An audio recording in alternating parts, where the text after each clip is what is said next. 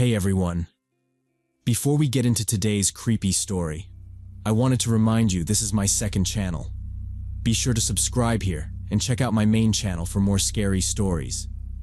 Most people watching these videos still aren't subscribed, so if that's you, please hit subscribe. It's free and helps out a lot. When my grandmother died, I was 25, and she left me her old house in suburban Detroit. My dad Tom and I were the only ones really dealing with the place. She passed in November, but all the paperwork and lawyer meetings took months, so the house sat empty for 3 months straight. We'd go over there every few weeks, sometimes to pick up boxes of her clothes, sometimes just to run the water so the pipes wouldn't freeze, stuff like that. The first few times, it was fine. The house still smelled like her, that sharp lavender and dust smell, and everything looked exactly how she'd left it.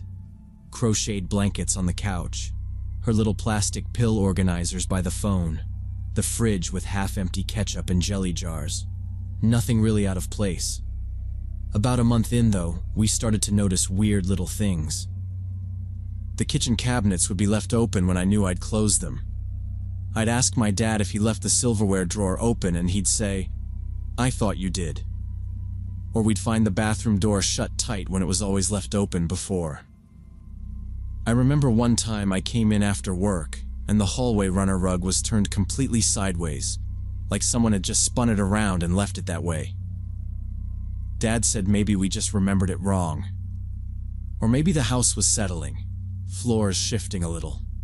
But I'd lived there a lot growing up, and I never remembered things moving around on their own.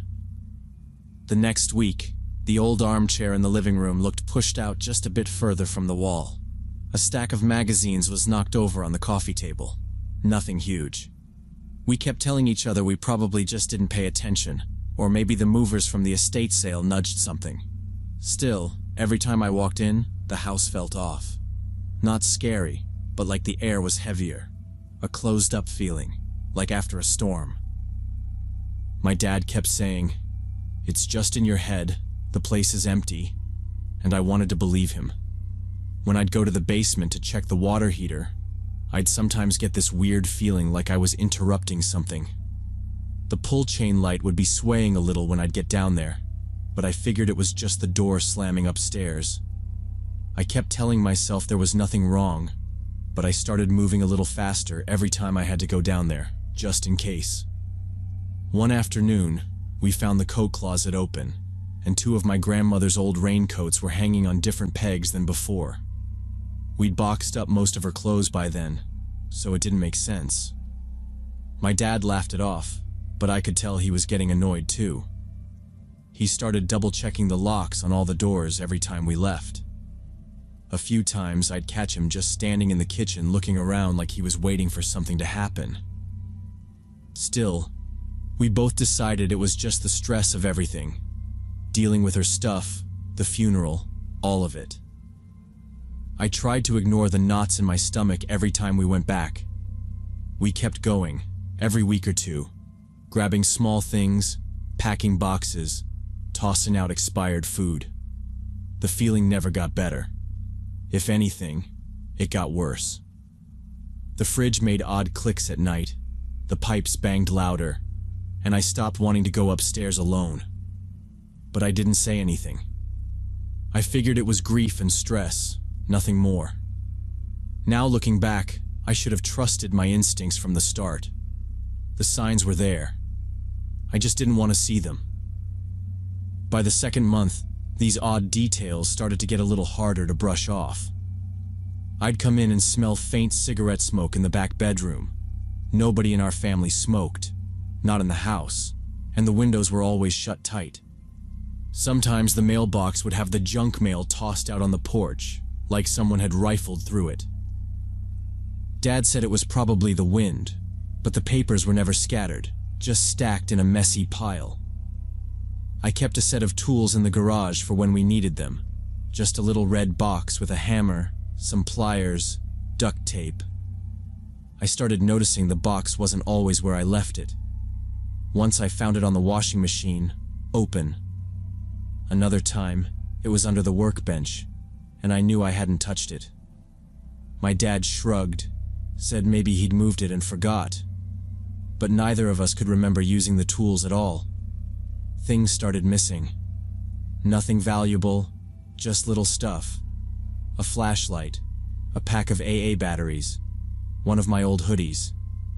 The garbage can outside would be full, even though we weren't staying there and we never brought trash over. There was a plastic bag with half-eaten takeout in it. I almost threw up because it was fresh, not something from before Grandma passed. I told my dad, and he just stood in the kitchen looking at the takeout bag for a long time.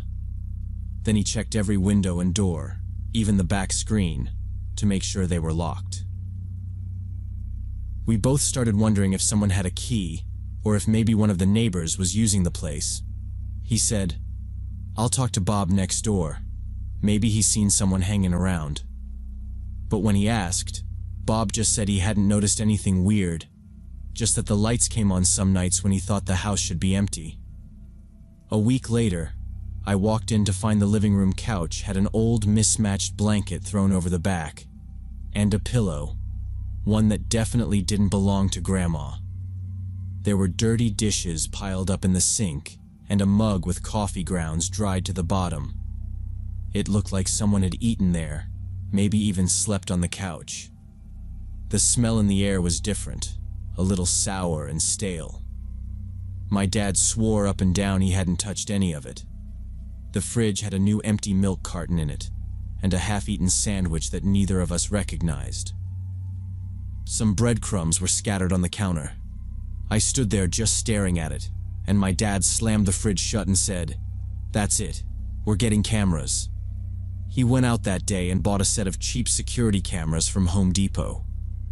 We set them up in the kitchen, the hallway, and at the back door. Dad called the local police and told them about the break-ins.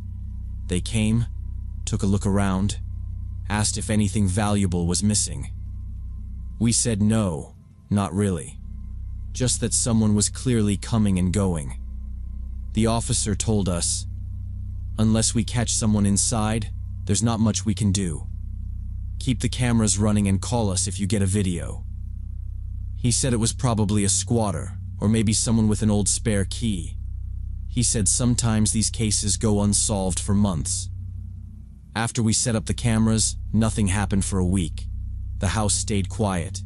No new dishes, no weird smells, nothing out of place. I checked the video footage every night, waiting for something to show up, but it was all empty rooms, all night long. My dad thought maybe whoever it was realized we'd caught on and left for good. Maybe they moved on to another empty house. We started to relax a little, but I couldn't shake the feeling that it was just a pause, not the end. I started planning to do my own stakeout, just in case. I asked Sarah and Mika to help me stay overnight at my grandmother's house, since every time I went alone, I just kept thinking about that stranger maybe hiding inside. They were both pretty skeptical at first, but when I showed them the camera footage, mostly just empty rooms, but a weird shadow moving past the back door at 2 a.m. the week before, they got nervous enough to agree. Mika said if we found anything, at least there'd be 3 of us to handle it, and Sarah insisted we bring Rex, my old shepherd mix. He wasn't big, but he barked at anyone he didn't know and had a way of making people keep their distance. We planned it like an old-fashioned sleepover, but with baseball bats and a can of pepper spray each. It was April, still cold at night. The house was drafty and everything echoed, even with all 3 of us talking and laughing to keep our nerves down. Around 9 p.m., we realized none of us had brought real food, just snacks and soda. So we piled into Sarah's car and ran to the 7-Eleven 2 blocks over. We were gone maybe 20 minutes. When we came back, the porch light was on, which was normal. But as soon as we walked in, we could hear the TV in the living room. Some old game show was playing, the volume loud enough that we should have heard it outside. None of us had turned it on. Rex's hackles went straight up and he growled, low and steady, staring at the ceiling above the living room. I looked at the remote on the coffee table, right where I'd left it earlier. Mika whispered, "Did we leave that on?" But we all knew the answer. We stood still for a moment, waiting to see if there'd be more noise. That's when we heard it. Just a creak, but heavy, coming from the master bedroom upstairs. We froze. Rex barked, sharp and loud, and bolted to the base of the stairs, barking like crazy. I could hear my heart pounding. It was dead quiet for a few seconds, except for Rex, and then we all heard the footsteps. Slow, unsteady, but definitely someone up there trying to be quiet. Sarah's hands were shaking as she pulled out her phone and called 911. She gave them the address, her voice trembling but clear. Mika blocked the kitchen door to the backyard, and I stood by the front, just listening, waiting to see if someone would run. We could hear shuffling upstairs, a closet door slamming, then silence again. The dispatcher told us to stay put and not go upstairs. Just wait for the police. I held Rex's collar so he wouldn't charge up on his own. The footsteps moved again, a little faster now, like whoever it was realized they were trapped. It felt like forever, just waiting. I kept expecting to see someone's shadow at the top of the stairs.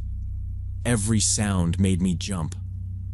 Sarah kept checking the front window, watching for the patrol car.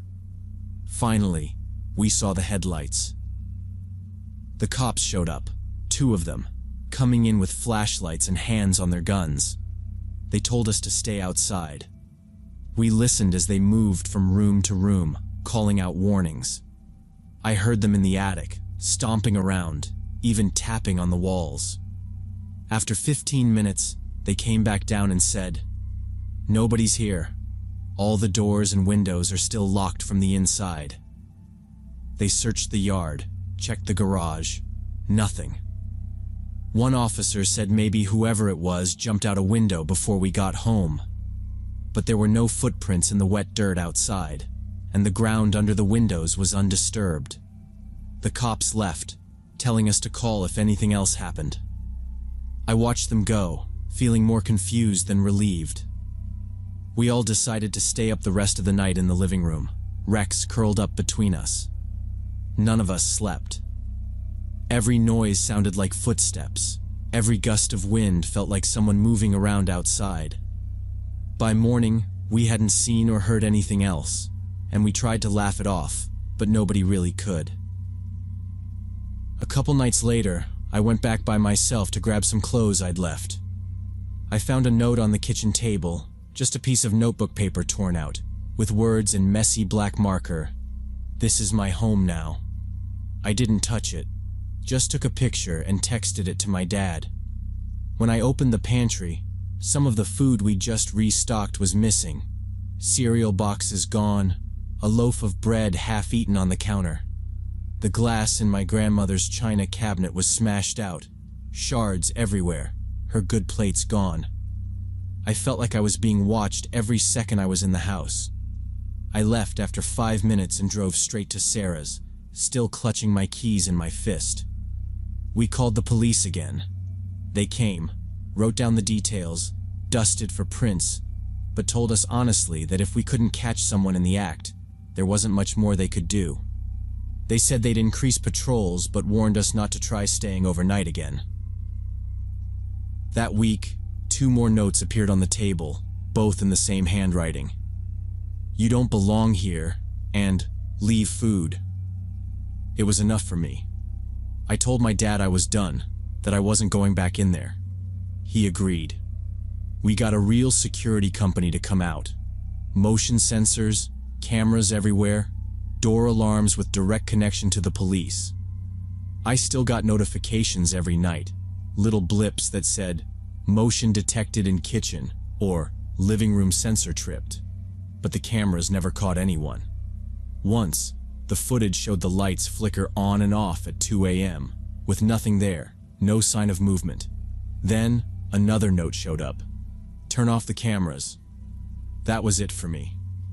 I called the realtor the next day and told her to list it. We lowered the price by 20 grand just to get rid of it. The house sold within 2 weeks. A young couple bought it and moved in right away. I kept waiting to hear something. Another call, a report of break-ins. But nothing ever happened again.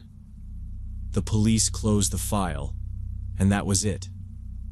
Sometimes I wonder if the person was living in the walls, or the attic, or just knew the house better than we did. I think if we'd kept pushing, maybe we could have found them. But honestly, I'm glad we just walked away.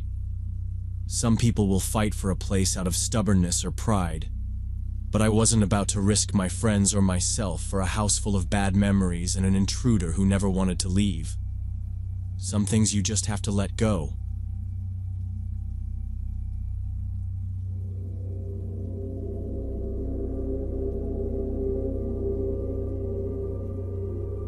When I was 16, my parents and I went to my uncle's house for his birthday party. It was one of those evenings where everyone from the family showed up. The house wasn't anything fancy, just a ranch style with the same brown couch he'd had since I was a kid. We parked out front and I helped carry in a pan of lasagna my mom made. My uncle's friends were already in the living room, talking too loud. That's where I first saw Robert. He was sitting on the edge of the couch, beer in his hand, laughing at something my dad said. I remembered him from other family parties growing up, but we never talked much. He'd always been around, a friend from my dad's old job, but never anyone I thought twice about. That night, though, as soon as I walked in, he looked right at me and smiled like he was genuinely happy to see me. The party was just getting started, and people milled around, grabbing paper plates and drinks from the kitchen counter. I tried to keep busy helping my mom set out the food, but every time I turned around, Robert was close by. When dinner started, everyone took a seat at the long table in the dining room. There were barely enough chairs, so Robert pulled one up right next to mine. He started asking about school, what grade I was in, what classes I liked. I answered politely. He kept going, asking if I knew what I wanted to study in college, if I was thinking about living on campus or at home. At first, it felt like he was just being friendly, but his questions didn't stop. He asked if I had a job, if I ever went to parties, if I still talked to friends from elementary school. It felt like a job interview. I laughed off some of his questions, but he just kept smiling, nodding like he was really invested. When I finished eating, I started to clear my plate, hoping to escape the conversation. Robert immediately stood up and offered to help, grabbing my plate before I could protest. In the kitchen, I loaded the dishwasher. He stood a little too close, leaning in to keep talking. I could smell his cologne, sharp and cheap.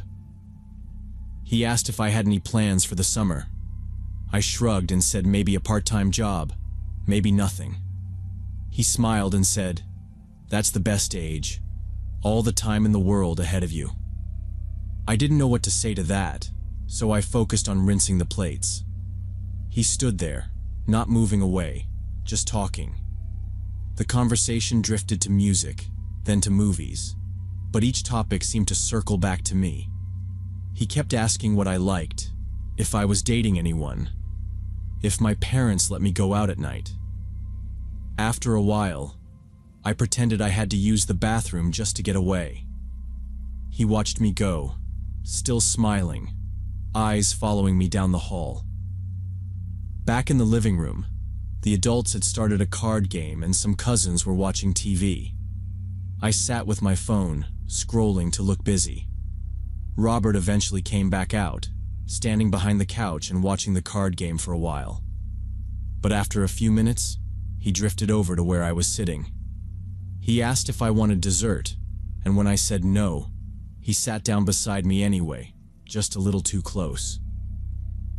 The rest of the night, he stayed nearby, always finding a reason to be right there. If I stood up, he stood up. If I went to talk to my mom, he followed, asking her how I was doing in school, making it sound like he was just being nice. But I felt watched the whole time. Every movement tracked. When I tried to help clean up again, He was there, always quick to offer help. It started to feel like I couldn't move through the room without bumping into him. The whole thing was making me uneasy, but I didn't know how to say anything without sounding rude or weird. I told myself maybe I was just imagining it. He was my dad's friend after all. As the evening went on, Robert kept finding reasons to touch my shoulder or brush my arm when he talked to me. The first time, I didn't think much of it, but then it kept happening. He'd laugh at something I said and tap my arm, or squeeze my shoulder when he made a joke. Each touch felt casual, but there was something off about it. I wondered if anyone else noticed.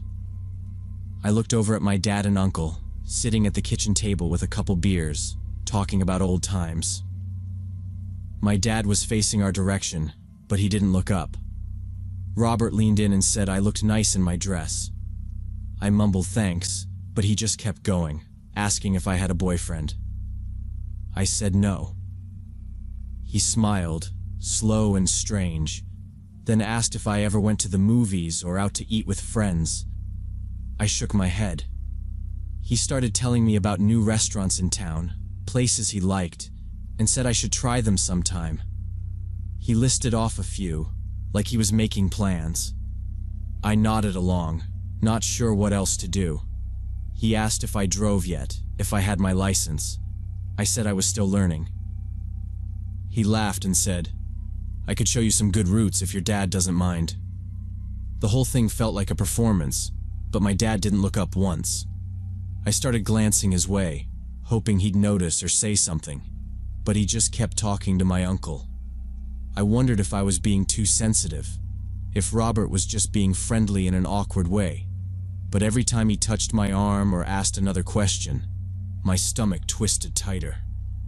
Robert kept describing places in town he thought I'd like, parks, coffee shops, acting like he was putting together an itinerary for us. The room felt smaller and smaller, every corner crowded. I caught my reflection in the kitchen window. My face looked normal, but I felt strange, like I was a guest in my own body. Eventually, I went to get a glass of water, trying to put some distance between us. Robert followed, right behind me. You know, you've really grown up, he said. Last time I saw you, you were just a kid. I just nodded, keeping my eyes on the sink. In the background, my dad and uncle's voices were getting louder, laughing about something from high school. I kept hoping my dad would call me over, say he needed help with something, but it never happened. Robert stood in the doorway, blocking the exit just enough that I had to squeeze past him to leave. I hurried out, pretending not to notice his hand brush my back. I wanted to find my mom, tell her I was tired, but she was busy helping my aunt with the cake. I checked my phone, looking for a reason to leave, but I knew my parents wouldn't be ready for another hour at least. I sat down at the table with my younger cousins, trying to blend in, but even then, Robert kept his eyes on me, always nearby, always listening to the conversation.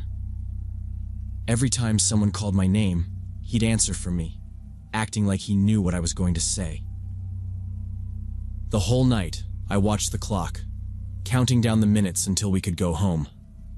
The worst moment of the night came after most people had started to leave, and only a few of us were hanging around the kitchen, picking at leftovers and saying our goodbyes. I was stacking paper plates in the trash when Robert walked up behind me, way too close, and said, "We should meet up sometime and really talk, without all this family chaos going on." He smiled, the same too slow, too long smile, and didn't look away. He said it like a secret, like there was something we both understood. I just nodded, mumbling something about being busy with school, and tried to slide around him, but he blocked my path a little. My heart was racing and my hands shook as I reached for the sink to rinse off. I didn't make eye contact, hoping he'd get bored and leave, but he just hovered there, leaning on the counter, talking softly about his favorite coffee shop, saying we could go sometime, just us. I told him I had too much homework, and he just smiled, like he didn't believe me. Even when my cousin came in to grab her purse, Robert didn't back away.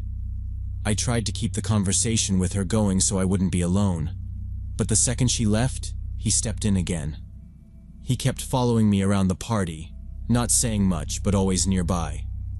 If I sat down in the living room, he stood behind the couch.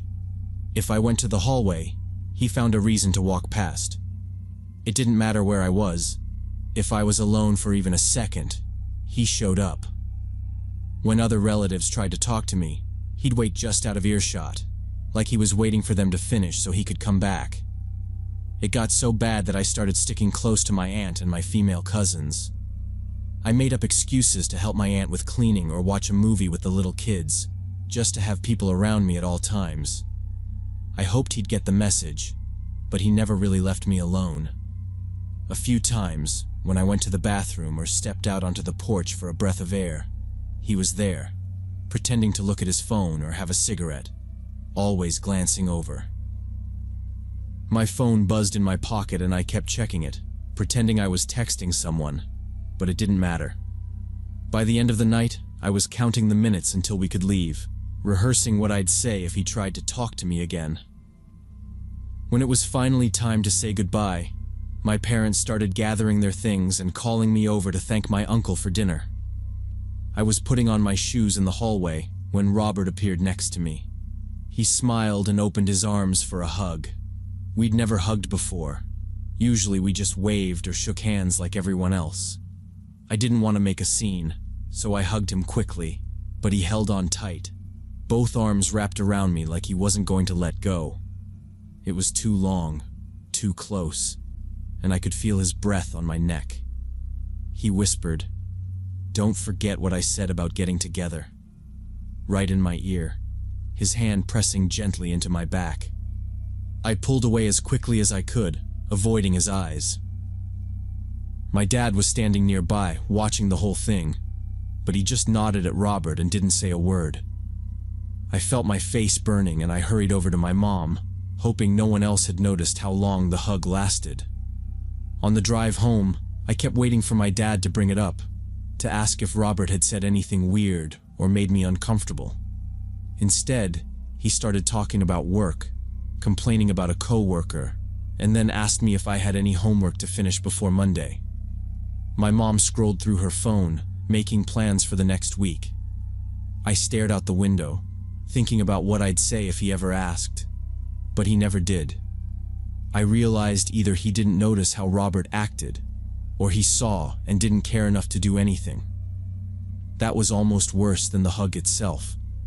Knowing the people who were supposed to protect me just let it happen.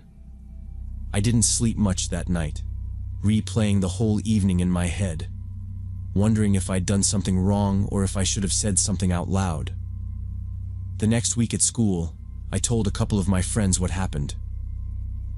They all agreed Robert's behavior wasn't normal and told me I should talk to my mom or dad about it. I knew they were right, but the thought of causing drama in the family made me feel sick.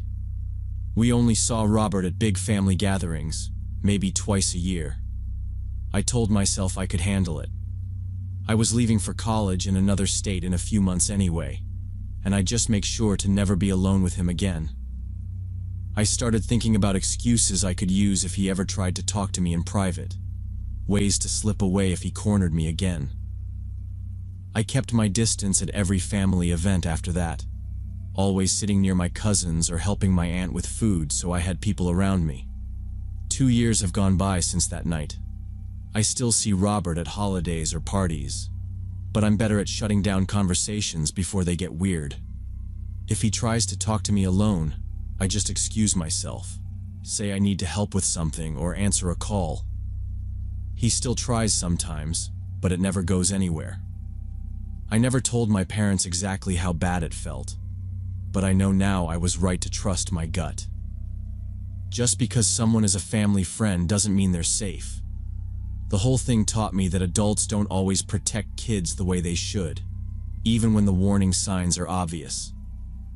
Sometimes you have to protect yourself, even when you're hoping someone else will step in.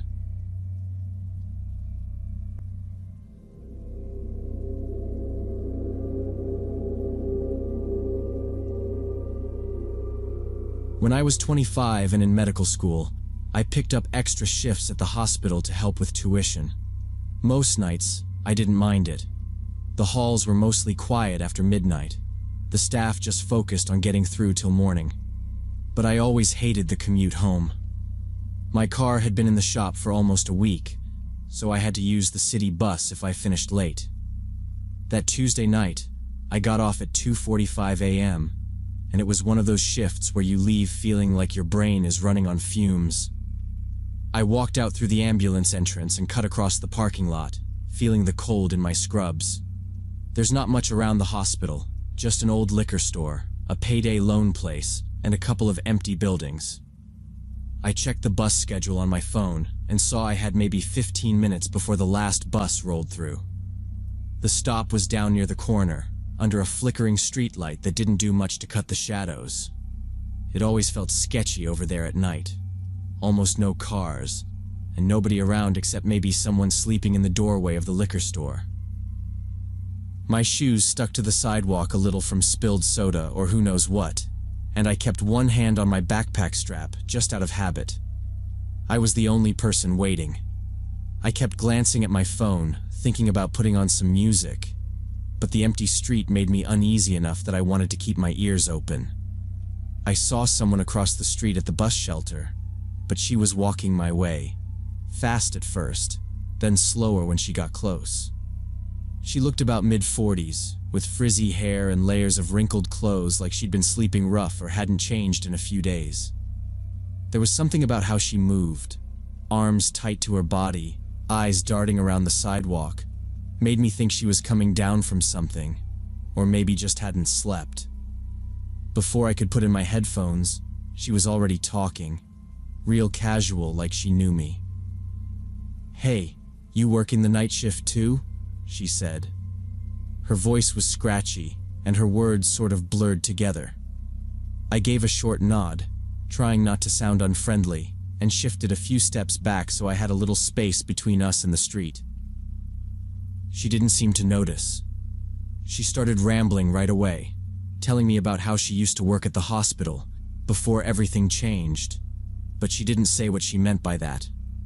She had a plastic bag with her, the kind you get from gas stations, half torn and crammed with stuff. Every time she spoke, she swayed a little on her feet. I glanced up and down the block to make sure nobody else was coming. The way her eyes kept moving reminded me of some of the psych patients we got on the unit, never settling on one thing for more than a few seconds. Her face was drawn, and when she smiled, it was more like a twitch. She seemed to be looking past me half the time, talking at the air. They don't let me see my daughter anymore, you know. That's the worst part. She's still in school, but those people, they follow her, watch her, wait outside. I tried to keep my distance without making it obvious. I know it's better not to provoke someone who's already agitated, especially at night, so I just nodded along and hoped the bus would come early for once. The conversation shifted and never stayed on one topic. She started telling me about her neighbors spying on her, peeking through the windows, writing down when she left the house. She said someone from upstairs had tried to break into her place, with a key the landlord gave them. But when I asked if she was okay now, she just laughed, a rough sound. They want to get me out. They say I'm crazy, but they're the ones doing it. She dug around in her big shoulder bag, pulling out a squashed pack of cigarettes, but never actually lighting one. Her hands were shaking, either from the cold or maybe something else. She kept dropping things and picking them up, an empty lighter, a plastic comb, a pack of tissues that fell apart in her fingers. The street was quiet except for the hum of the traffic light changing back and forth, even though there were no cars. I checked my phone again, pretending I was just looking at the time, but really trying to see how many minutes were left. She caught me glancing and moved a bit closer, lowering her voice. "There's bad people in this neighborhood. They watch everything. They know where you go. You gotta keep moving."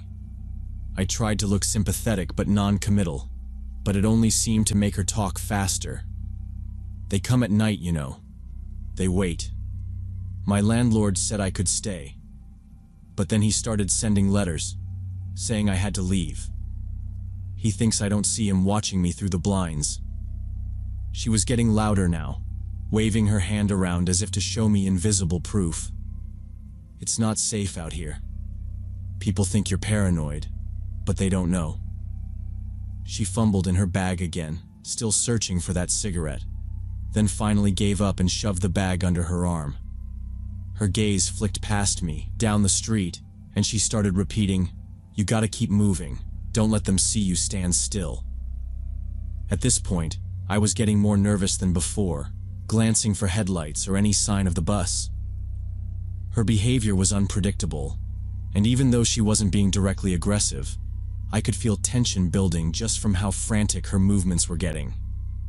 I hoped she would wander off before the bus came, but she stayed right there, eyes on me, muttering about the bad people, her landlord, and the police being in on it. I kept one eye on the street and one on her, shifting my weight from foot to foot, counting every second until those bus headlights finally turned the corner.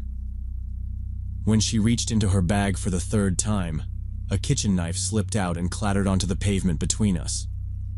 It wasn't huge, maybe 6 inches, but the blade caught the yellow from the streetlight and looked sharp enough to make my chest tighten. I automatically took 2 steps back. My hands were up before I even thought about it. Just a reflex from too many hours in the ER with people who brought in all kinds of weapons. She didn't look surprised at all. She just bent down and picked it up, like she'd dropped her keys. She held the knife loose in her hand, glancing at me like she wanted to see if I was scared. Then she smiled in that twitchy, uneven way and said, "Gotta keep something on you out here. Can't trust anybody after dark." Her voice dropped low, almost a whisper. "Too many bad people. They follow you." Then she slipped the knife back into her bag, but now she kept her hand right near the opening, thumb tracing the edge of the handle through the fabric. I nodded and made sure there was plenty of space between us. My mind started racing. The hospital entrance was less than a block away, but there was nothing between us except open sidewalk. I looked at the empty street, hoping a car would pass, but there was just the steady hum of the traffic light and the click of her bag zipper. I checked my phone again, pretending I was just bored, but I was really calculating if I could make it back to the ER before she could do anything. The bus should have arrived in 5 minutes, but it already felt late. My hands felt clammy. She must have noticed how tense I got, because she gave me this sharp look and said, "Relax, I'm not after you. It's the others I'm worried about." She started up her story again as if nothing had happened. Her voice was softer now, the words coming in waves, jumping from one thing to the next. She talked about her sister in another city, about how the government took her money, about her ex-husband who sent people to follow her. Every few seconds she'd pat the side of her bag, fingers brushing the outline of the knife, checking it was still there. I forced myself to just nod along, keeping my voice steady, saying, "Yeah," or "That's tough," whenever she paused long enough for me to say anything at all. I didn't want to make her angry, but I didn't want her to feel too comfortable either. I kept my body angled slightly away from her, facing the street, ready to move if I had to. The wind picked up and rattled an empty soda can down the gutter. I could finally see the glare of the bus headlights rounding the corner, bouncing off the glass of the Payday Loan Shop. Relief spread through my chest, but I kept my eyes on her. She followed my gaze, then took a step back from the curb. I tried not to show how eager I was to leave, but my feet were already shifting forward. The brakes hissed as the bus came to a stop, and the door opened with that familiar tired groan. I expected her to get on with me. She'd been standing there just as long, and people usually want out of that neighborhood after dark. Instead, she turned and said, almost as if she remembered something urgent, "No, I got stuff to do. Can't leave tonight. Too much happening." She started down the street, bag tight to her side, still talking to herself about people watching her windows. I climbed onto the bus, holding my backpack against my chest, and looked back to see her disappearing into the shadows, muttering, head down, knife hidden again. The driver didn't even look up, just waited for me to tap my card, and then pulled away from the curb. The bright fluorescent lights inside the bus made me blink. There were 2 other passengers, both with their heads down, lost in their own problems. I picked a seat near the middle and pressed my forehead to the glass, watching the city roll past. My heart was still pounding, the images replaying in my mind, the glint of the knife, the way her hand never left her bag, how easily things could have gone wrong if she'd felt threatened or if I'd said the wrong thing. I never saw her again. I started planning every trip home more carefully after that, even though it made me feel paranoid. I walked different routes, chose better lit stops, sometimes paid for a ride share if I could afford it, even if it meant eating cheap instant noodles for a week. If my shift ended too late, I'd stay in the resident lounge and sleep on a couch. The whole thing stuck with me, not just the fear, but the sense of how close things can come to going sideways. I'd seen a lot of people in bad situations, but it was different when you were alone on the street and there was no one else around. You learn fast that most people on the edge aren't looking to hurt anyone, but when you add in desperation, drugs, or mental illness, it gets unpredictable. After that night, I paid more attention to everyone around me at the hospital, not just the patients. I started to see the signs, the twitchy hands, the talking to themselves, the wary glances at every stranger. I knew the woman probably needed help, not suspicion or fear. She was just trying to survive in a city that chews people up and spits them out, where even a bus stop feels like a risk. But at the time, all I could think was how lucky I was that the bus came when it did, and that she decided to walk away. Sometimes just getting home in one piece is the best outcome you can hope for.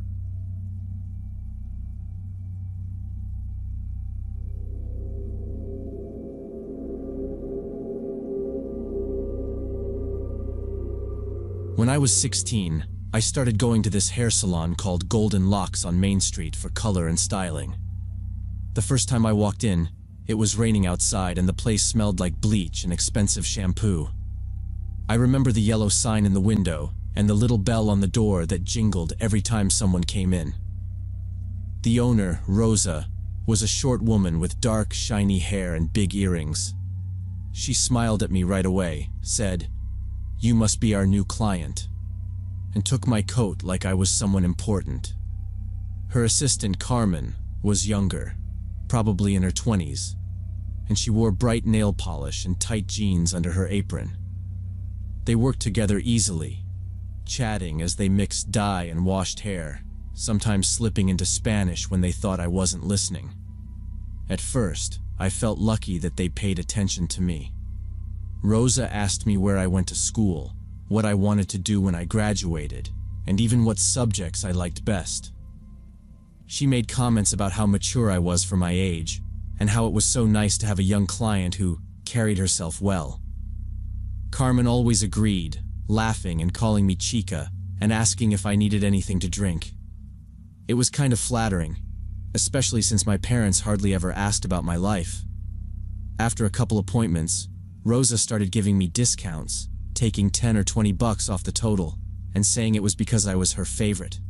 Sometimes she'd do extra treatments, deep conditioner, special oil for split ends, without charging me, making a big show of it in front of the other customers. "For you, special," she'd say, smiling at me in the mirror. Rosa talked about my future a lot, saying I was destined to be successful. She told me I was so much smarter than the other girls my age, and that I would go far if I just kept making good choices. Carmen would nod and say, "You'll meet the right people, you'll see." Sometimes Rosa would run her hands through my hair and say I reminded her of her own daughter, who was studying in another state. It was strange, but I didn't question it back then. I liked the way they treated me. They always seemed happy to see me, making sure to book my next appointment before I left, telling me not to worry about the price, just to keep coming back. They always asked when my parents would be picking me up, or if I was walking home, making sure I got out of the salon safely. Looking back, I realize how much attention they gave to things that weren't really their business, but at the time, I just thought they cared. After a few months of regular appointments, things started to change a little. Rosa would wait until no one else was in the salon before asking me more personal questions. One afternoon, she asked if I had a boyfriend. I told her no, and she frowned a little, like she was disappointed. She said, "You're very pretty, you know. You must have lots of boys interested in you." Carmen chimed in from the back room. "She's just picky, that's all." I shrugged, but Rosa kept pushing, wanting to know if I'd ever been on a date, what kind of boys I liked, if I wanted to get married someday. It felt weird, but I answered as simply as I could. That's when Rosa started talking about her nephew, Diego. She said he was a mechanic, very responsible, working long hours, and looking for a nice girl to settle down with. She showed me a picture on her phone. He looked maybe in his late 20s, older than anyone I'd ever dated, and had a beard and tattoos on his arms. Rosa smiled and told me he was a good man, always helping the family, and that he just hadn't found the right person yet. When I told her I was only 16, she laughed and said, Age is just a number. You're more mature than most girls your age anyway. Diego needs someone with a good head on her shoulders." I tried to joke it off, but she started mentioning him at every appointment after that. Every time I sat in the chair, Rosa would bring Diego up. How he was saving money for a house. How he wanted a serious relationship. How he would take care of a good girl. Carmen started joining in too, telling me about another girl she knew who met Diego and now had a nice job in another city because he helped her get on her feet. They kept saying how life could be better for me, how Diego could help me with anything I needed, even get me a better phone or help me travel. The whole thing felt off, but they never said anything openly bad, just little comments mixed in with the usual salon talk. After that, the pressure started to build. Rosa would say, "He asked about you again," and tell me to let her know if I wanted to meet him. Carmen would say, "Don't let a good man get away, chica." It was never aggressive, just constant. If I hesitated, they'd tell me I was too young to understand how hard life could be, that people like Diego didn't come around often. I started to dread going to my appointments, but Rosa would text me reminders, saying she saved a spot for me, or that she had a new product to try just for me. I'd get messages on my phone from Carmen, telling me not to forget my touch-up, that Rosa would be upset if I canceled last minute. Even when I tried to change the subject, they'd steer the conversation back to Diego, or make comments about how girls my age never appreciated opportunities until it was too late. One afternoon after school, as I sat in the chair waiting for the dye to set, Rosa leaned in close, speaking quietly so the other client wouldn't hear. "You should let me introduce you to Diego," she said. "He can really help you. Trust me, it's for your own good." Carmen stood behind us, sweeping up hair, nodding. "She's right. You never know what could happen. Diego's family. He'll take care of you." I stared at my phone, pretending to text, while Rosa kept her hand on my shoulder, squeezing just a little too hard. I looked up in the mirror and saw her watching me in the glass, waiting for an answer. Over the next year and a half, the conversations about Diego never really stopped. At first, I'd try to switch topics or just nod along, but Rosa and Carmen always circled back. Rosa would tell me that high school was a waste of time for a smart girl like me, that I'd be better off starting my adult life sooner. She'd say things like, "You're stuck here, you're too good for this little town." Sometimes, while she trimmed my ends, she'd tell stories about women who made a new start in a big city and how Diego helped them get settled. Carmen always agreed, saying she knew girls who moved to Miami or LA, got good jobs, and never looked back. Rosa would lean in close and say, "You could be like them if you wanted. Diego can help you."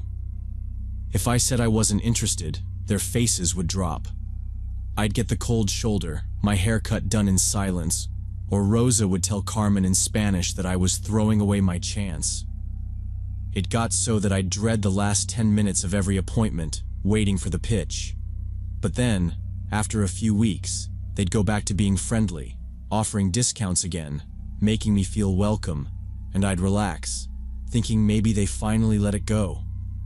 I told myself I was overreacting, that maybe this was just their way of helping. But every time, they'd bring Diego up again, asking if I was ready to meet someone serious, someone who could take care of a girl like me. I started skipping some appointments, but I always came back eventually. They were good at what they did, and I liked how I looked when I left the salon. Part of me wanted to believe their attention was harmless. It was routine now, and I'd grown used to it, convincing myself I'd know if anything was really wrong. On my 18th birthday, I decided I deserved a treat and made an appointment at Golden Locks for a keratin treatment. I remember the air felt heavy that day, the usual smell of shampoo mixed with something sweeter, almost like perfume. When I got there, Rosa greeted me with her usual big hug and congratulations. But instead of taking me straight to a chair, she led me to the back room, saying she had a surprise. Diego was sitting in one of the stylist's chairs, scrolling on his phone. In person, he looked older than his photos. Deeper lines on his face, a big watch on his wrist, and that same tattoo on his hand. He stood up and shook my hand, holding on a little too long. Rosa and Carmen said they needed to pick up some supplies, leaving me alone with him. Diego started talking right away. He asked if my parents still lived nearby and if I had a boyfriend now that I was an adult. Then he wanted to know if I worked, if I had savings, if anyone would miss me if I left town for a while. He kept talking about Miami, Los Angeles, New York, listing off jobs and places to stay, all as if I'd already agreed.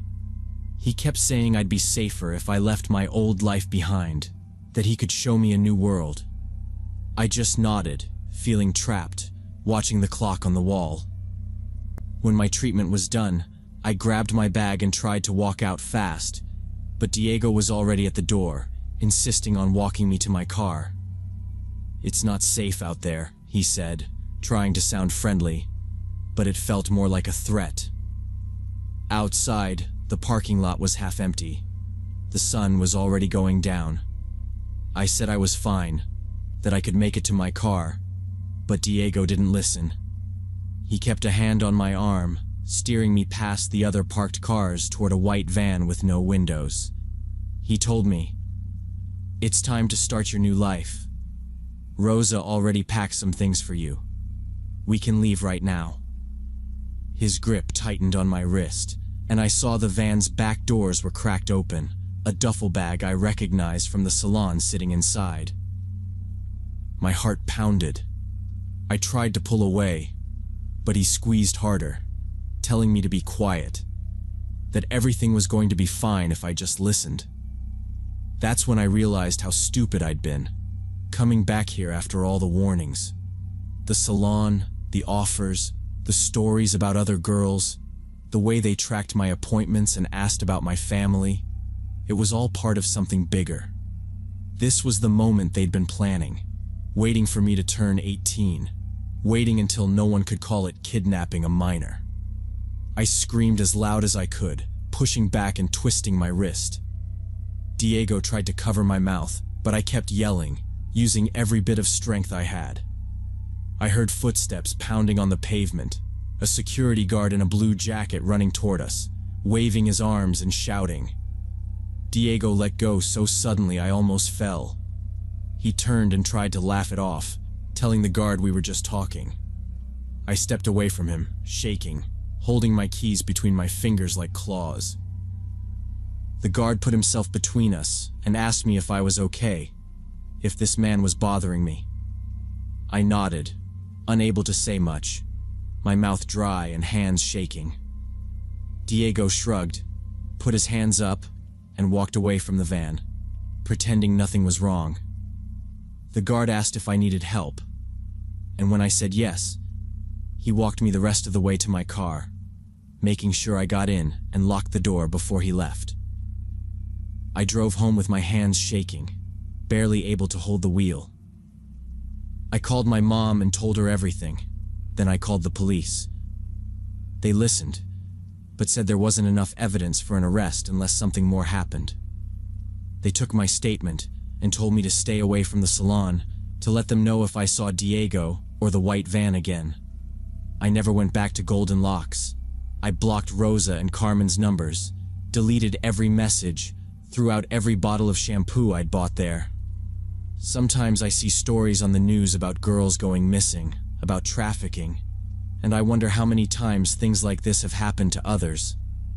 They spend months, years even, building trust, finding girls who feel alone, making them think they're special, all so they can take them the moment no one is looking. I got away, but I think about it all the time. I think about what would have happened if the guard hadn't been there, or if I hadn't screamed, or if I'd gotten in that van. And I know now, it was never just about hair.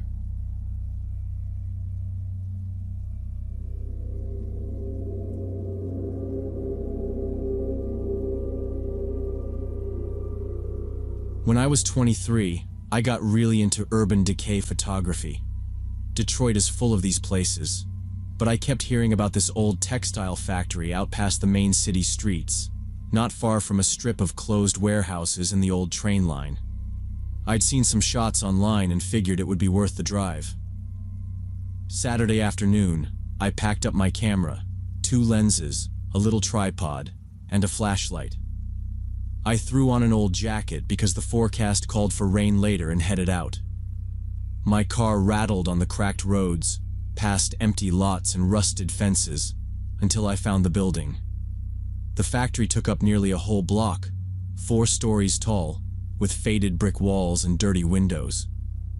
Ivy crawled up one whole side, wrapping the corners and disappearing inside through a busted pane on the 2nd floor.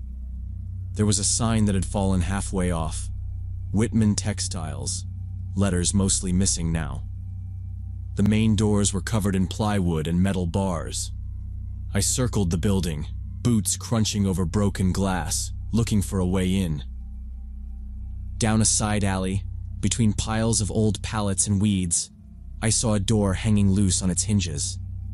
I pushed it, and it creaked open, groaning against the debris on the floor.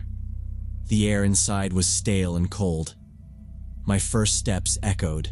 Just me. The noise bouncing off concrete walls and pillars. Inside was darker than I expected. I clicked on my flashlight, the beam cutting through dust and catching little flakes drifting down from the ceiling. Some old safety posters still clung to the wall by the entrance. Wear your helmet.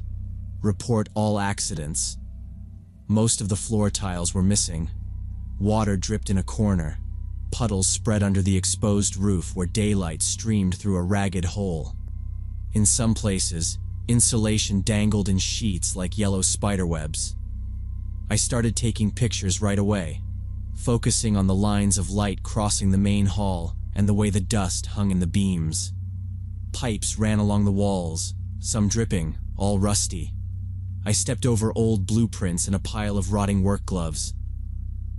The silence was heavy, broken only by my footsteps and the soft click of the camera shutter. I worked my way deeper into the factory. Each room looked different. The paint peeled in wide strips, green and white layers curling off. In one office, the ceiling tiles had collapsed, carpeting the floor with moldy chunks and bits of wire. There were chairs tipped over, desks with old paperwork still scattered on top. I snapped photos of broken phones, a shattered clock, an overturned metal cabinet with its drawers spilling out faded manila folders. The deeper I went, the less light there was, but in a few spots the sun angled through broken windows, making everything glow orange and gold. I wandered through narrow hallways lined with lockers and machinery, stopping every so often to take detailed shots of rusted bolts and tangled cords. I tried not to touch anything. The dust was thick, and the floor crunched under my shoes. In one corner of the main hall, someone had set up a pile of burned trash, now just blackened cans and a melted plastic bucket. The graffiti was everywhere, mostly tags, a few strange symbols I didn't recognize. Every so often I'd pause to listen, expecting the silence to break, but it didn't. I found the old production floor by following the tracks of a conveyor belt that ran the length of the main hall. The space opened up wide, with tall support beams running the full length and massive windows on one side, most of them broken out, letting in cold air and the smell of wet concrete. There were still big machines here, hulking in the shadows, belts and gears rusted solid. I set up my tripod to get a shot of the whole room, trying to frame the empty space and the lines of debris. The place felt like it had been frozen mid-collapse. I changed lenses, moving closer to the machines. I brushed away some dirt from a metal plate to read the serial number, then turned back to catch the light hitting an old spool rack. While I adjusted the focus, I heard something. A faint scrape that didn't fit with the noise of my own movement. I paused, holding my breath, listening, but heard nothing else. I shook it off, chalking it up to debris falling from somewhere up above. There were enough holes in the roof after all, and pigeons could get in. I crouched to take some low shots along the conveyor track, focusing on a chain that was almost fused to the floor with rust. As I stood up, dust drifted down from the rafters and the air smelled sharp, like old oil. I glanced around, flashlight beams sliding over the walls and floor. My shadow stretched huge and weird across the broken tiles. Still nothing but silence. I worked my way around the room, getting closer to the windows for more shots. I climbed over a pile of busted crates, careful not to slip. After about 20 minutes in that main hall, I started to feel more relaxed, falling into a rhythm with the photography. I stopped paying so much attention to the sounds and just moved from one interesting corner to another. My camera battery held steady at 2 bars. I glanced at my phone. No signal, which wasn't a surprise, but the time showed just past 3. I figured I'd stay another hour and maybe check out the upper floors if I could find a sturdy staircase. I was moving my tripod to the far end of the hall, trying to get a shot of the far wall, when I heard footsteps. Not mine, not echoing, but real, and coming from somewhere deeper inside the building. They were slow, spaced out, careful. Not the kind of steps you make when you're wandering, but like someone was trying not to be noticed. I froze, my hand tightening on my flashlight. The sound stopped as soon as I stopped moving. I called out, "Hey there!" trying to sound casual but loud enough to carry. My voice bounced off the walls and then faded. Nothing. No answer. For a moment, all I heard was water dripping again. I waited a few seconds, listening, but there was only silence now. I started to wonder if maybe it was another photographer, or a squatter, or possibly a security guard who hadn't expected anyone to come in today. I stayed where I was, still as possible, hoping for another sound or a response, but it stayed quiet. After a minute or two, I relaxed a bit, figuring whoever it was must have left through another exit when they heard me. I kept shooting for a bit, but my nerves were up. I glanced over my shoulder every few minutes. After maybe 10 more minutes, I packed up my tripod and decided to check out the upstairs. I found a metal stairwell off the back of the main hall, each step booming under my weight. The second floor was different, a little brighter from broken windows at both ends. More graffiti, more debris. A long row of rusted machines bolted to the floor, their belts sagging and cracked. I set my camera bag down and started lining up new shots. The sun had shifted, and the light was streaming in at an angle, catching the dust in the air and lighting up the corners. I was focused completely on getting the right exposure, crouched down to frame a row of gears in the late afternoon sun. That's when I heard the footsteps again. But this time, they were accompanied by something that made my blood run cold. It was laughter. A low, raspy chuckle that didn't sound right at all. Not the kind of laugh you'd hear from someone exploring, joking around, or finding something funny. It was deeper, slower, almost like someone was choking on their own spit.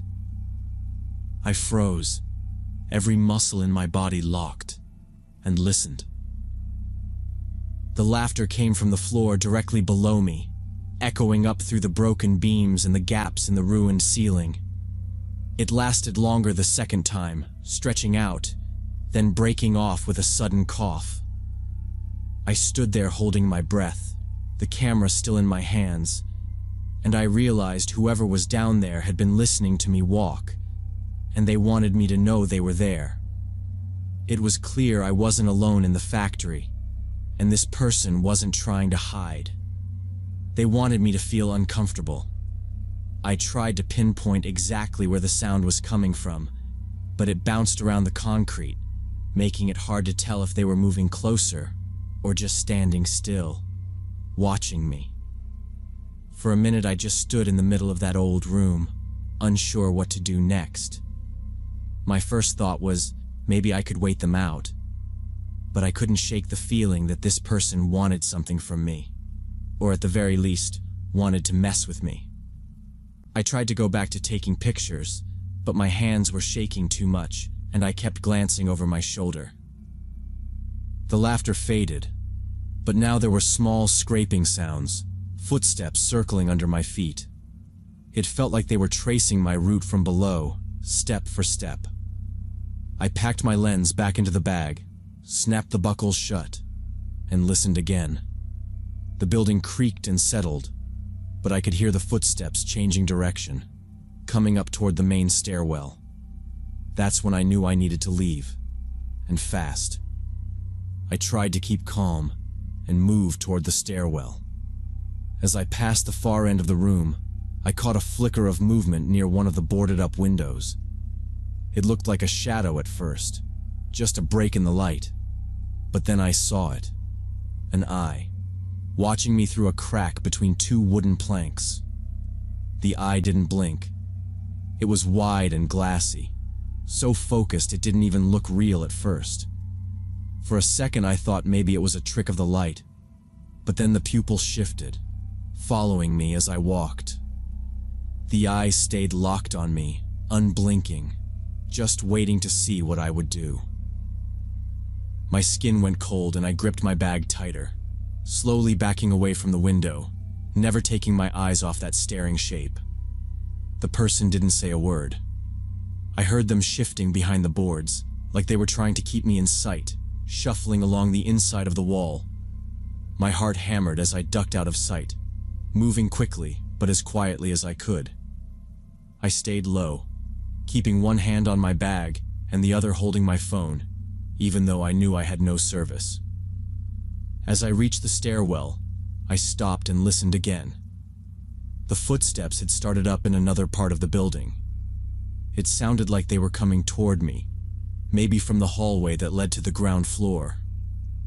I swallowed and started down the stairs, my boots crunching on the loose debris, trying not to trip.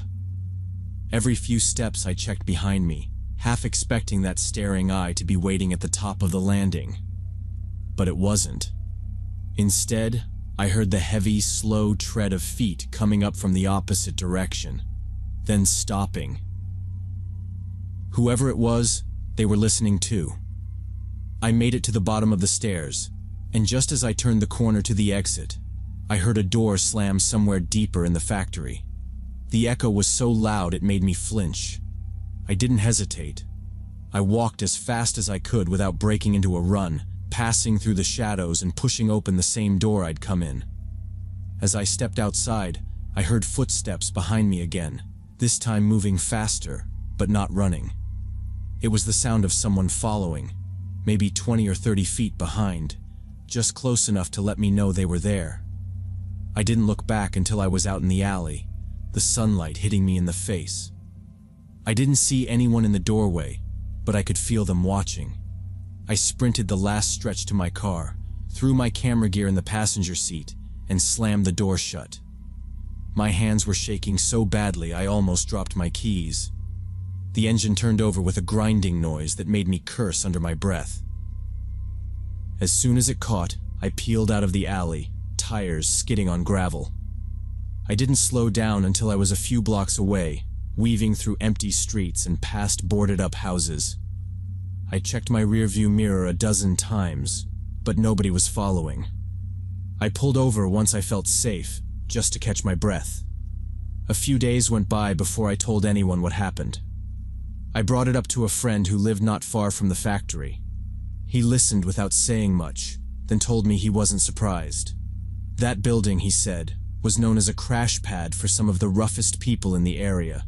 People who'd been homeless or addicted for years, who had nowhere else to go. Some of them had made that place their home. They looked out for each other and saw anyone who came in as a threat, or at best, as someone to mess with.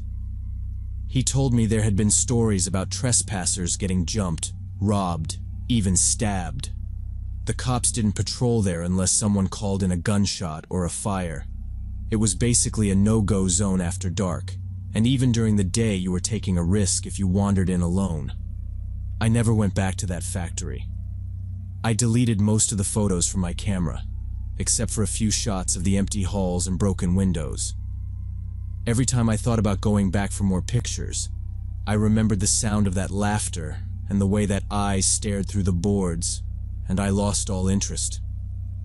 Sometimes, the scariest places aren't haunted by ghosts or shadows. It's the people who have nothing left to lose, who see you as nothing but a trespasser in their territory. I got lucky. I trusted my instincts and got out. That's not something I ever want to test again.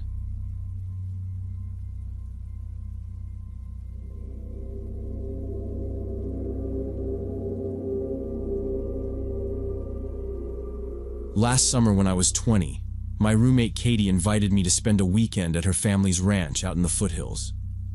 I said yes, because I'd never been out there before, and she promised it was peaceful, with lots of space to just get away from everything. We loaded her little sedan with our backpacks, some snacks, and a couple bags of groceries, then drove almost 2 hours out of the city. The ranch was even more isolated than I expected, just a long gravel road, fenced pastures, and a big house surrounded by nothing but hills and thick lines of trees in every direction.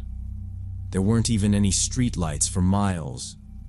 Katie's parents had left early that morning to go to some local fair a few towns over, and her little brother was away at camp. That meant it was just us in the house, with nobody around if anything went wrong. But at the time, I barely thought about that. We dumped our stuff in her room, then she gave me a quick tour. Big kitchen, a living room with high ceilings, 3 bedrooms down the hall, then a mudroom with boots and coats, and the back porch that looked out over the empty fields. The sun was blazing that day, so we decided to go for a walk along the fence line. The grass was dry and brittle, and our shoes kicked up clouds of dust as we went. A few cows watched us from a distance but didn't come close. We wandered for almost 2 hours, getting sunburned and taking dumb selfies until the heat finally drove us back inside. We made a simple dinner, pasta, salad, and some garlic bread, then sat around the kitchen table, talking about random stuff from school and watching the sky turn orange through the windows. After we cleaned up, Katie set up her laptop in the living room so we could watch movies on the big TV. The house felt totally quiet and safe. I remember thinking it was the most relaxed I'd felt in a long time. There was no signal, so our phones were basically just cameras and flashlights. It was honestly kind of nice. When it got dark, we locked the doors and turned on a few lights. We watched a couple comedies and a bad horror movie, then started getting ready for bed around 10. Katie made tea, and I stood at the window, looking out at the yard. It was so dark outside, I couldn't see anything past the porch. The house creaked sometimes, but nothing seemed off. There were no cars on the road, no neighbors' lights, just the sound of insects outside and the old fridge humming in the kitchen. I was about to brush my teeth when I realized how far we really were from anyone else. The nearest neighbor was apparently a rancher about 6 miles down the main road. If anything happened, it would be just the two of us. That thought made me a little uneasy, but Katie just laughed when I brought it up, saying, "That's the whole point, right? No one to bother us out here." We both changed into pajamas and brought our mugs back to the living room, sitting with our feet up on the coffee table and scrolling through pictures on her laptop. Around 10, we heard a sound, a dull, solid knock at the front door. At first, we just stared at each other. I figured maybe it was the wind or a branch hitting the porch. But then it came again, louder this time. 3 sharp knocks, very clear. Katie muted the TV. We sat totally still, listening. The house was old and made a lot of random noises, but this was different. I stood up and went over to the entryway, motioning for Katie to stay back. She followed me anyway, whispering, "Who the hell would come out here this late?" I turned on the porch light and looked through the peephole. There was a man standing on the mat. He looked maybe mid-40s, wearing a faded flannel shirt and dirty jeans, with a baseball cap pulled low. He didn't look like someone from around here, but I had no idea what the ranchers nearby were supposed to look like anyway. He was looking past the door, like he was trying to see inside, and kept shifting his weight from foot to foot. His pickup wasn't in the driveway, at least as far as I could see. That bothered me. Katie whispered, "Do you know him?" I shook my head and stepped back. She went to the door and kept the chain on, just cracking it an inch. "Can I help you?" she asked, her voice shaky. The man leaned forward, squinting through the gap. "Hey, sorry to bother you girls. My truck broke down a ways up the road, maybe 15 miles back. I've been walking a while. Just need to use your phone to call a tow." He sounded calm but impatient, almost like he was annoyed that she wasn't just letting him in. He kept glancing past her into the house, eyes darting around the living room and up the stairs. He smelled like sweat and engine oil. Katie pulled her cell out of her pocket and offered it through the crack. "You can use mine. Just tell me the number." The man shook his head. "No, I need to come in and use your landline. My hands are freezing. Please, it's important." Something about the way he said it, the insistence, put me on edge. Katie said, "It's fine. The cell works. I'll dial for you if you want." He frowned, not even pretending to reach for the phone. He started looking around again, peering at the side of the house, his eyes flickering back to the kitchen where our bags were sitting. He shifted his stance, one foot edging closer to the door, fingers tapping against his thigh. Katie didn't move, keeping her hand on the door and her eyes on his. I could feel my heart beating fast as I stood behind her, listening for any other sounds outside or inside the house, wondering if he was alone or if someone else was waiting just out of sight. The man stayed right at the door, shifting from foot to foot and repeating that he really needed to come inside. He said, "I just need a minute, please. The signal's no good out here." But I could see his eyes moving, searching, like he was trying to see who else might be in the house. Katie told him again that we could bring the cordless phone out onto the porch. She even picked it up from the kitchen counter and held it up for him to see through the crack in the door. He shook his head, and his tone changed. "No, it has to be a landline, not a cordless," he insisted. "The call won't go through unless I use your actual phone inside." Katie stayed calm, but I saw her grip tighten on the doorframe. I was standing behind her, watching him, and I could feel the tension in the air getting thicker with every second. He asked again if we were alone. if our parents would be home soon, if there was anyone else in the house with us. Every question was too personal, too specific, and none of it was about his supposed truck problem. Katie looked over her shoulder at me and I whispered, "Don't let him in." The man's voice got sharper. "It's cold out here," he said, "and I'm not going to stand on your porch all night. Let me in. You don't want to make a big deal out of nothing." Katie said, "I'm sorry, we can't let you inside, but if you give me the number, I'll call for you."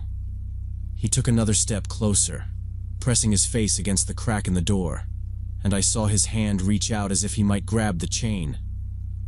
"Open the door right now," he said, louder than before. The tone in his voice changed from pleading to demanding, and his eyes never left Katie's face. Katie didn't hesitate. She slammed the door shut with all her weight and immediately locked both the handle and deadbolt. I ran from the entryway to check the kitchen door and the sliding doors at the back of the house, making sure everything was locked and the curtains were closed tight. We could hear the man's footsteps on the porch, slow and heavy as he walked to the windows and tried to look inside. At first, he rattled the doorknob and then started knocking again, this time harder and more urgent. Katie and I stayed quiet, holding our breath as we heard him moving along the side of the house. He stopped at the living room windows, cupping his hands to the glass and peering in, then tried the side door that led into the mudroom. It didn't open.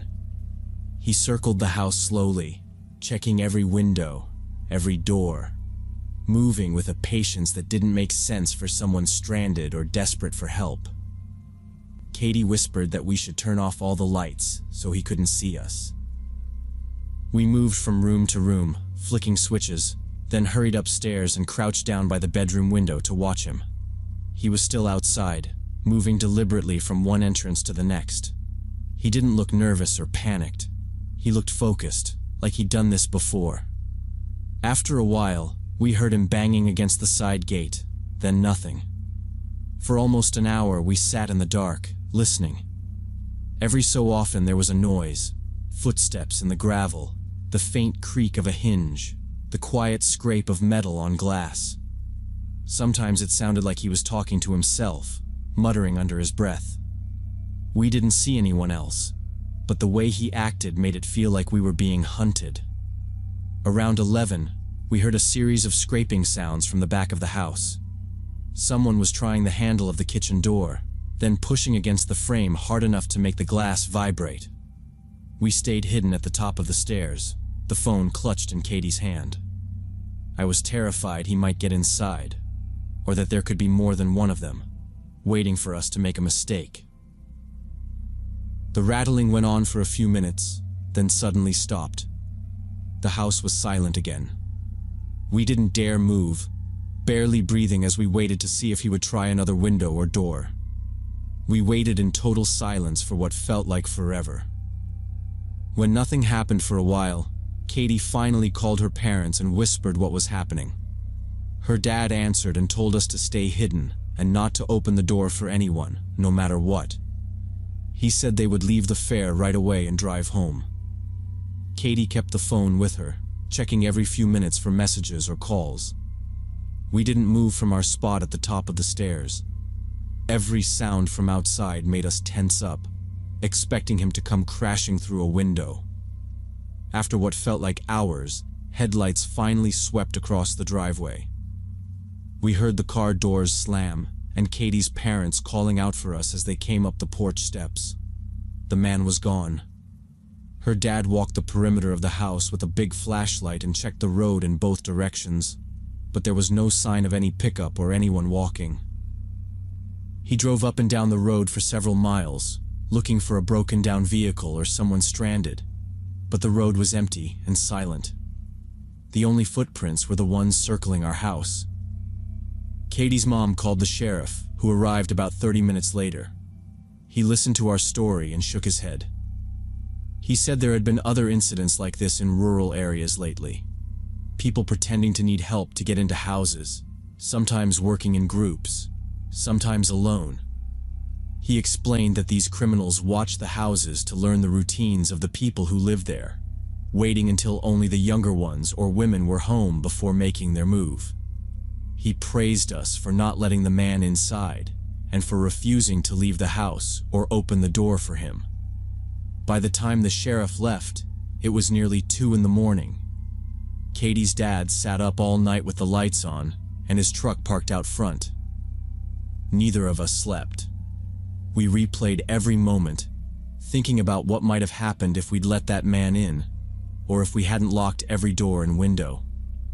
When morning finally came, I packed my bag and said goodbye, promising to text as soon as I got home. I never spent another night in an isolated house without making sure someone knew exactly where I was, who I was with, and when to expect me. I started checking every door and window before bed, every night, no matter where I was. We both did. That weekend was supposed to be just a break from reality, but it changed the way I look at strangers and the way I think about safety, forever.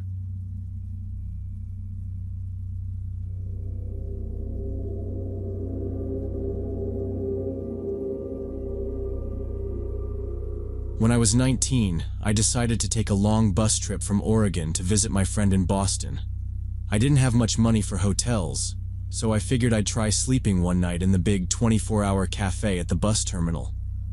The place looked how you'd expect. Old linoleum floors, bright fluorescent lights, vinyl booths stuck to the walls, and the smell of burned coffee mixed with cleaning spray. There was a humming noise from the soda machine that never really stopped. I found an empty booth way in the back corner, close to a window looking out over the dark, empty parking lot. I took off my backpack and shoved it between my legs so I could keep a foot on the strap, just in case. It was about 10 at night and maybe a dozen other people were scattered around. Some looked like me, travelers, kids with bags and tired faces. A few looked like they worked around here and were on break. There was a group of 2 older women with plastic shopping bags and an old guy reading the paper, his shoes off under the table. The TVs were on but muted, cycling between the weather and some news ticker. I didn't really pay attention. The only staff I saw was an older black man, maybe in his late 50s, who wore a faded green uniform shirt with the cafe logo. He walked from table to table, emptying half-drunk cups and wiping down surfaces, moving slow but steady. He refilled coffee pots from a silver pitcher and brought out baskets of wrapped sandwiches for the little food display. Every now and then, he'd give a polite nod if someone caught his eye. I figured as long as he was there, nobody would mess with me. I slid into the booth, took out my phone, and plugged it into a wall outlet next to the napkin dispenser. The battery was almost dead. I ordered the cheapest thing on the menu, a coffee and a plain bagel, just so I wouldn't get hassled for sitting too long. When the coffee came, it was barely warm, but I drank it anyway, tearing off little pieces of the bagel to eat slowly, trying to make it last. My plan was to stay up a while, then close my eyes and maybe sleep an hour at a time, if no one kicked me out. I watched the staff guy empty the trash and then stand behind the counter, cleaning the glass. The night felt normal. Not exactly comfortable, but not dangerous. Just tired people passing through, the noise of a bus terminal, the buzz of the lights overhead. I kept scrolling on my phone, reading the same news and messages over and over, just killing time. Around midnight, the crowd thinned out even more. The women with the shopping bags left, and one of the other travelers got up and wheeled his suitcase out into the main terminal. It was quieter now. The man at the counter turned the TV volume up a notch, and the news played some story about a local election. I was yawning, feeling my eyes get heavy, when I noticed a middle-aged white guy, probably late 40s, heading my way from across the room. He wore a gray zip-up hoodie and faded jeans, and his hair looked greasy and combed flat, like he'd slept on it. He didn't have any bags, just 2 cups of coffee in his hands. He walked right up to my table with a friendly kind of smile. "Hey," "I accidentally ordered an extra coffee," he said, holding out one of the cups. "Didn't want it to go to waste." His voice was quiet and polite, the kind you hear at a bus stop or laundromat when someone wants to make small talk. I thanked him and took the coffee, feeling weird, but not wanting to be rude. He stood there for a moment, looking at me, not moving off. He asked where I was headed. I said I was just waiting for my bus in the morning and tried to keep it vague. He nodded, acting interested, and started talking about how he'd been traveling for work, something about going to see his sister. But his story was generic and didn't stick in my head. The whole thing felt a little strange. Not super threatening, but just off enough to make me notice. I didn't see why anyone would give away a fresh coffee to a stranger unless they wanted something, but I was tired and didn't want to make a scene or look paranoid. He smiled again, wished me a safe trip, and then walked back to his own table, which was all the way across the room, near the front windows. I set the new cup of coffee down next to my own and left it untouched. I went back to my phone, but now I was more awake, glancing up every few minutes to see if he was looking my way. He just sat down, pulled out his own phone, and sipped his coffee, not watching me that I could see. I tried to shrug it off. Maybe he really did just order too much coffee. Still, I didn't drink what he'd given me. I kept scrolling, telling myself not to overthink it. The minutes dragged by, and I found myself watching the clock more than the screen, waiting for morning and my next bus out. I was about to take my first sip of the coffee when the older worker appeared at my table. He didn't say much at first, just wiped the surface and picked up my empty cup. Then he leaned in close, acting like he was clearing crumbs, and spoke in a low voice. "Don't drink from that cup. I saw that man put something in your coffee when you were looking at your phone." His face was serious, not panicked, but I could tell this wasn't a joke or a misunderstanding. I froze with the cup in my hand, suddenly aware of how easily I could have taken a sip without thinking. He kept his body between me and the rest of the cafe, talking softly. He told me he'd seen things like this before, especially at night when people came through on layovers, tired or half asleep, and let their guard down. He said he always tried to watch for it, but he couldn't catch everything. My heart was pounding as I glanced over at the man who'd given me the coffee. He was staring straight at me now, no smile left, just a blank, almost angry look that made my hands shake. The worker quietly stood up straight and told me to stay put. Then he walked across the room, moving with the same calm steps he'd used all night. He stopped by the man's table and spoke to him quietly, pointing toward the counter. I couldn't hear what was being said, but I saw the man push his chair back and stand up, hands in his pockets. The two of them walked slowly to the door. The worker kept himself between the man and the rest of the cafe. Outside, they stood under the harsh yellow parking lot lights. I could see their shadows moving on the sidewalk through the big window. The worker talked with his hands, pointing out toward the lot and then back at the door. The man argued for a few minutes, gesturing back at the cafe like he was upset, but the worker never moved away or let him pass.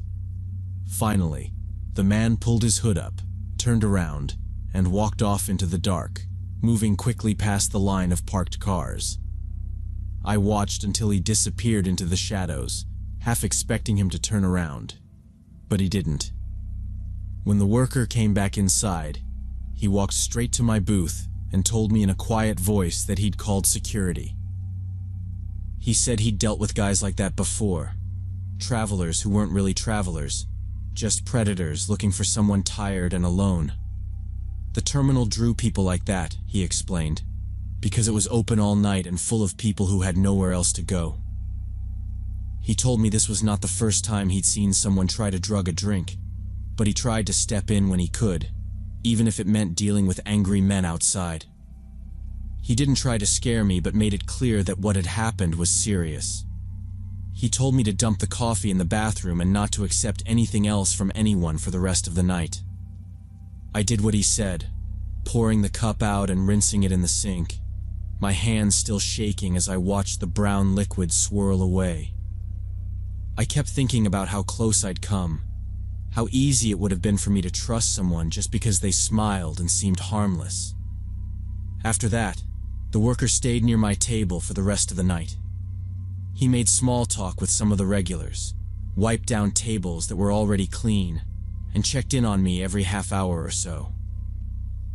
He asked if I wanted more food or a new cup of coffee, but I just shook my head, too on edge to eat or drink anything.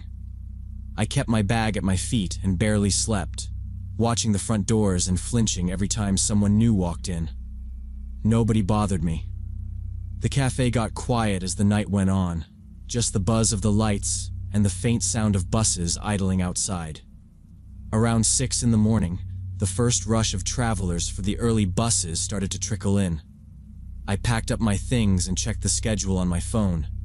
The worker came over one last time and asked if I needed help finding my gate. When I shook my head, he smiled and told me to stick to busy areas and keep my bag close. He walked with me through the terminal to the main doors, staying close until I was in sight of the bus. At the door, he nodded, wished me a safe trip, and then turned back toward the cafe without another word. I never found out the worker's name, but I'll never forget how he helped me that night. If he hadn't been paying attention, I probably wouldn't be here telling this story. I spent the whole ride to Boston thinking about how danger doesn't always look dangerous, and how sometimes the only thing between you and something terrible is a stranger who cares enough to get involved. Now, I never accept food or drinks from people I don't know. I watch my stuff like a hawk, and I don't let myself get distracted in public spaces, no matter how tired I am. I learned that the people who look out for you can come out of nowhere, and sometimes the ones who look safest are the ones you have to watch the closest. That night could have ended so much worse if one person hadn't decided to speak up.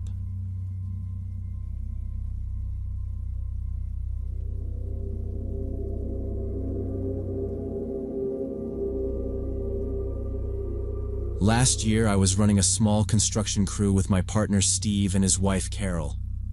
We got a contract to do interior renovation on this big old house in the suburbs.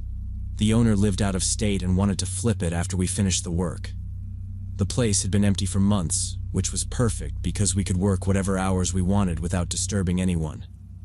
It was a beautiful house, probably built in the 1920s, with high ceilings and detailed woodwork throughout. The job was supposed to take about 3 weeks and the pay was good, so we were all excited to get started. The first day, Steve and I met the locksmith at sunrise to change out the locks and make sure nobody else had a key. Carol showed up a little after with coffee and bagels for everyone. We all walked through the place, snapping pictures and making lists. The sun coming through the big stained glass window in the stairwell made the dust in the air look like glitter. It was cold inside even with the sun up, and the old radiators clanked and hissed while we worked. I remember noticing right away how the place felt too still, like there wasn't a single sound from outside. The nearest neighbor was a good half-acre away, separated by a big hedge. Steve joked it was the perfect murder house. We all laughed it off. The first 2 days went smoothly as we assessed what needed to be done and started tearing out old fixtures. We had complete access to the house and worked until after dark, since there were no neighbors close enough to complain about noise. Steve and I started in the living room, prying up cracked floorboards and pulling old wires through the walls. Carol was upstairs measuring windows for replacement. Every so often, she'd call down for us to help move something heavy or check a weird measurement.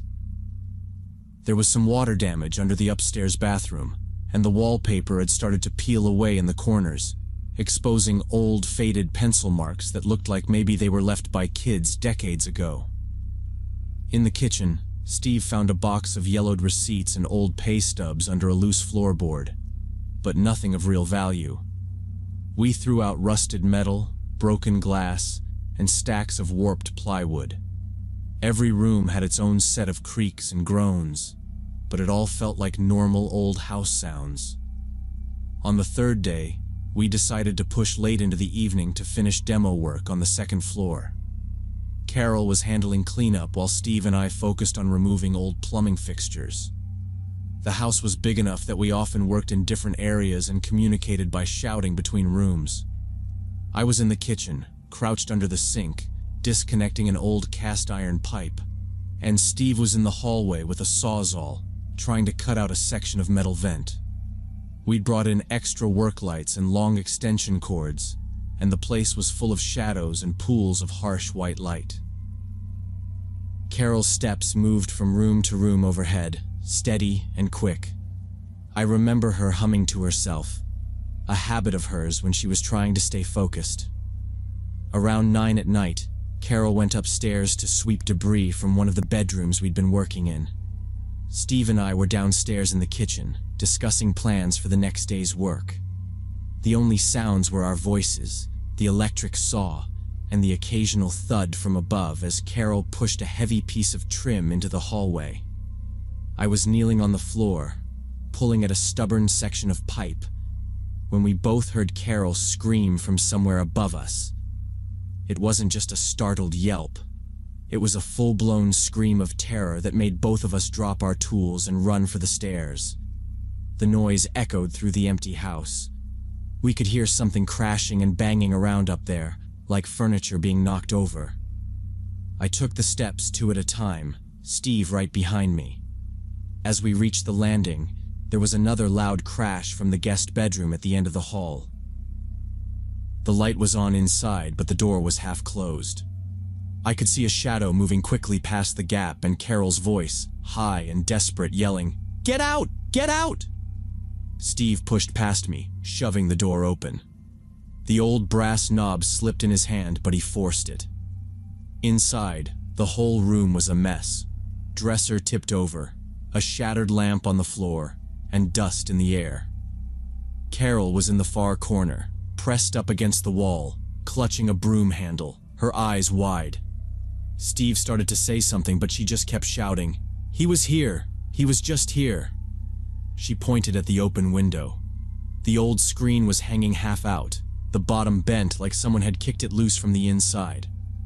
Steve looked out into the night, but there was nothing to see, just the dark yard, the big hedge, and empty space beyond. Carol kept gasping for breath, backing away from the window, still holding the broom like a weapon.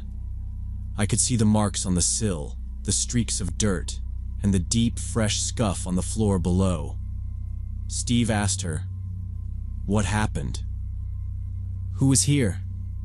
But she just shook her head, her whole body shaking, staring at the open window. I moved to the window and looked down, but saw nothing in the darkness. Carol wouldn't move from her corner, and Steve started checking the hallway and other rooms, his steps urgent, his voice low and tight. I stayed by the window, listening, waiting for another sound, while Carol's breathing echoed in the empty house.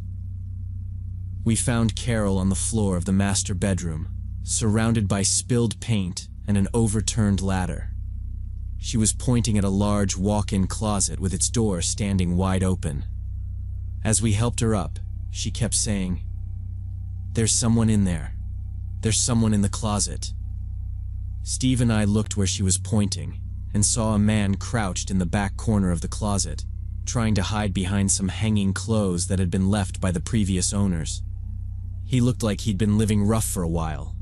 Dirty clothes, unkempt hair, and the kind of thin build that comes from not eating regularly. The guy looked terrified, which was almost as scary as finding him there in the first place. He pressed himself further into the corner, barely making a sound. We realized, while we'd been working in this house for 3 days, someone had been living here the entire time. Carol stayed on the floor, gripping my arm tight, not taking her eyes off the man in the closet. Steve stepped between her and the door, holding up a hand to try and keep the situation calm. The man started mumbling something under his breath, voice too quiet to understand at first. When he looked up at us, his eyes were wide and wild, darting between the three of us and the doorway, as if trying to figure out if he could make a run for it. Steve kept his voice low and steady, asking, "How long have you been here?" The guy didn't answer, just stared. Carol whispered, "He's got something in his hand." And I saw he was holding a screwdriver, half hidden in his fist. I kept my hands up and told him, "We don't want any trouble, just stay where you are." The man looked ready to bolt. We backed out of the closet, pulling Carol with us, and shut the door between us and him, not locking it, but just creating a barrier. Steve said, "We need to call the cops now." I agreed, but I didn't take my eyes off the door. We all stepped out into the hallway, trying to keep quiet, listening for any movement inside the closet or the rest of the house. The man in the closet started babbling about how they weren't hurting anyone and just needed a place to stay. That's when we realized he'd said they, meaning there were others. Steve told everyone to stay calm while I called the police, but before we could do anything else, we heard footsteps running through other parts of the house. 2 more people, both men, were trying to get out through different exits. One ran past us on the stairs heading for the front door, almost knocking Steve aside as he went. The guy barely looked at us, just sprinted for the door and disappeared into the night. We could hear the other one crashing around in the basement, making so much noise it sounded like he was tearing the place apart. I called the police, hands shaking, and tried to describe what was happening. Carol stayed close to me, holding her phone but not dialing, just watching the stairwell and the hallway. Steve went to the top of the basement steps and shouted down, telling whoever was down there to come up and leave. No answer, just more banging and scraping. The cops arrived within 10 minutes. Sirens off, lights low. 2 cars, 4 officers, flashlights cutting through the shadows. They swept the house room by room, yelling out warnings, hands on their holsters. They found the man from the closet still hiding in the same spot, frozen, the screwdriver on the floor next to him. They found the guy who ran downstairs hiding behind the furnace in the basement, holding a broken broom handle like a club. The third man, the one who ran out the door, was caught by the police in the backyard, trying to climb the hedge into the neighbor's lot. All 3 were dirty, scared, and looked like they hadn't slept inside a real bed in months. They'd been living there since before we started the job, sneaking in through a broken basement window and surviving on food scrounged from neighborhood garbage cans. They had sleeping bags, personal belongings, and even makeshift weapons hidden throughout the house. Knives made from scrap metal, scissors taped to broom handles, and heavy pipes stashed behind doors. The cops took them out in handcuffs, not roughly but without much patience either, while Steve and I stood in the hallway, watching. The police found knives, scissors, and other improvised weapons that the squatters had collected, probably for protection but potentially dangerous to anyone who surprised them. We realized these people had been watching us work for 3 days, learning our routines and staying hidden during the hours we were there. The house suddenly didn't feel empty anymore, not even with the lights on and the cops in every room. We waited outside while the officers searched the whole property. They took out bags of trash, torn blankets, old backpacks, and a pile of broken glass that someone had been using to wedge a closet door shut from the inside.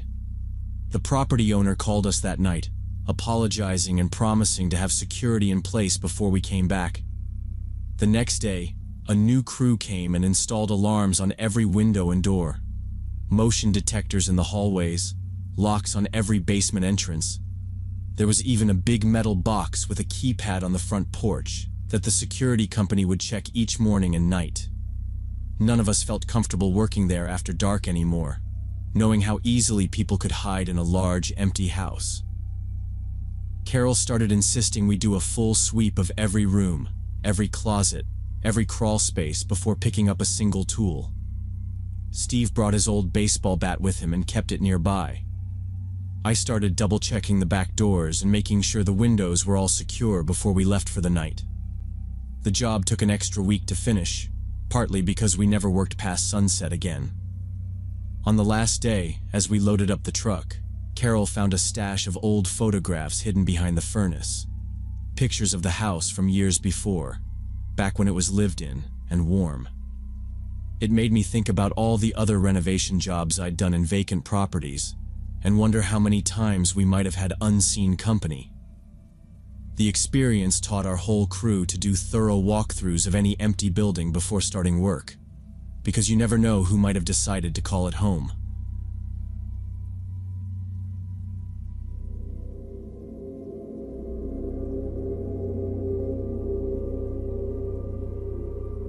When I was 32 and barely a month out from my divorce, I decided to try online dating for the first time.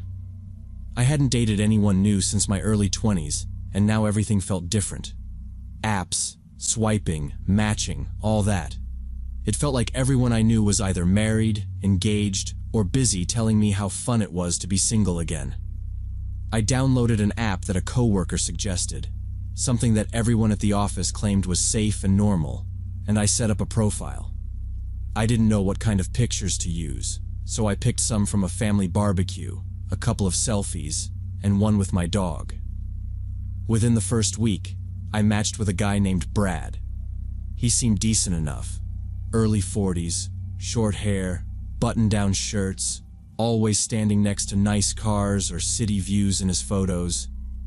The pictures almost looked like they were from stock image sites, all clean backgrounds and perfect lighting. But I convinced myself that he just had a friend who was good with a camera. Our conversations were easy, but looking back, they were kind of surface level. Work, travel, favorite foods, nothing too personal. He told me he worked in tech, something about software development, but he never really got into details, always changing the subject back to movies or music.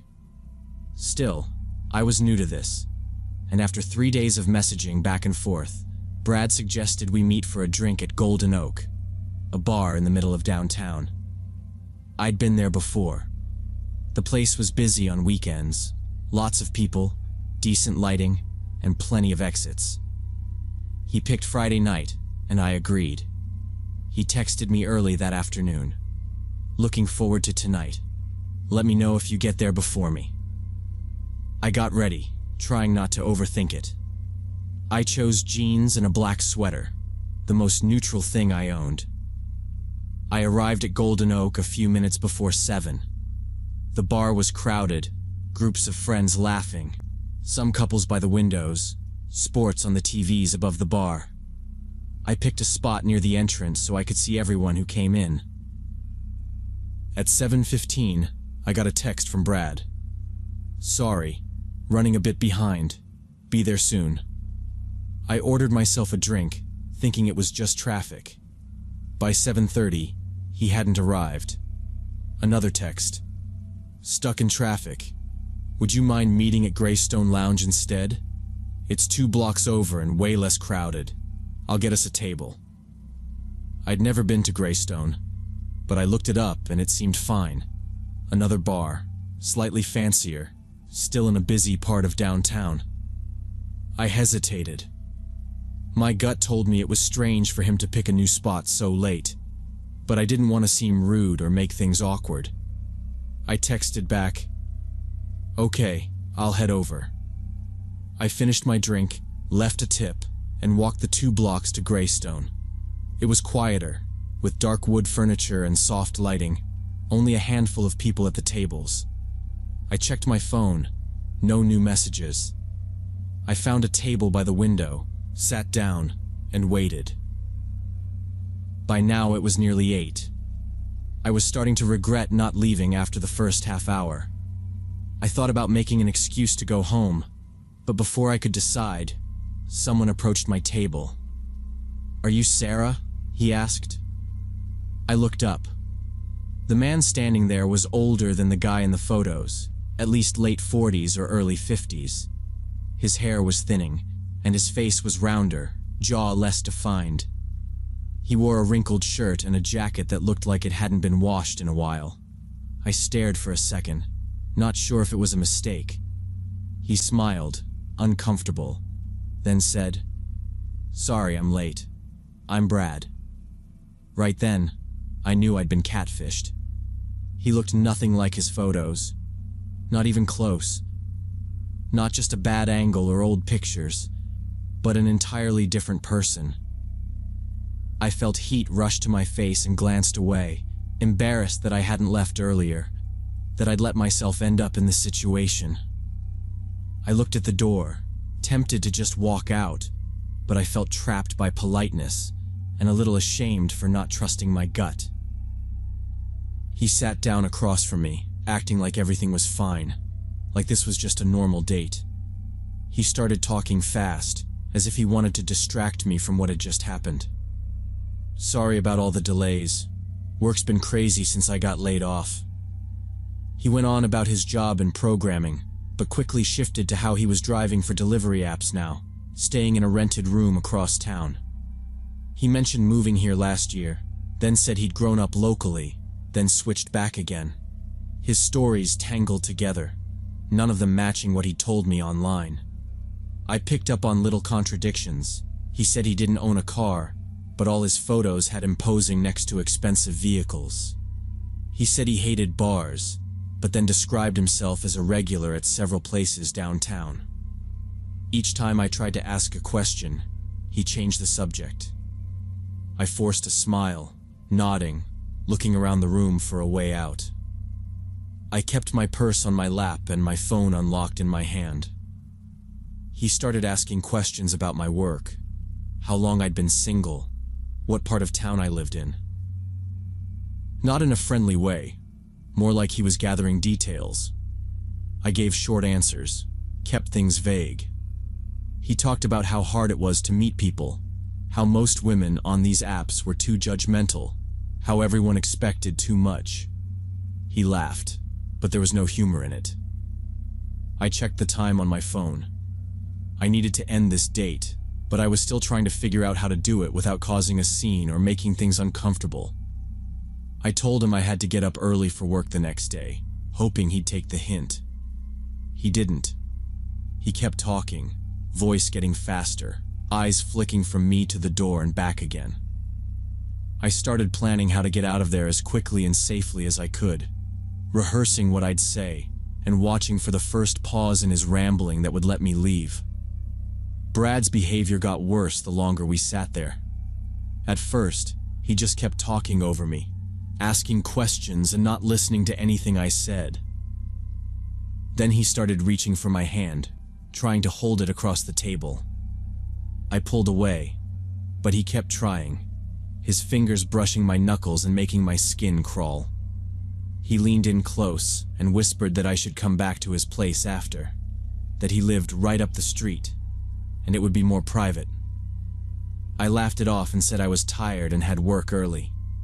He got annoyed and said I was one of those uptight types, that I needed to relax and live a little. I could see other people in the bar starting to notice the way our conversation was going. The bartender kept glancing over.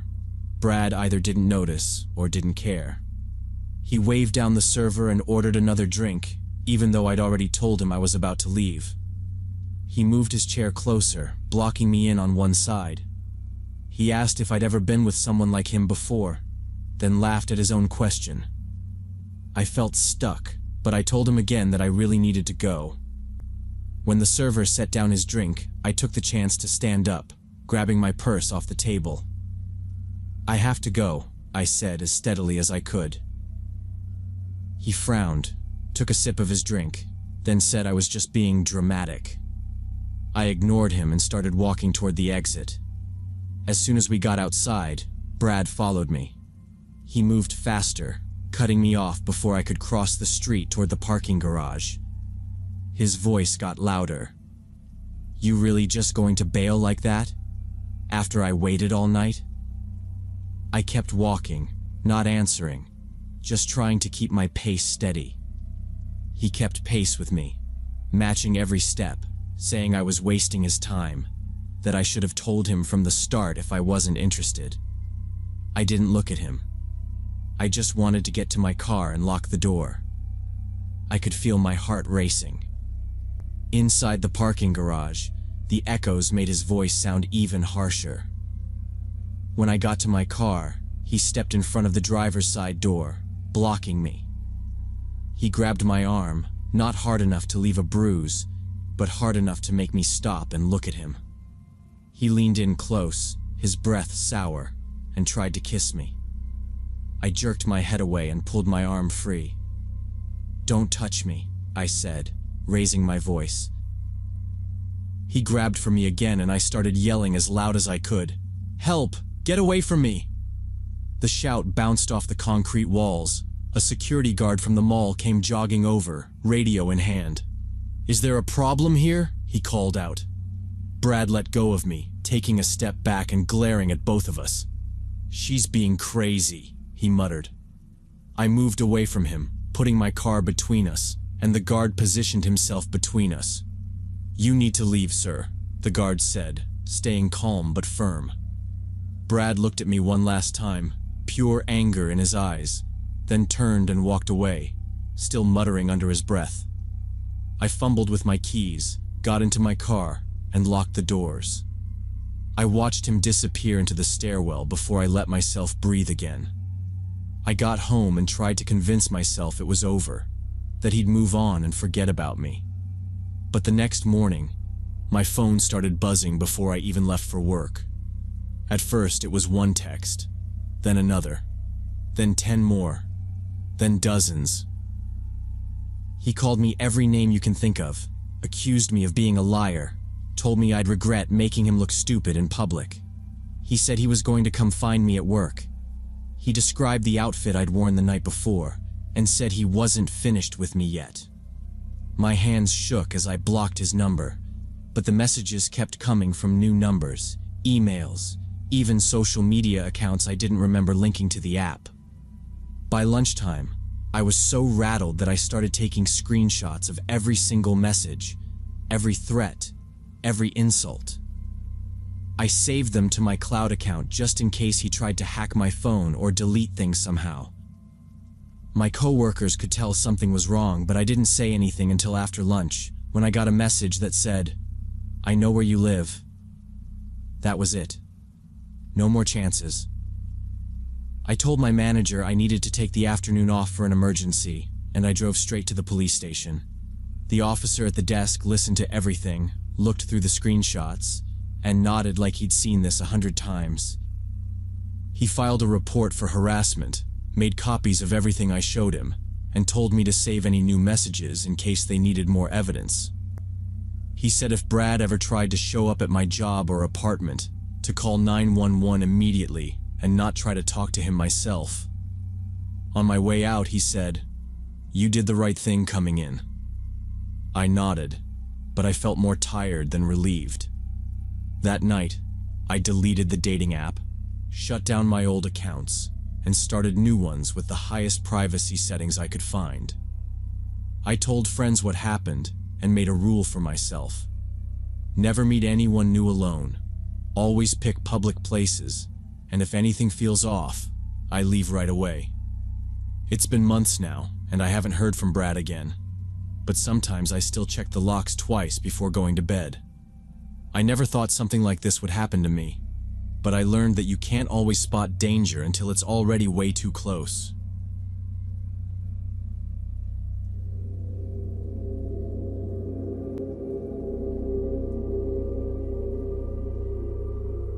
Three years ago, when I was 19, my parents had to go out of town for the weekend. They left me in charge of the house, but mainly they needed someone to watch my older sister and our new baby brother, who was only 2 months old at the time. It wasn't really a big deal because my sister was almost never home anyway. The plan was for her to stay over at her friend's place, which meant for once, I'd have the whole house to myself except for the baby. That sounded pretty good to me, honestly. The only thing I had to do was keep the baby fed, change him, and make sure he slept. Our house isn't anything fancy, just a 2-story in a quiet neighborhood with a finished basement. My parents had always kept the storage room in the basement locked up tight. There was a small wooden door near the laundry area, and a single key for it hung on the key hook in the kitchen, same place as the garage and mailbox keys. The storage room wasn't big, maybe 4 feet by 8, just enough space for shelves. Nobody really talked about it. I'd never seen inside, and neither had my sister, as far as I knew. My mom just said it was for old tools and things that didn't matter. There were some pipes that ran along the wall behind it, and I guess maybe utility meters were in there too, but it never seemed important enough to ask about. It was just this part of the house that we ignored. That first night, I ordered pizza for dinner, watched YouTube on my laptop, and checked on the baby every half hour. My parents had set up his crib in my sister's old room upstairs so I could hear him if he cried. I went up a couple times to peek in, but he slept through most of the evening, making those quiet little baby sounds that let you know he's still breathing. By around 10 o'clock, the house was totally quiet. I turned off the TV and started scrolling on my phone, not really doing anything. I remember noticing how silent everything was when you're actually alone. No TV, no one talking, just the hum of the fridge and the faint tick of the clock on the wall. I wasn't scared, but it felt weird having so much space to myself. I could hear a bit of wind through the chimney and the usual creaks from the heating pipes. Every now and then, there was a little knock from somewhere in the walls, but our house always did that. I told myself it was probably nothing, just settling, but I did get up twice to check the back door and all the windows, just to be sure they were locked. Everything was fine. I went to the kitchen, got a glass of water, and looked at the key hooks. All the keys were in their usual places, including the one to the storage room. I decided to head to bed around 11, but I got distracted looking at messages on my phone. I sat on the couch in the living room, half listening for any sign that the baby was awake. I started thinking, maybe I should just sleep downstairs so I wouldn't be too far from the kitchen and the front door. Before I did, I walked the whole house, turning off the lights, making sure the doors were locked again. When I got back to the living room, I stopped and listened. I thought I heard something from upstairs, like a quiet thump or the sound of something brushing the floor. I stood still for a second, holding my breath, but I didn't hear it again. I figured it was probably just the baby rolling over or maybe the cat jumping off a bed, except we didn't have a cat anymore. That detail stuck in my mind for a minute, but I pushed it away. I sat back down, tried to focus on my phone, and tried to ignore the fact that now the house felt way too quiet. The clock in the hall ticked on, every second sounding loud. At some point, I must have dozed off, because the next thing I remember is being jolted awake by a soft sound from the kitchen. It wasn't loud, just a metallic clink, like keys being moved. I blinked a few times and sat up, heart beating a little faster now. I listened again, waiting for another sound, but everything was silent. I stood up, walked carefully into the kitchen, and looked around. The light over the sink was still on, making everything look yellow and flat. Nothing seemed out of place at first, but then I looked down and saw the key to the storage room lying on the floor, right in the middle of the kitchen tiles. I stopped, staring at it. I was completely sure I'd seen that key hanging on the hook earlier, right next to the garage key. I hadn't touched it, and nobody else was supposed to be home. I picked it up and put it back on the hook, suddenly feeling a little cold. My first thought was maybe my sister had come back for some reason, but I hadn't heard the door, and her shoes weren't by the front entrance. I checked both doors again. Locked. Just like before. I tried to call my sister, but she didn't pick up. So I texted 2 of my friends, telling them I thought someone might be in the house and that I was going to check on the baby. One of them called me right away, and I told him to call the police if I didn't answer in 5 minutes. I grabbed the biggest kitchen knife I could find, which felt stupid, but my hands were shaking. I walked quietly up the stairs, each step creaking under my feet. I listened hard for anything, any voice or movement, but it was silent except for the faint sound of the baby's sound machine humming through the open door at the end of the hall. I peeked in, saw the baby sleeping in his crib. His face turned sideways, breathing softly. Relief hit me for a second, but then I heard something else. A door slamming shut somewhere in the hallway. It was the bathroom door, the one halfway between my room and the baby's. The sound echoed sharp and clear. I stood there frozen, staring at the shadows stretching across the floor, and tried to hear if there was any movement on the other side of that door. My heart was pounding so hard that I could feel it in my throat. There was no doubt now. Someone else was in the house with me and the baby. I pressed my ear to the bathroom door, straining to hear any sound. I caught the shuffle of feet and the faintest clink of something metal. I tried to slow my breathing, but every sound from inside made my hands shake harder. I backed away quietly and stepped into my bedroom, keeping my eyes on the bathroom door as I rummaged through my closet for anything I could use. My fingers wrapped around the old baseball bat I kept from high school. I took it out, weighed it in my hands, and walked back into the hall. Standing by the bathroom door, I tried to keep my voice steady. "The police are coming," I shouted. "You need to get out now." I started pounding the bat against the door, not caring about the noise. For a second there was silence, then all at once a man's voice erupted from inside, screaming back at me. The sound was rough and angry, and it didn't sound like anyone I knew. He yelled something I couldn't make out, just a jumble of words and panic. The voice alone was enough to turn my legs to jelly, but I forced myself to keep banging on the door. I wanted him to know I wasn't alone, even if I really was. There was more noise from inside, something being shoved against the door. I heard water splashing onto the floor and the unmistakable sound of the window lock being fiddled with. For a split second, I considered running in, but common sense stopped me.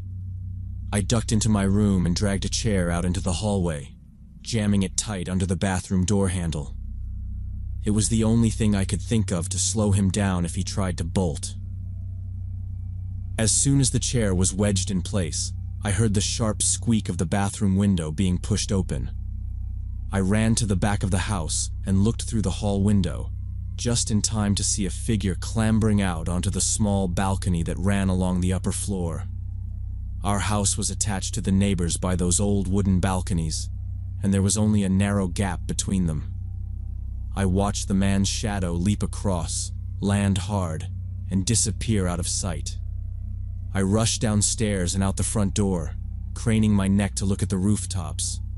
All I could see was the shape of someone running, arms pumping, feet landing light and quick on the neighbor's roof.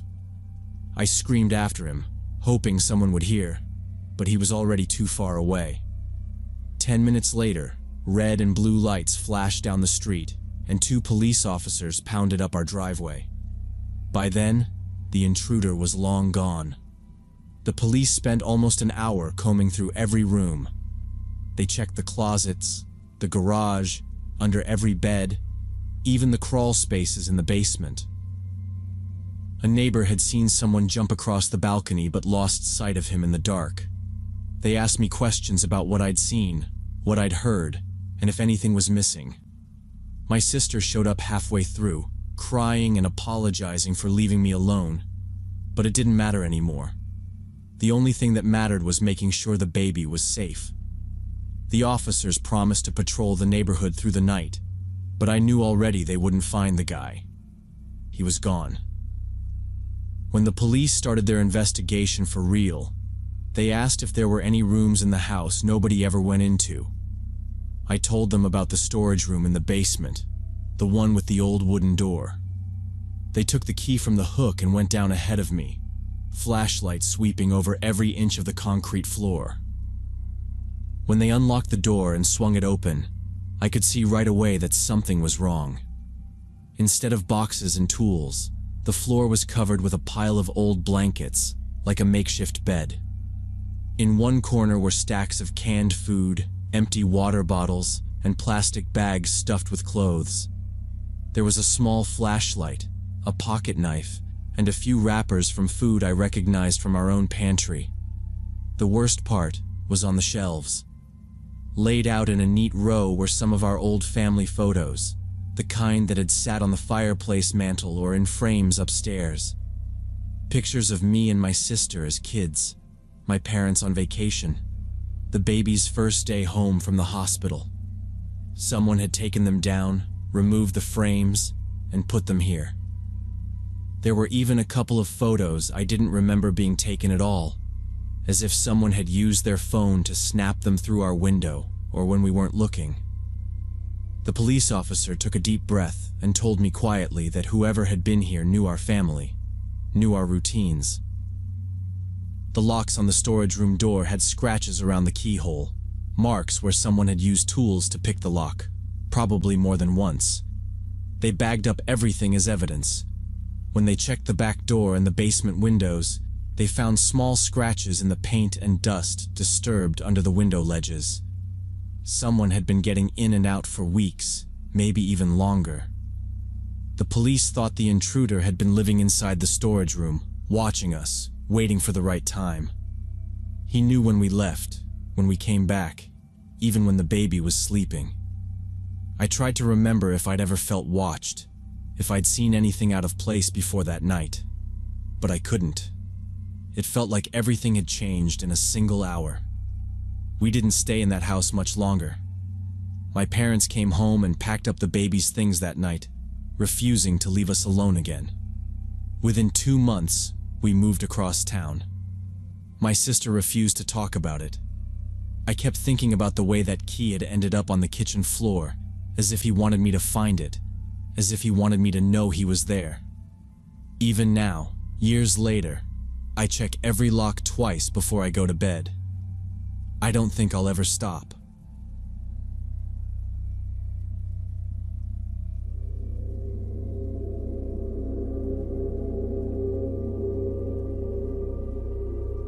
In December 2018, when I was 17, I was taking the bus home from my art classes like I did every Tuesday.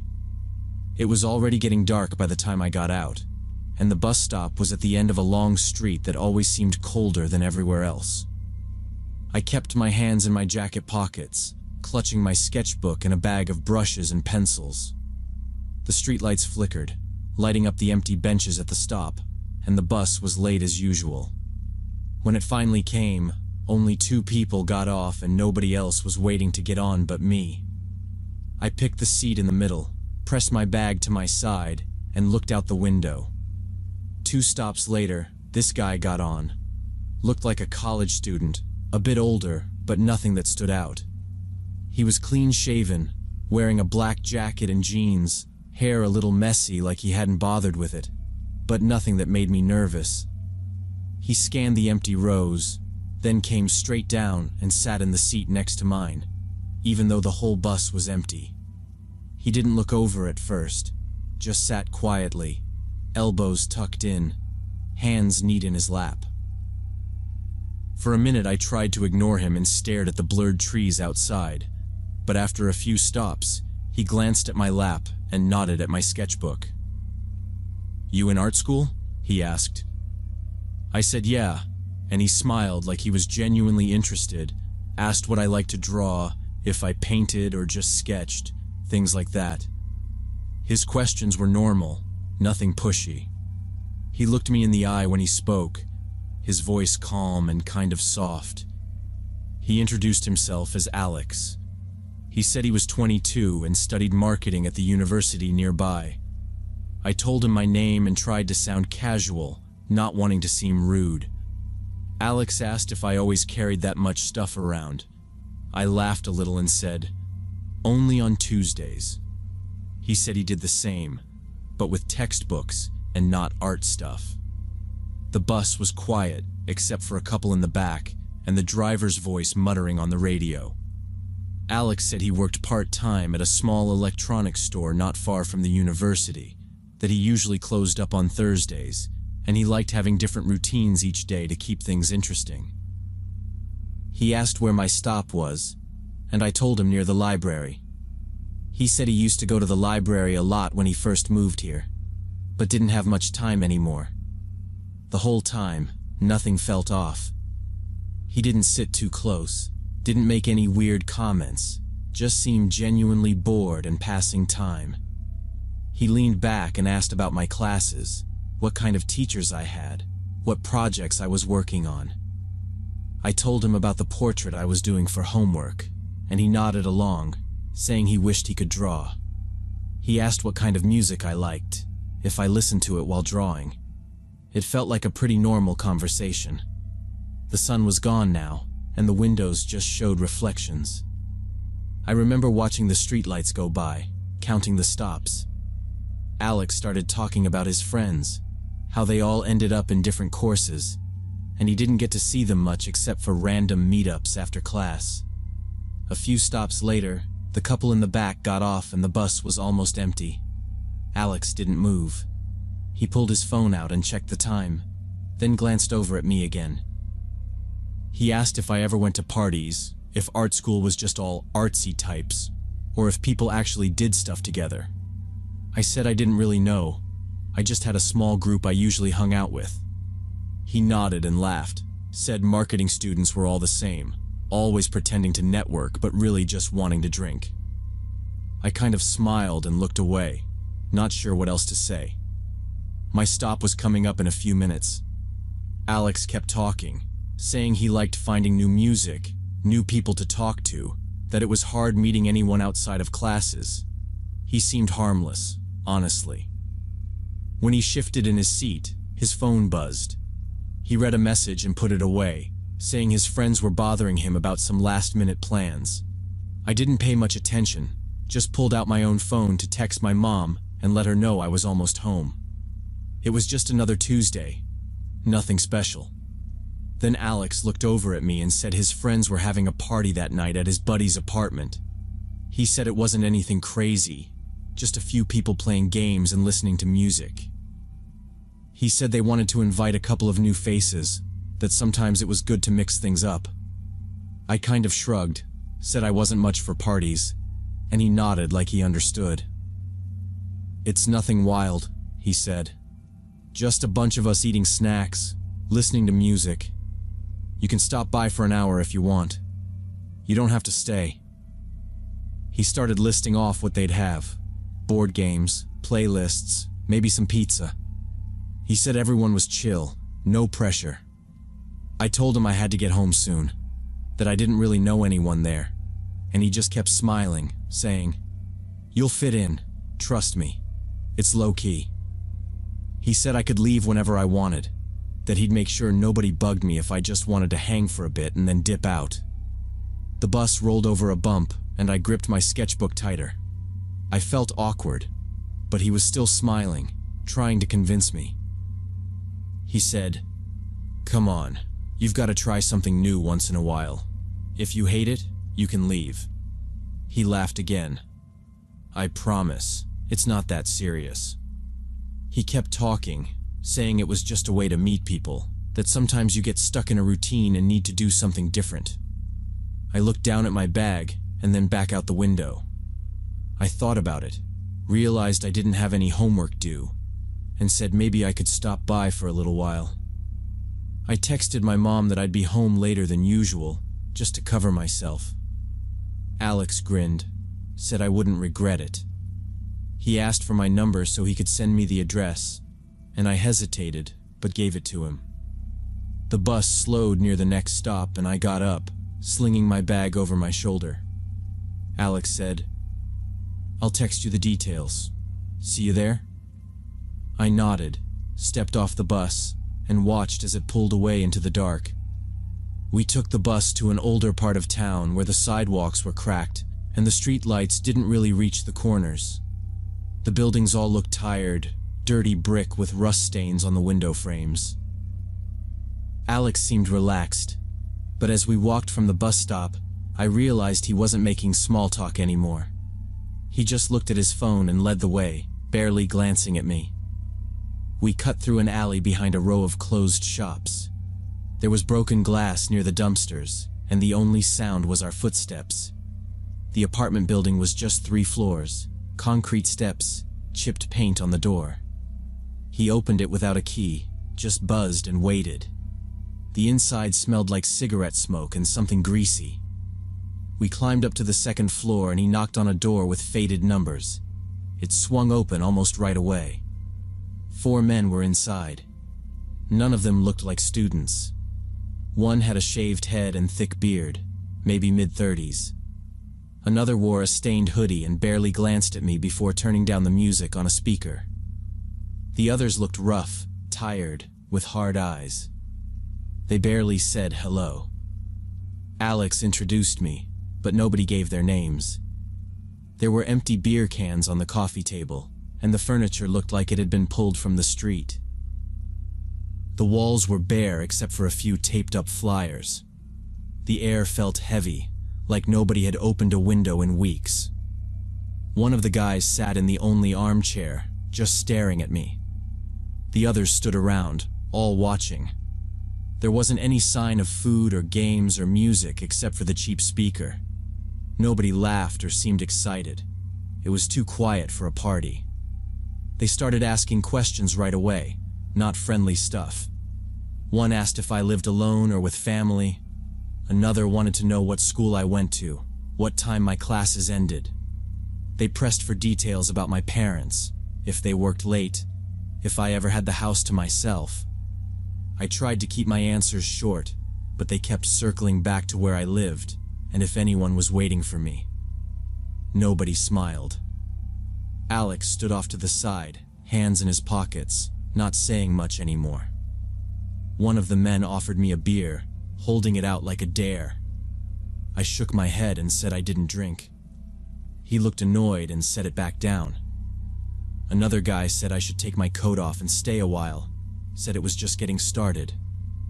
I stayed standing, clutching my bag. The apartment owner, the guy in the armchair, said I looked tired, and maybe I should just crash there, since it was late and the buses weren't reliable. He said, "No point in going home now. You can sleep on the couch." The way he said it, like it was already decided, made my skin crawl.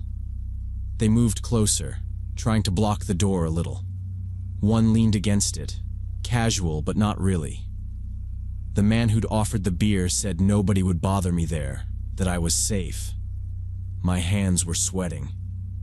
I looked at my phone, pretended it was vibrating. I told them my mom was calling, that she was strict, and would freak out if I didn't answer. The owner just shrugged, said, "Tell her you're staying with friends." I smiled and said I couldn't, that she'd come looking if I didn't go home right away. I tried to keep my voice steady. I edged toward the door, said I had to leave. My parents would be angry. Alex watched me, frowning a little. The others muttered something to each other, but nobody tried to grab me. I kept my eyes down, heart pounding. I thanked them for the invite, said maybe another time, and pulled the door open fast. I walked out into the hallway, kept moving, didn't look back. Alex followed me out, walking too close. He tried to make small talk again, like nothing was wrong, but I barely heard him. As we reached the street, he started asking questions again. What bus I was taking, if I always went this way, what stop was mine. I lied, said I lived far from here, that my brother was waiting. He kept pressing, asking for my address, acting like he was worried I'd get lost. I pointed at a random intersection and said my dad would pick me up there. He stared for a second, then nodded slowly. At the bus stop, I kept my back to the wall, holding my phone like I was about to call someone. Alex stood nearby, arms crossed, still watching. The street was empty except for a couple of cars rolling by. He asked again if I wanted to wait inside, if I was sure my parents were coming. I lied and said my brother just texted. He was a block away. A bus rolled up, Not my line, but I stepped forward, waved at the driver, and got on without looking back. Alex stayed on the sidewalk, his face unreadable. I found a seat in the back, pulled my hood up, and watched out the window. I kept checking behind me, making sure nobody got on after me. At every stop, I looked for anyone who might be following. I rode past my neighborhood, past my street, taking the longest route I could think of. I finally got off in a busy area, waited in a store for 20 minutes, then caught another bus home. All the way, I felt eyes on me, even though I was alone. When I finally made it home, I locked the door, checked the windows, and turned my phone off.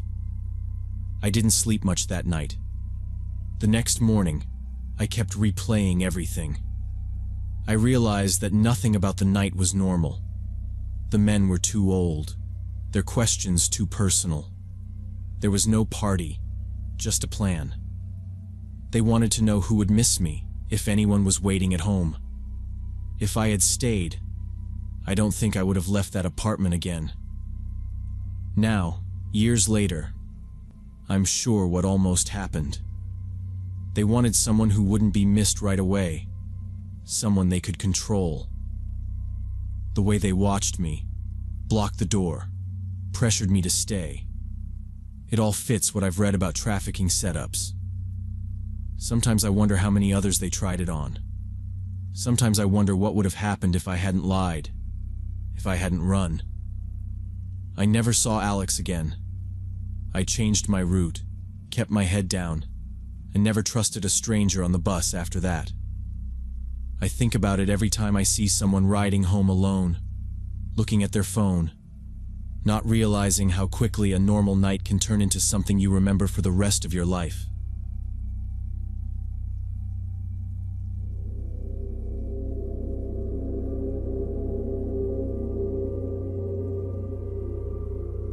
When I was in college, I started doing these late-night drives on the empty back roads outside of town.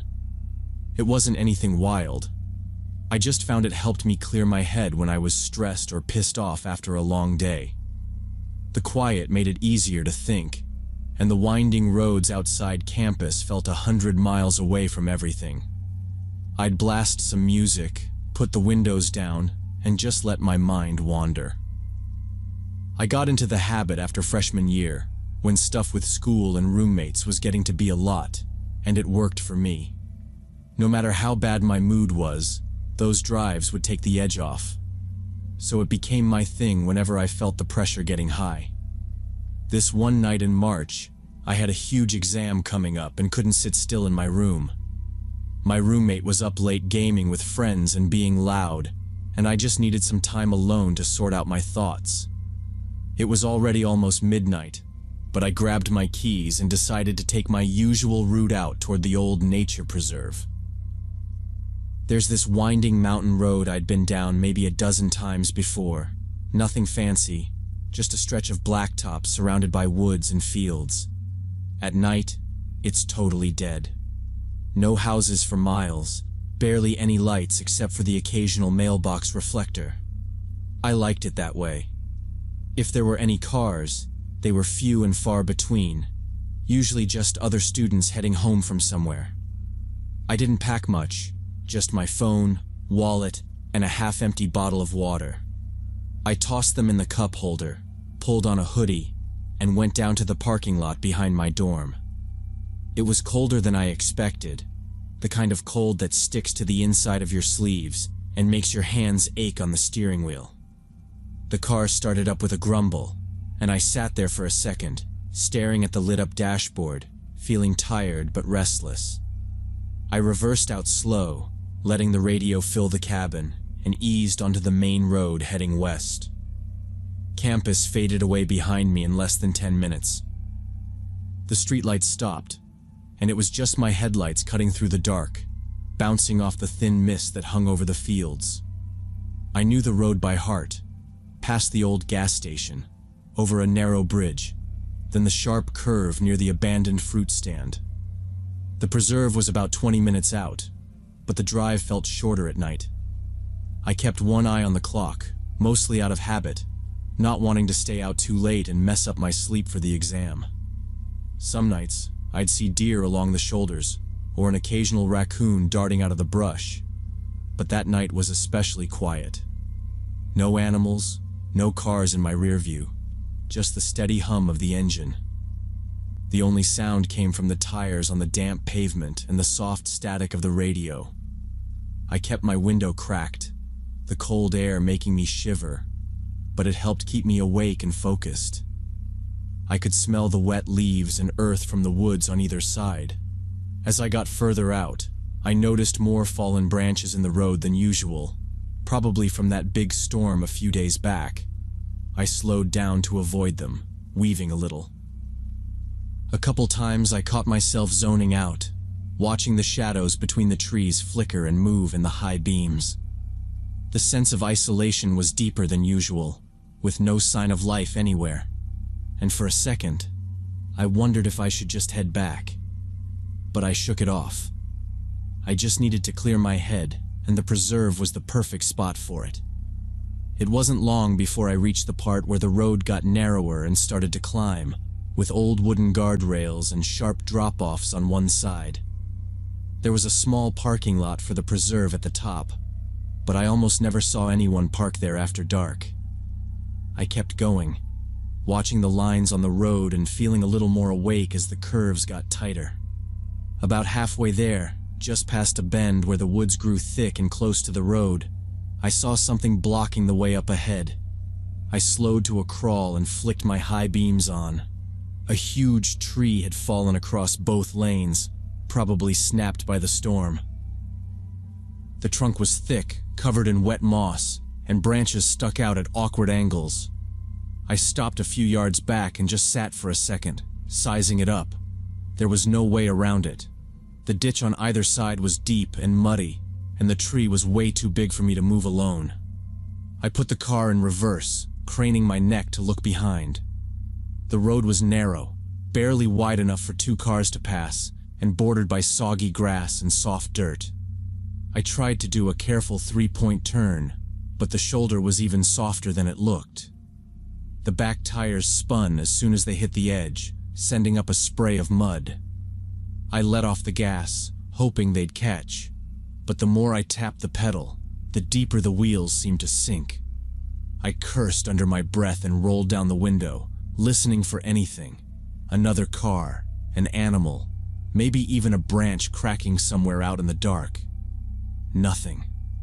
I tried again, shifting from drive to reverse, rocking the car gently, hoping it would free itself. But all I got was more spinning and a loud sucking noise from the mud. My headlights lit up the tree ahead, branches still dripping from the storm, the wet bark shining. For a minute, I just sat there, gripping the wheel, feeling the cold settling into my legs. I checked my phone. No bars. That wasn't a surprise. There's barely any service that far out. I held the phone up by the window anyway, moving it around just in case. The screen stayed empty. I looked at the clock. It was almost 12:45 a.m. There was no way anyone would be driving out this way at that hour, not with the road blocked. I shut off the engine to save gas and listened to the ticking of the cooling metal. I could hear the distant sound of water running somewhere in the woods, maybe a creek swollen from the rain. I got out and checked around the car.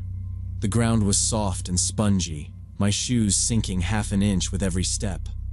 Mud clung to my soles. I walked to the back and tried to push the car, but it didn't budge. My hands slipped on the damp metal, and my breath made small clouds in the cold air.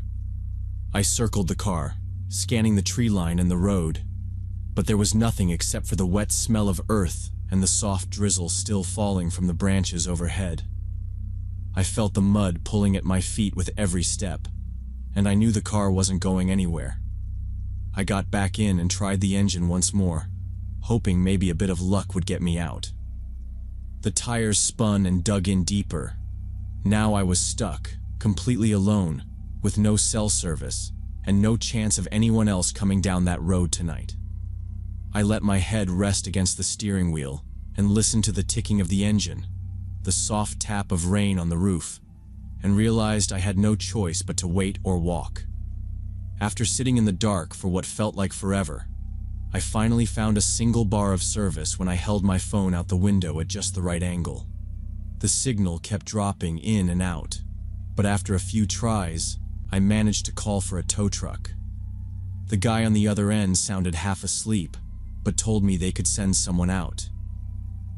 He said it would take at least 90 minutes, probably longer, because I was so far out from the main highway, and there were still some downed trees on the back roads from the storm. I gave him as much detail as I could about my location, hung up, and checked my battery. It was low, but I figured I could make it last if I kept the screen off. I put the phone in my pocket, locked all the doors, and leaned my seat back, trying to get comfortable. There was nothing to do but wait. The silence felt heavier now, broken up only by the occasional tick of the cooling engine and the patter of drizzle on the roof. At first, I scrolled through some old texts and notes, but I kept glancing up, checking the mirrors, listening for anything out of place. Eventually, the stress and exhaustion must have caught up with me. I dozed off, my body still tense, and my mind drifting between shallow dreams and half-awake anxiety. A noise pulled me out of sleep. It was something scraping and tapping against the side of the car. I shot up straight, blinking at the darkness. At first, I thought it might be a branch or some debris caught by the wind, but the sound was too regular, too close. I held my breath and tried to listen. That's when I saw shapes moving past the headlights. Pale, quick shadows slipping between the puddles on the road. I leaned over the steering wheel, squinting, and finally made out a small herd of wild goats. Their shaggy white coats stood out in the beams, and I could see their horns glinting as they picked at the wet grass along the shoulder. I'd seen these goats during the day before. They were common enough out here, usually skittish but harmless. I watched them for a while, relieved it was just animals and not something worse. Some of them got close enough that I could see the steam rising from their backs in the cold air. I relaxed a little and tried not to make any sudden movements that would scare them off. The goats didn't seem bothered by the car at all, moving quietly around me in the darkness, their hooves making soft clicks on the pavement. Then, out of nowhere, every single goat stopped eating at the exact same moment. Heads up, ears turned forward, bodies stiff as statues. I froze, holding my breath. One by one, they all turned to look in the same direction, toward a thick stand of bushes on the far side of the road. For several long seconds, nothing happened. The goats didn't move, didn't even twitch. It was like they were waiting for something. I pressed myself lower in my seat, instinctively reaching for the door lock again, though it was already down. Suddenly the whole herd bolted. No warning, no noise, just a wild scramble as they tore off the shoulder and disappeared into the woods. Hooves thudding on mud, bodies vanishing between trees. Not a single goat looked back. I stared after them, my heart pounding. I'd never seen animals react like that, not unless there was a serious threat nearby. A mountain lion, maybe, or something else that made them panic. The stillness that followed was total. The only sound was my own shaky breathing. I reached up and switched off the interior lights, not wanting to draw any more attention. I sat in total darkness, trying not to move, peering out at the roadside. I couldn't see anything through the windows but blackness and the glint of wet leaves in the distant beam of my headlights. The feeling that something was watching me from the trees was suddenly overwhelming. I kept thinking about the way the goats had stared, how they'd all focused on that one patch of darkness, how fast they'd run. Time crawled by after that. I kept checking my phone, watching the battery percentage drop, hoping for the tow truck's lights. I didn't see or hear anything else, but I couldn't shake the sense that I wasn't really alone out there. I gripped my keys and tried to slow my breathing, counting the minutes and trying to convince myself that it was nothing. Just animals being weird. Maybe a coyote. Maybe nothing at all. But the way the goats had acted made it hard to believe that. Eventually, a distant glow appeared through the trees. Headlights, winding their way up the road, getting closer. I sat up, relief flooding over me, and watched as the tow truck's beams lit up the branches and finally swept over my car. I scrambled to unlock the door and stepped out, waving both arms. The driver pulled up alongside me, an older guy with a tired face and a heavy jacket. He didn't ask many questions, just nodded as I pointed to the tree blocking the road and started hooking up the car. I kept glancing over my shoulder at the bushes where the goats had stared, but everything was still and silent.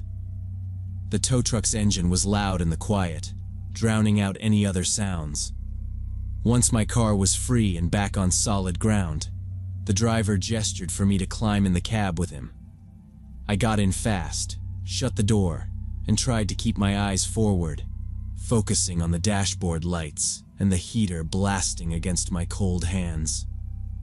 As we started to pull away, I looked back one last time through the passenger side mirror. Just for a second, I caught the silhouette of a person stepping out from the exact spot where the goats had stared. The edge of the bushes, right at the side of the road. The figure was tall, still, and stood right in the center of the lane, watching us drive away. I couldn't make out any details, just a dark shape, hands at their sides, motionless in the glare of the taillights. We rounded the curve and the person vanished from view. My stomach dropped. I didn't say anything to the driver. I didn't want to talk about it. Didn't want to even think about what would have happened if I'd decided to get out and walk, or if I hadn't locked my doors. The whole ride back, I kept checking the mirrors, half expecting to see that figure following us in the darkness. I never took another night drive out there again. Even now, I think about the way the goats scattered, the silence after, and the shape standing alone in the road, watching as we disappeared into the trees.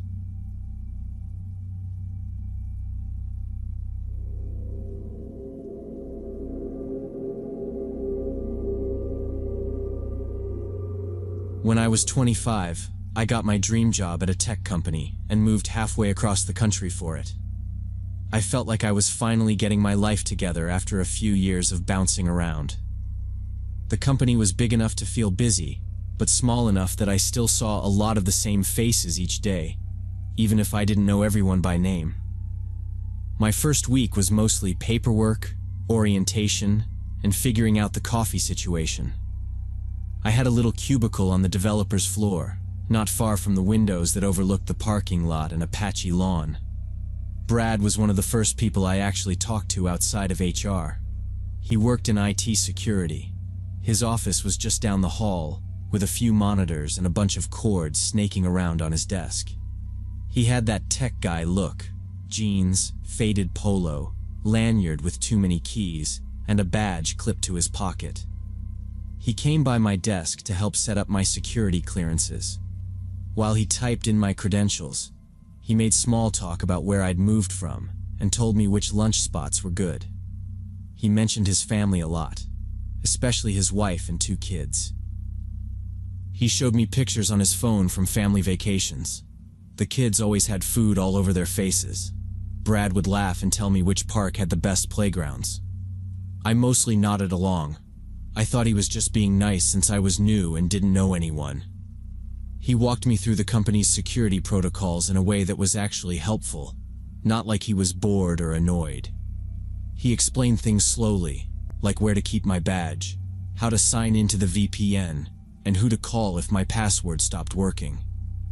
After a few days, I'd see him in the break room sometimes, grabbing coffee or heating up his lunch.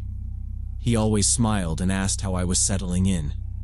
Sometimes he'd drop by my desk with a question about some update or to check if my computer needed a patch installed. It didn't feel weird. He was the IT guy, and he checked in on lots of people. Sometimes we chatted about movies or weather. but it was always brief. I never noticed anything off. As the months went by, I got busier. My team had a lot of deadlines, so most days I just focused on work. Brad was just someone who was around sometimes, never pushy or awkward. He kept up the friendly thing, sometimes bringing up something he'd read about my hometown, or asking if I'd found a decent pizza place yet. It was just office stuff. I figured he did it with everyone. Once in a while, if there was a company event or a department meeting, I'd see Brad chatting with other people, laughing, handing out tech advice. He seemed to fit in. I never thought much about him outside of work. The holiday party in December was held in the big conference room on the first floor. There were twinkly lights around the windows and fake snow in the corners. They set up a bar, a buffet, and pushed the tables to make a dance floor. It was cheesy, but it felt like a real event. I brought my boyfriend Mike, who drove up from my old city to visit me for the weekend. He wore a tie for once, and I could tell he was trying to make a good impression. We danced a little and hung out with my team. I introduced him to people I worked with, including Brad, when he walked by with a plate of food. Brad shook Mike's hand and said, "Hey, glad you could make it up here."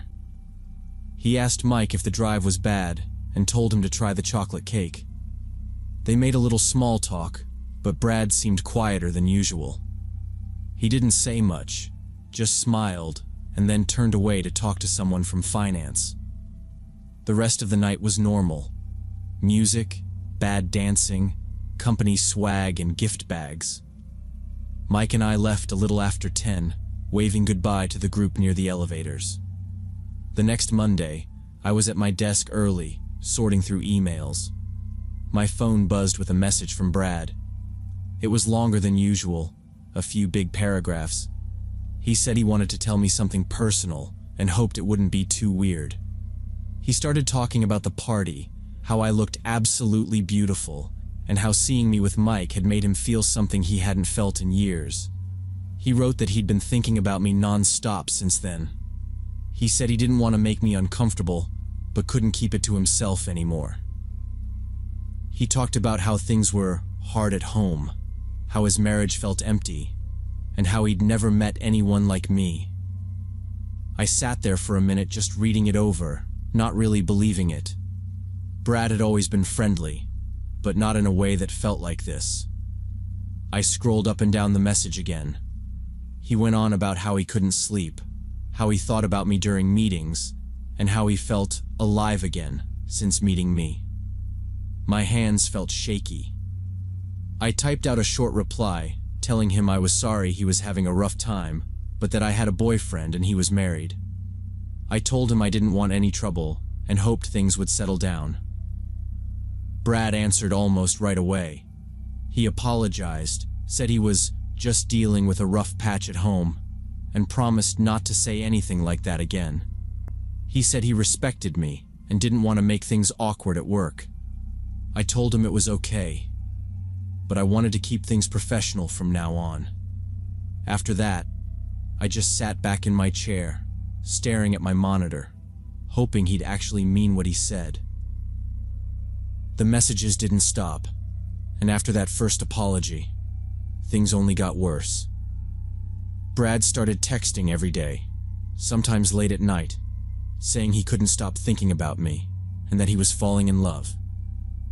At first, I just ignored it, but then he'd show up at my desk more than ever, always with some kind of fake IT issue. He'd say he needed to check my computer for a security update or some problem with my logins. If I was away in a meeting or at lunch, he'd find a reason to come by wherever I was, making up something about the Wi-Fi or company devices. It got to where I was watching for him every time I left my chair.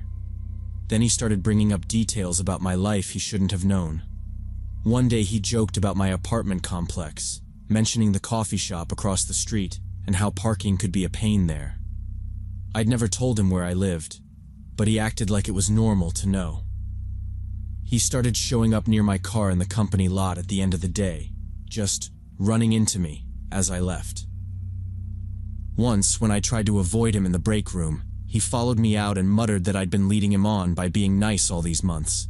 He was angry, his face red, voice low. That's when he told me, "You know I can see everyone's email here. All your messages. I can see everything you do on the network." He said it like a threat, and I realized there was nothing normal or friendly about him anymore. I started saving every text and email, even the ones that seemed harmless. I wrote down every time he came by my desk, or every time I saw his car parked near my building. I told my manager what was happening, hoping she'd do something before things got worse. She listened, but she looked uncomfortable, like she didn't want to get involved. She said she'd talked to HR and told me to keep her updated. Brad had been with the company for 8 years, and everyone liked him. He was the helpful guy people went to when they couldn't fix their printer or needed to reset a password. HR dragged their feet, saying they'd look into it, but they'd need to talk to more people. While I waited for something to change, Brad started calling me from numbers I didn't know, leaving voicemails about how much he needed to talk. When I blocked him, he just found new numbers. I'd see his car parked down the street from my building on Saturday mornings, or when I took out the trash at night. Once I confronted him in the parking lot and told him he needed to stop, but he just smiled and said I was paranoid. At work, he started dropping hints that he could see what I was working on. "You might want to double-check that file before you send it to the team," he'd say. "You never know who's looking." He started mentioning little mistakes I'd made in my reports, things only someone with access to my files could know. I realized he was threatening my job. If I didn't respond to him, he could ruin me at work. I went to the police and filed a report, but they said there wasn't enough for a criminal case. No direct threats, just harassment. They told me to keep documenting and call them if it got worse. Everything came to a head one night after work, when I found Brad waiting by my car in the parking garage. I saw his shape in the shadows and stopped, but he walked up to me fast, blocking my way. "We need to talk," he said, standing way too close. "We can't keep ignoring what's between us." I told him there was nothing between us, that he needed to leave me alone, but he grabbed my arm hard. I tried to twist away, but his grip just got tighter. His face was blank, eyes wide, not blinking. "You can't just walk away from me. I know everything about you," he said, voice flat and low. My heart was pounding so loud I could barely think. I looked around for someone else, but the garage was almost empty. I pulled hard and finally broke free, running to the stairwell and not stopping until I was on the street. I called the police right away and filed for a restraining order the next morning. I went to HR again, showed them the police report, the texts, everything I'd saved. Suddenly they acted like it was serious, saying they'd review his access and make sure he was disciplined. But by then, I'd already decided to quit. I took some unused vacation days, packed up my apartment, and found a new job in another state within a month. It's been over a year now, and I still check the locks twice every night.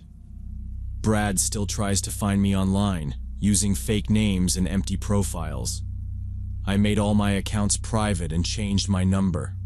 Sometimes I'll get a friend request from a random account with no photo and I know it's him. The worst part is knowing that he still works at that company, still has access to people's information, still able to watch whoever he wants. I tried warning a couple of the other women from my old department, but there's only so much I can do from far away. I just hope none of them have to go through what I did. I still look over my shoulder when I'm out alone, and I don't think that will ever really stop.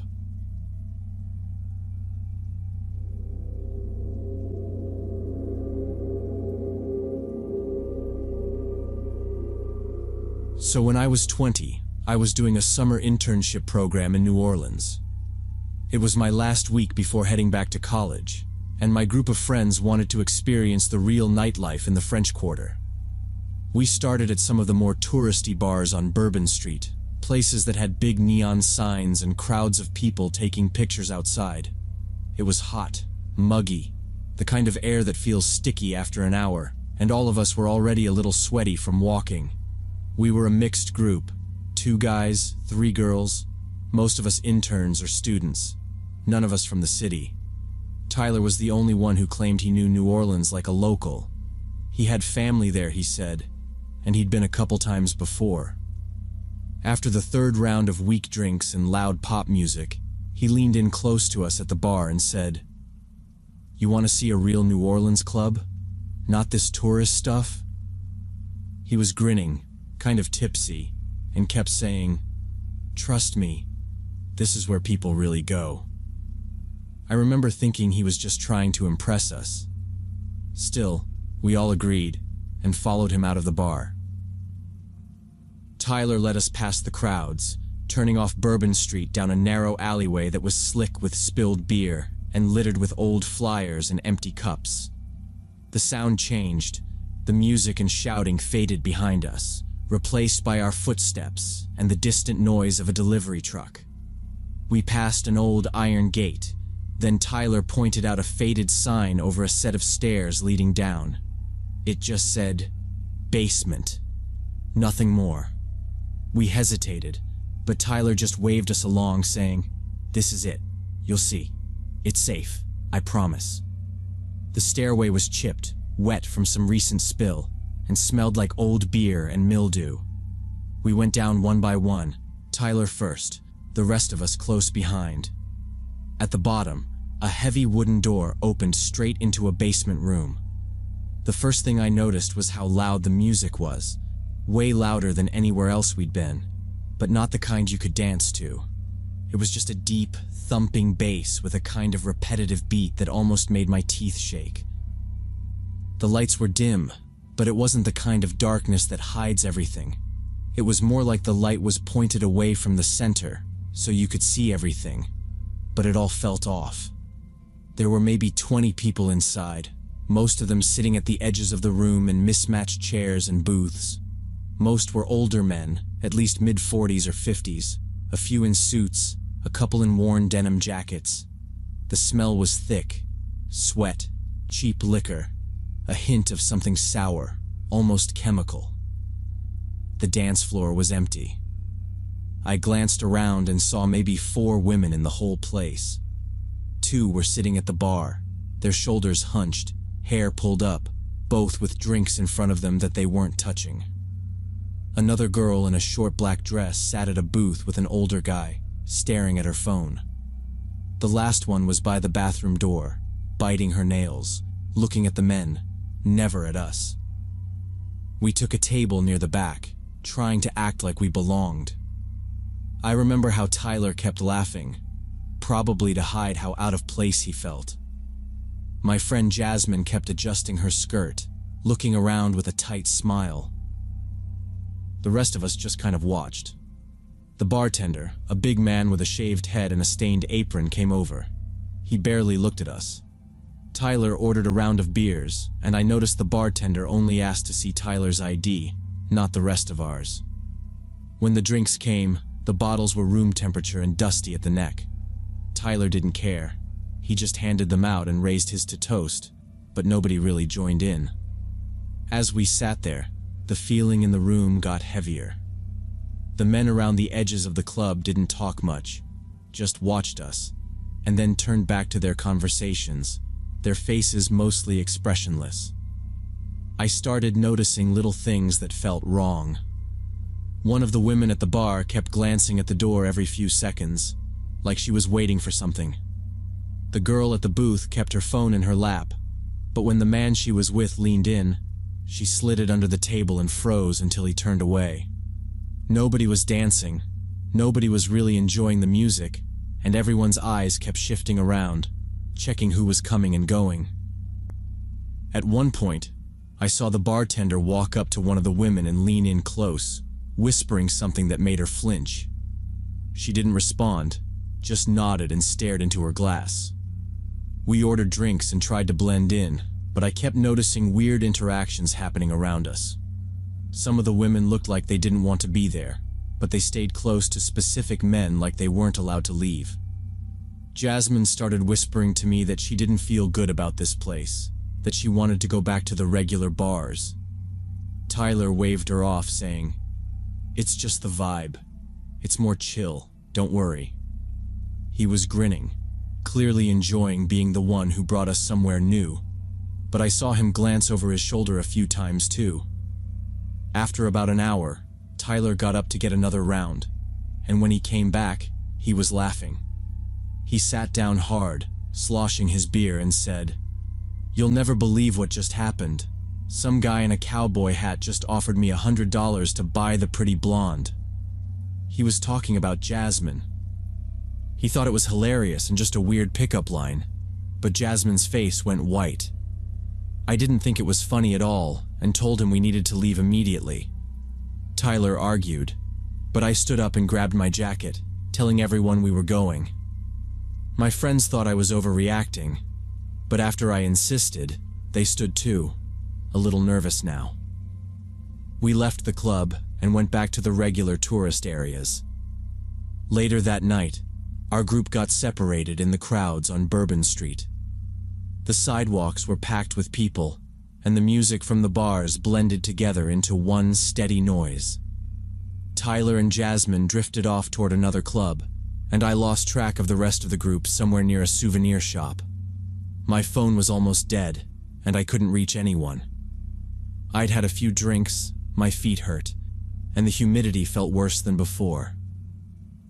After a while of wandering up and down the street, looking for a familiar face, I gave up. It was almost 2 a.m., and I just wanted to get back to the hotel.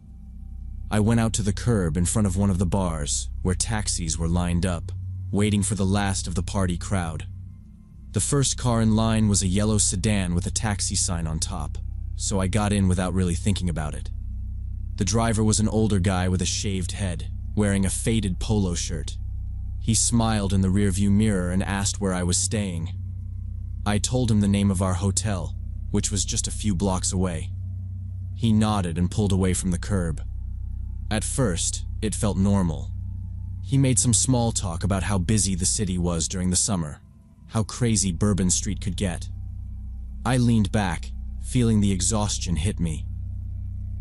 But after a few minutes, I realized we weren't heading the right direction. Instead of turning onto Canal, we kept driving away from the French Quarter, down streets that got quieter and darker with every block. I sat up and asked, "Hey, aren't we supposed to go the other way?" The driver kept his eyes on the road and said, "There's construction on Canal. This way's faster." I didn't see any traffic or roadwork behind us, and I started feeling uneasy. The lights from the bars and restaurants faded away, replaced by long stretches of empty sidewalk and old brick warehouses. I looked out the window and tried to recognize something, but nothing looked familiar. My stomach tightened, and I checked my phone, but the battery was at 2%, and then it died. I asked again, louder this time, "Can you just take me back to Bourbon Street? This isn't the way." The driver didn't answer. He just kept driving, turning down another deserted road, past rows of chain-link fences and boarded-up windows. After about 15 minutes, I realized we were nowhere near downtown or my hotel. I started to panic. I tried to open the window, but it wouldn't go down. I demanded, "Let me out right now. Take me back." The driver didn't say a word. He stared straight ahead, gripping the wheel tight, and then turned into a side street lined with warehouses. He slowed down as we approached a big metal building with faded paint and graffiti on the side. There were no lights, just the headlights of the taxi shining on a loading dock. He stopped the car, and I saw several men come out from the shadows of the loading dock. They were all looking at the taxi. One of them pointed in our direction, and they started walking toward us. I realized this was planned, and that I was in real danger. My hands were shaking as I grabbed the door handle. The driver reached to lock the doors, but I managed to pull up the lock first. I shoved the door open and jumped out of the taxi before it came to a complete stop. I hit the pavement hard, my knees and elbows scraped open, my ankle twisting under me, but I forced myself to get up and start running. The men shouted something behind me. I heard footsteps pounding on the concrete, but I didn't look back. I just kept running, dodging piles of trash and broken glass in the street. My heart hammered so loud I could barely breathe. The buildings were mostly empty, their windows covered in metal grates. But I kept running, turning corners, searching for any sign of life. At one intersection, I saw the lights of a small grocery store glowing through the darkness. I made for it, crossing the street without looking for cars. I stumbled inside the store, nearly crashing into a display of chips by the door. There was an elderly woman behind the register, watching a small TV. She looked up, saw me bleeding and out of breath, and immediately came around the counter. "Are you all right?" she asked, her voice shaky but kind. I could barely speak. I just said, "Please, can you help me? I need a cab, a real one." She nodded and led me behind the counter, pulling out a first aid kit. She let me clean up in the small employee bathroom while she called a legitimate taxi company. My hands shook as I rinsed the blood from my knees and elbows, but I listened to her voice in the next room, calm and steady as she gave the dispatcher my location and told them to send only a licensed driver with proper identification. She made me sit on a stool behind the counter while we waited. She checked on me every few minutes, offering me water and paper towels. She kept the phone line open with the cab company until the driver arrived. When the taxi finally pulled up outside, she walked me out herself, making sure the driver showed his ID and the official city license. She opened the door for me and told the driver where to take me, and then made sure I was safe inside before she went back into the store.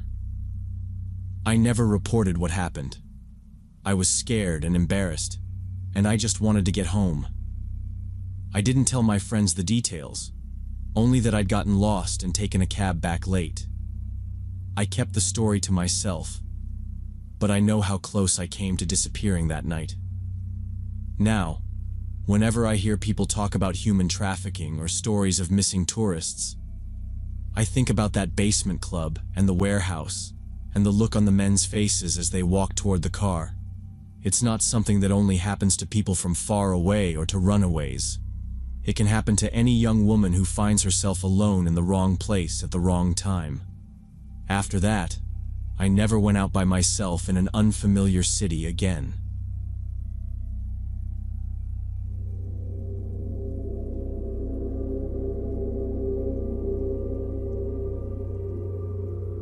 I've been hunting in the same patch of Louisiana swampland since I was 12 years old with my grandfather. It's dense, marshy terrain that becomes almost impassable during half the year when the water levels rise.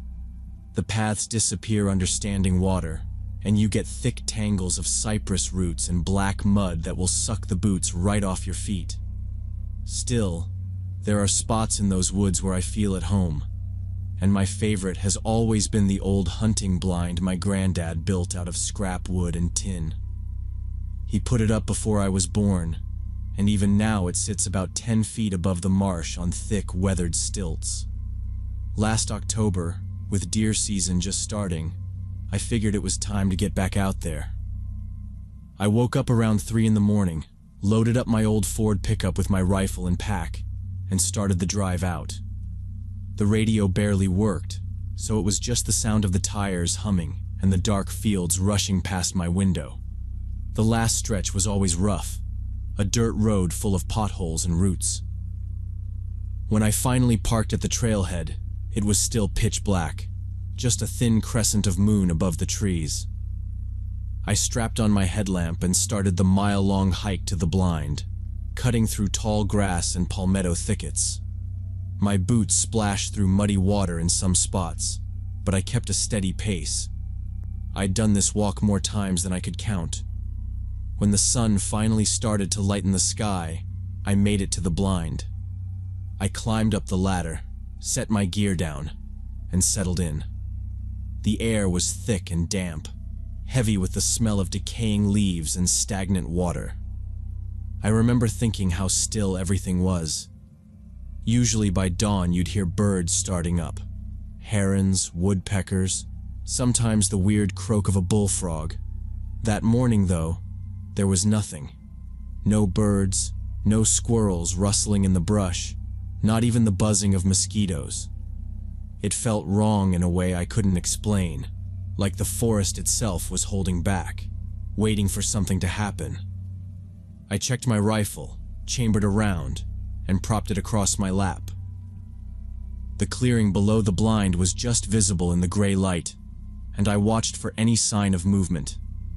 The stillness pressed in on me. I tried to shake it off, thinking maybe a cold snap had driven the animals deeper into the woods. I took out my thermos, poured some coffee, and sat listening to the wind moving through the tops of the trees. Even the wind seemed quieter than usual, just a soft sigh instead of the usual rustle. I kept scanning the tree line with my binoculars, but everything stayed the same. The water in the marsh was perfectly still, not a ripple. I couldn't even see insects moving on the surface. I told myself it was nothing, just a slow morning. But I kept catching myself looking over my shoulder, checking the shadows under the blind and out in the brush. The hair on the back of my neck was standing up, and I couldn't figure out why. A couple hours passed. I watched the clearing, watched the trees, but not a single deer showed up. Normally, I'd see at least some movement by then. Rabbits, a fox, maybe a raccoon rooting around. But the whole place was dead quiet. The only sound was my own breathing and the occasional creak of the old wooden platform. I tried fiddling with the straps on my pack, rearranging things just to keep my hands busy. But that strange feeling didn't go away. I felt like I was being watched. But every time I glassed the tree line, all I saw was moss and shadows. The sun rose higher, pushing beams of light through the branches, but it didn't warm up much. I kept waiting for something to break the silence, but nothing came. I started to get a headache from the tension. Around noon, I ate a sandwich and checked my phone, but there was no signal out there. I almost called it quits then, but stubbornness kept me sitting, hoping the animals would come out once it warmed up. By late afternoon, I still hadn't seen a single living thing. No birds in the sky, no tracks in the mud below the blind, nothing. The silence started to make my skin crawl. I shifted in my seat, tried to focus on anything but that gnawing feeling in my gut. I kept glancing back the way I'd come, half expecting to see someone or something standing on the trail. But there was nothing. Just that empty, dead marsh stretching away on all sides. Finally, as the sun started sinking behind the trees, I couldn't take it anymore. I packed up my gear, checked the area one last time with my binoculars, and climbed down from the blind. The sound of my boots on the ladder was loud in the still air. I slung my rifle over my shoulder, double-checked the safety, and started back toward my truck. The walk out felt different than the walk in. The air was heavier, the shadows longer. I kept my head on a swivel, scanning both sides of the trail. My footsteps seemed too loud. Every snap of a twig underfoot made me jump. The woods seemed to close in, the trail winding through tight stands of cypress and palmetto. I kept looking over my shoulder, half convinced I'd see someone following me. But every time I stopped to listen, all I heard was my own breathing. By the time I saw the glint of my truck through the trees, my nerves were shot. I reached for my keys, hands shaking a little, and unlocked the door. I loaded my gear into the back seat and got in, locking the doors behind me. Only then did I finally let myself breathe easy. But even as I sat there, staring at the empty trailhead, I couldn't shake the feeling that I wasn't alone in those woods. I drove home that night thinking it was just a wasted day, nothing more. I cleaned my gear, set my boots out to dry, and tried to shrug off the uneasy feeling that had been clinging to me all afternoon. Before bed, I set my alarm for even earlier, hoping the second day would be different. At sunrise, I was already back at the trailhead, the truck still damp from morning dew. The air felt cooler, heavy with fog hanging over the marsh, but the woods were still dead quiet. Not even the insects were moving. I walked the same mile-long trail, checking my rifle and keeping an eye on the tree line.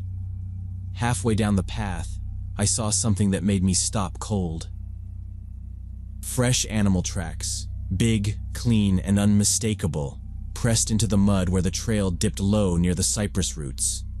I crouched to get a better look. The prints were huge, bigger than my hand, with a rounded shape and clear indentations where the pads pressed deep into the wet ground.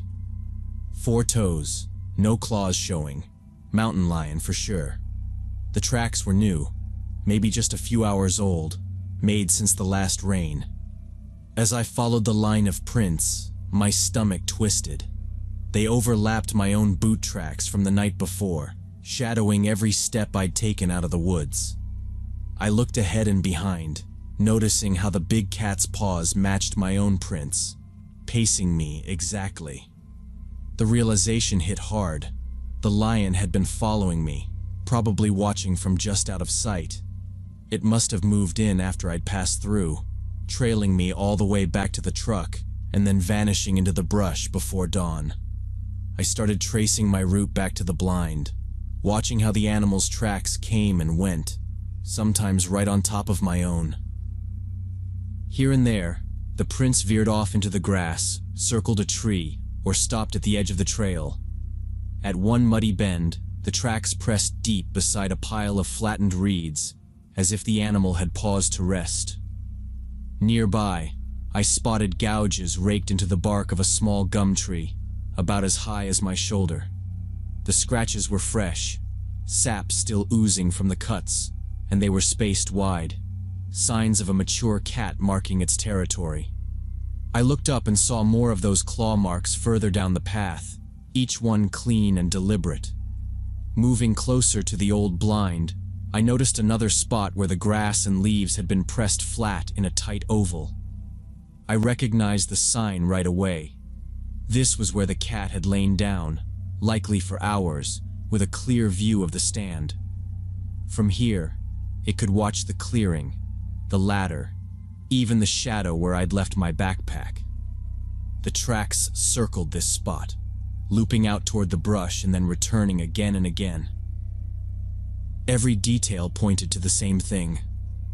While I'd been sitting above, scanning the empty woods for deer, the mountain lion had been studying me just as carefully from below.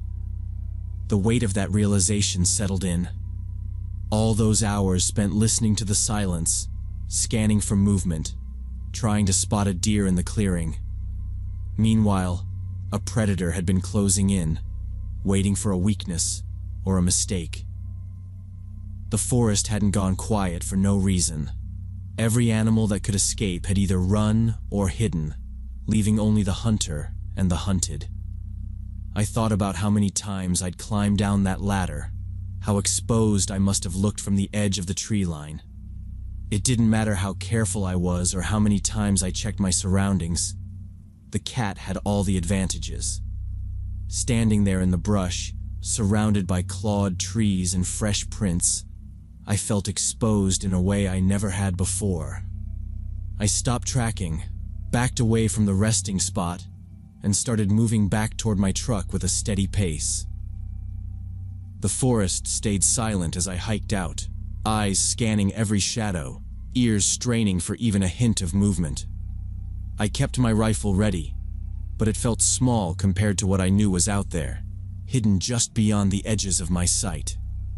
I made it back to the truck without seeing another living thing. Only when the door was locked and the engine started did I let myself breathe normally again. At home, I spent the rest of the day reading everything I could about mountain lion behavior, searching for anything that matched what I'd experienced. What I found made my skin crawl.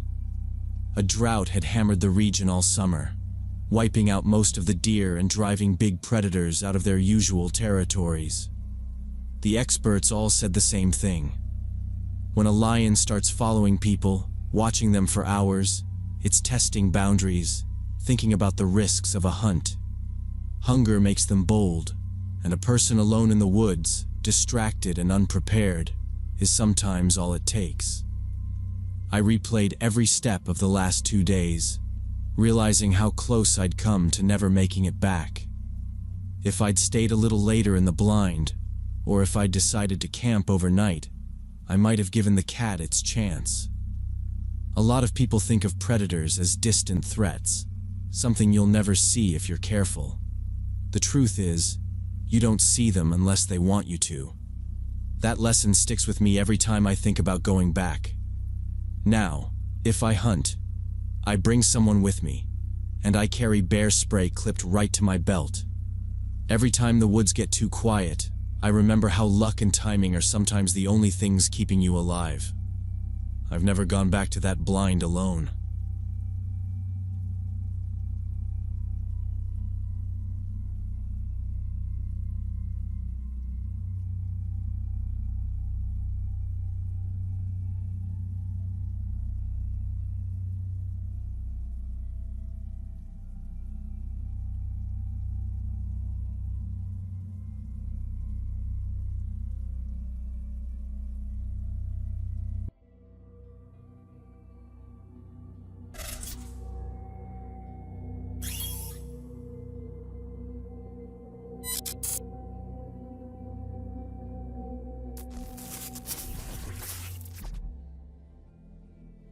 When I was 20, my old Honda finally gave up for good, and there was no way I could afford repairs. As a broke student, that meant walking 3 miles to the subway every day for my economics classes. The morning walks were fine, but getting home after long evening seminars was brutal. My route down Oak Street felt endless, and by the time I got off the train and started the trek, my legs were like lead. One October evening, I left campus late. The sky had gone that deep gray that means the rain's coming fast, and by the time I hit the street outside the station, it was pouring.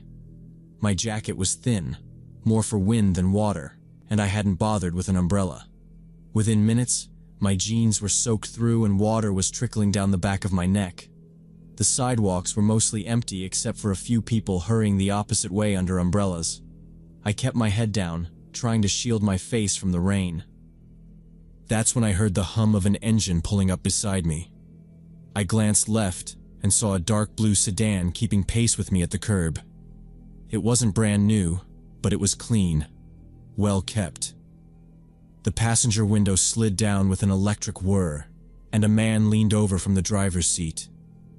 He looked like the kind of guy you'd see leaving an office downtown. Dark business suit, crisp white shirt, tie loosened just enough to look casual, maybe 40 years old. His face was clean-shaven, hair neatly combed, and he had this faint, polite smile. "Need a lift?" he called over the sound of the rain. His tone was easy, friendly. I hesitated only a second before stepping closer to hear him better. The car's interior lights cast a warm glow over beige leather seats. The rain was pounding harder now, bouncing off the hood and roof. I was freezing, water dripping from my hair into my eyes, and the idea of a warm, dry ride the rest of the way home felt like a miracle. "Yeah, thanks," I said, pulling the door open. The cabin smelled faintly of some cologne I couldn't place, mixed with that warm air heater smell. I dropped into the passenger seat, shutting the door against the downpour, and instantly felt the heat coming from the vents. My wet clothes started to steam. We pulled away from the curb smoothly. He asked about school, what I was studying, whether I lived nearby. I told him economics, gave him my street name, and he nodded like he knew the area. We talked about the weather, about how miserable walking in it must be, and he mentioned he had a son about my age. Said he knew how rough college life could be. I settled back against the seat, trying to relax for the first time that day. The wipers beat a steady rhythm against the windshield, and streetlights smeared into long yellow streaks through the wet glass. The ride was quiet in that comfortable way, his hands steady on the wheel, the tires humming on the slick asphalt. For the first 10 minutes, everything felt perfectly normal. Then he started asking questions that felt different from the small talk earlier. "What building do you live in exactly?" he asked, glancing over at me quickly, then back at the road. "You got roommates? Anyone waiting up for you tonight?" I answered without thinking at first, just out of habit. But as I spoke, I realized how personal the questions were. The way he kept sneaking those side looks at me made my shoulders tense. He didn't blink much, and the corners of his mouth twitched into little smiles that didn't match the conversation. When we entered my neighborhood, I sat forward and pointed to the left.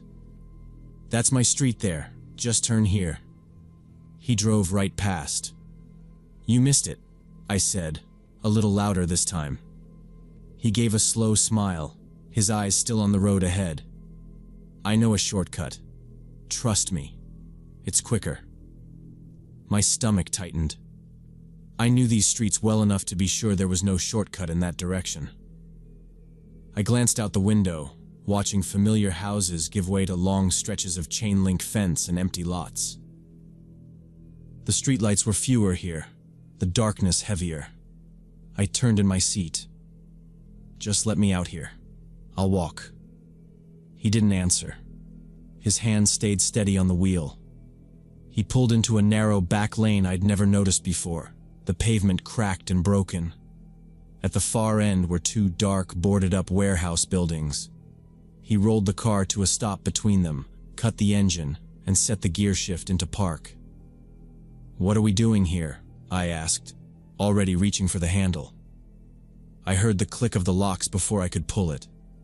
He turned toward me, leaning his elbow on the console. That smile stretched wider now. "Relax," he said softly. "We're going to have some fun together." My pulse spiked. "Let me out." He reached across, grabbing my wrist, his grip tight and hot. His voice dropped lower, and he started describing things he wanted to do to me, the words deliberate and vile. I yanked against his hold, but he was stronger, his arm locking mine against the seat.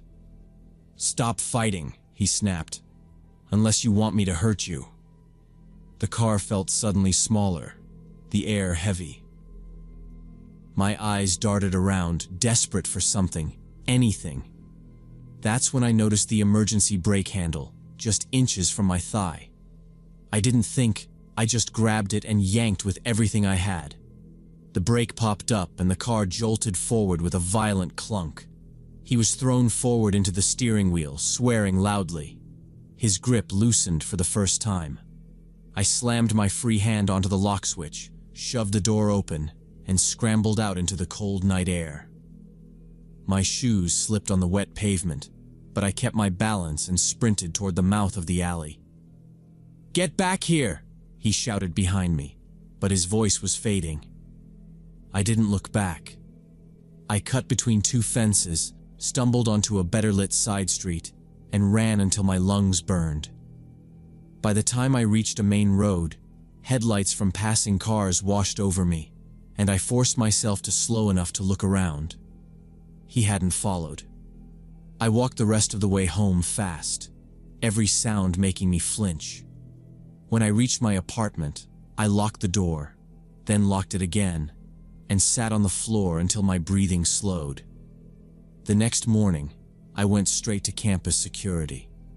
I gave them the license plate number I'd repeated to myself over and over during the walk home. They wrote everything down and promised to forward it to the police. I never found out if they caught him. I never saw that blue sedan again. But I stopped cutting through side streets at night, stopped taking favors from strangers, no matter how harmless they looked. If it meant walking 10 miles in the pouring rain, so be it. I'd rather arrive home soaked to the bone than ever step into a car with someone I didn't know again.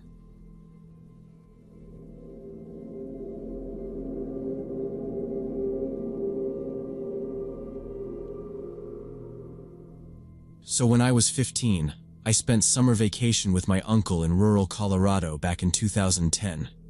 He lived way up in the mountains where the nearest neighbors were miles apart. My 16-year-old cousin Brad and I got pretty bored after a few days of just hanging around the house. One particularly hot afternoon, we decided to explore the paved road that wound through the pine-covered hills behind my uncle's property. We didn't bring much, just a couple of water bottles, our phones, and a pocket knife Brad insisted on carrying. The air smelled like warm sap and dust, and the only sounds were the occasional chirp of birds and the crunch of gravel under our sneakers. We followed the road as it curved uphill, patches of sunlight breaking through the tall pines, and past the rusted remains of an old fence half swallowed by weeds. We had been walking for maybe half an hour when we heard it, branches snapping somewhere in the thick forest off to our right. At first, we figured it was just a deer or elk moving through the trees. We stopped to listen, and the noise paused too, like whatever it was had stopped when we did. Then we heard breathing, slow at first, then heavier. It definitely sounded human. It wasn't the kind of out-of-breath sound you make after a run. It was deep, heavy, like someone trying to control it. Brad glanced at me and raised his eyebrows. We stood still for a few seconds, the sun hot on our backs, just listening. The breathing shifted, closer now, mixed with the faint scrape of a shoe or boot on dirt. I tried to look between the trees, but the undergrowth was thick and shadowed. The sound of a stick snapping made me take a step back onto the road. We didn't say anything, just waited, staring into the green wall of forest. That's when a man crashed out of the woods about 50 yards ahead of us. His plaid shirt was torn at one sleeve and streaked with dirt, his jeans muddy, and there were fresh scratches across his face and forearms like he'd run through brambles. His hair was damp and messy, and he looked completely panicked, eyes darting, mouth partly open like he'd just finished running hard. When he spotted us standing there, he froze mid-step, like a deer caught in headlights. His chest rose and fell quickly, and I noticed one of his hands was clenched tight, knuckles pale. The road was so quiet then that I could hear the faint rattle of his breathing. Nobody moved or spoke for a few seconds. He just stared at us, almost like he was trying to decide something. Brad shifted slightly, and the man's eyes flicked toward him for a split second before snapping back to me.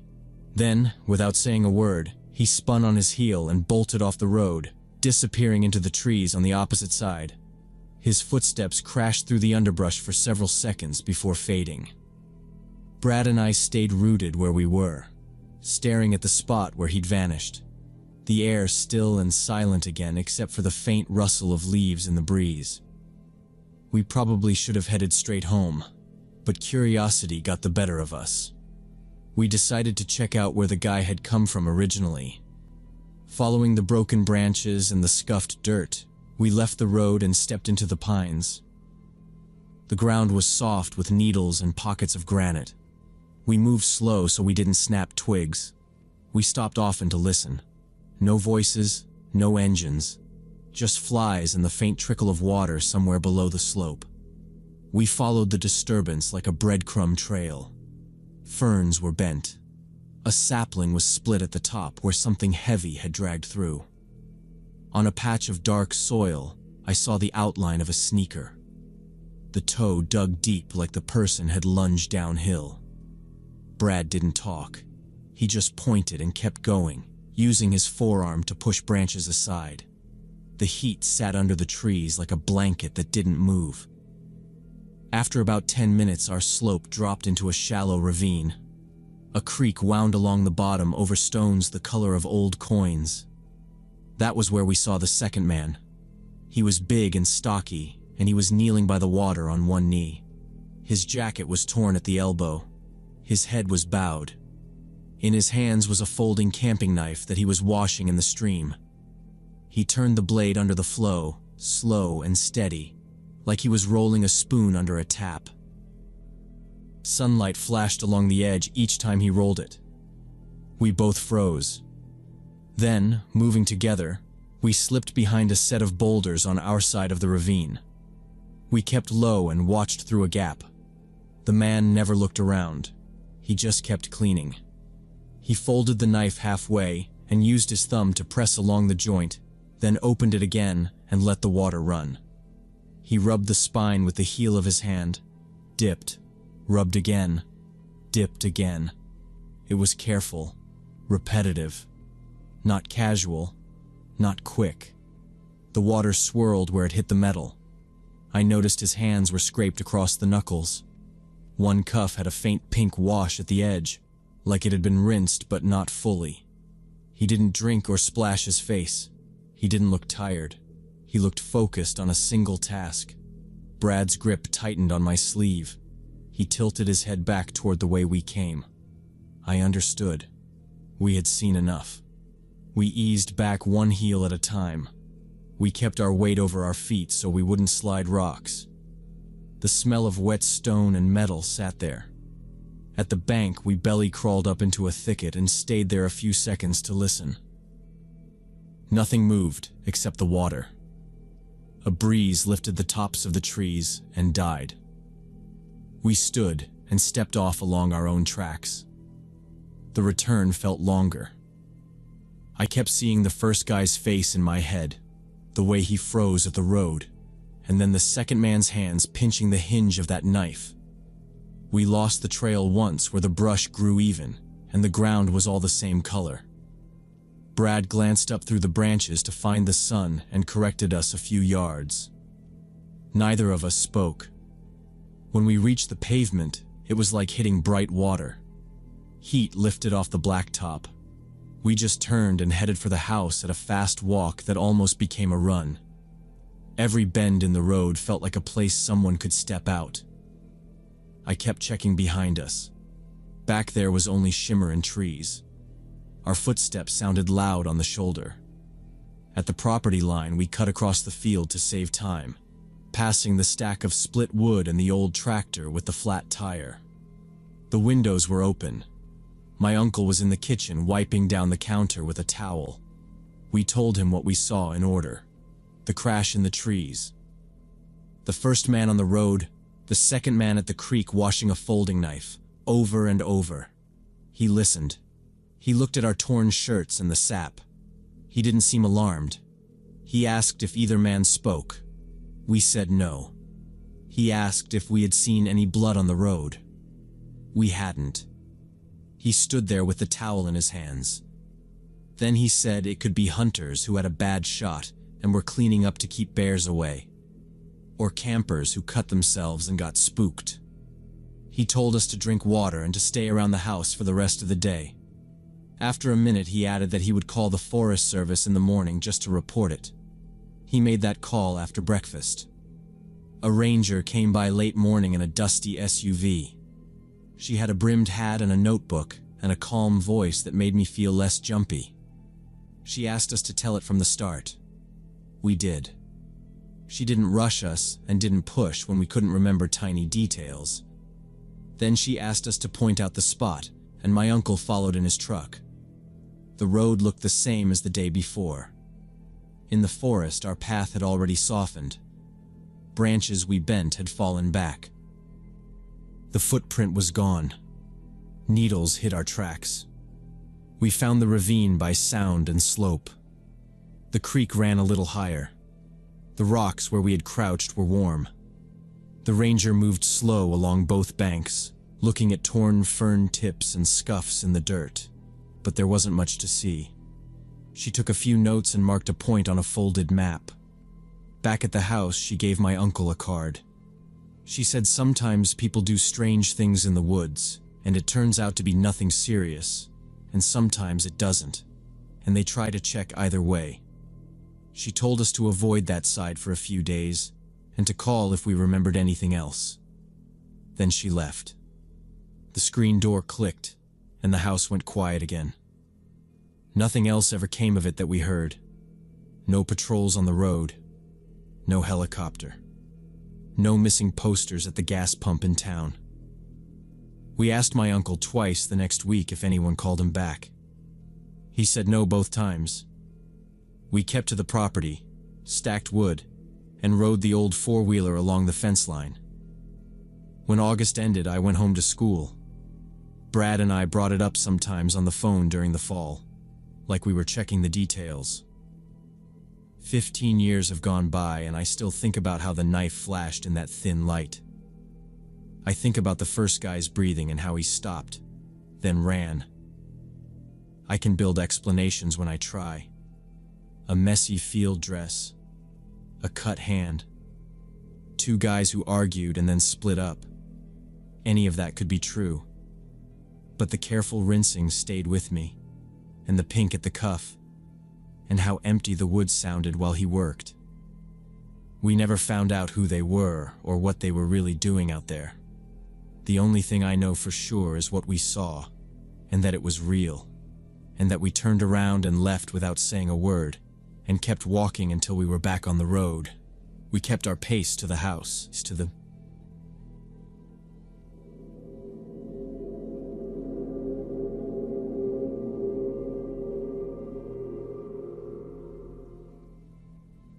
I used to work the overnight shift at a 24-hour laundromat in the suburbs when I was 28. It wasn't glamorous work, but I liked nights because there were fewer customers, and I could read or listen to podcasts. The place was in a strip mall on Maple Street, right next to an abandoned car wash. The lights there had been out for years, and the fenced-off bays were choked with weeds. On weeknights, it was usually just me and the low hum of the washers and dryers, the place smelling faintly of detergent and warm lint. It was around midnight on a Wednesday when I noticed the automatic front door opening for no reason.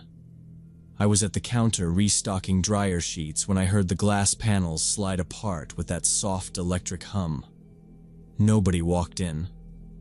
I looked over, thinking maybe a late-night customer was coming, but the doorway was empty. The door stayed open for maybe 30 seconds before closing again. I figured the motion sensor was acting up. Sometimes a moth or piece of dust would trigger it. I thought maybe a stray cat had wandered close, but I didn't see any movement outside. A little later, it happened again. The same slow slide, the same pause, the same smooth close. This went on every 20 or 30 minutes. I kept glancing up from my book whenever I heard it, but there was never anyone there. By the second hour, I was paying more attention. The strip mall was mostly dark except for the glow from my windows and a flickering security light over the shuttered nail salon 2 doors down. Past that, the parking lot stretched into shadow. The only sound was the rumble and churn of machines behind me. I went outside a few times to check. The air was cool, and the lot was empty in every direction. No cars, no people, no animals. The car wash sat silent, its metal fencing catching the dull orange light from the street lamps. There wasn't much wind, and nothing moved except my own shadow stretching under the lights. Each time I stepped back inside, the door slid shut behind me like nothing had happened. I assumed the sensor wiring was loose. I made a mental note to tell my manager in the morning. Around 3 a.m., I was at the counter counting the register for the day shift. The coins clinked quietly on the counter, and I could feel the faint vibration of the nearest dryer through the floor. The washers along the far wall churned steadily, the drum doors flashing in their slow spin. That's when the uneasiness crept in. I couldn't pin down why. The air inside felt still in a way it hadn't earlier, and every small sound, the click of the bill counter, the swish of the drum, the faint drip from the utility sink, seemed sharper, like they were happening in a larger, emptier space than the one I was standing in. The front door was in my peripheral vision as I stacked the bills into the drawer. I kept catching myself glancing at it, listening for that smooth, sliding sound. The rest of the laundromat was lit but empty, the rows of machines stretching away in both directions, silver doors gleaming under the fluorescent lights. The counter felt too far from the door, and the open space between them suddenly seemed like something I didn't want to cross. I kept my head down, counting slower, just to stay occupied, but my ears were tuned to every shift in sound from the machines, every tiny creak of the building. I heard the footsteps first, quick and careful, like someone trying to be quiet and failing. They came from behind the triple-load dryers. I turned and stopped breathing. A skinny man in a dark hoodie stood about 10 feet away with the hood up. His face looked unshaven and gray. His eyes were red like he hadn't slept. In his right hand he held a folding knife, the blade out, maybe 4 inches, bright under the fluorescent lights. I kept my voice low and steady and asked if he needed help. He didn't answer. He just stared with a blank look that didn't match the situation. I told him I could give him the cash from the drawer. I said it plain. He blinked, slow and empty. He didn't glance at the money. He didn't look at the door. The quiet felt heavier than the machine noise. I understood he wasn't there to rob me. He had some other plan I didn't want to see. My hands shook as I inched one hand toward my pocket to feel my phone. He took a step when I moved. The knife came up by an inch, not fast, but sure. I stopped. I could see dried mud on his laces and a nick near the tip of the blade. I shifted my weight so the counter stayed between us. He watched my wrists, not my face.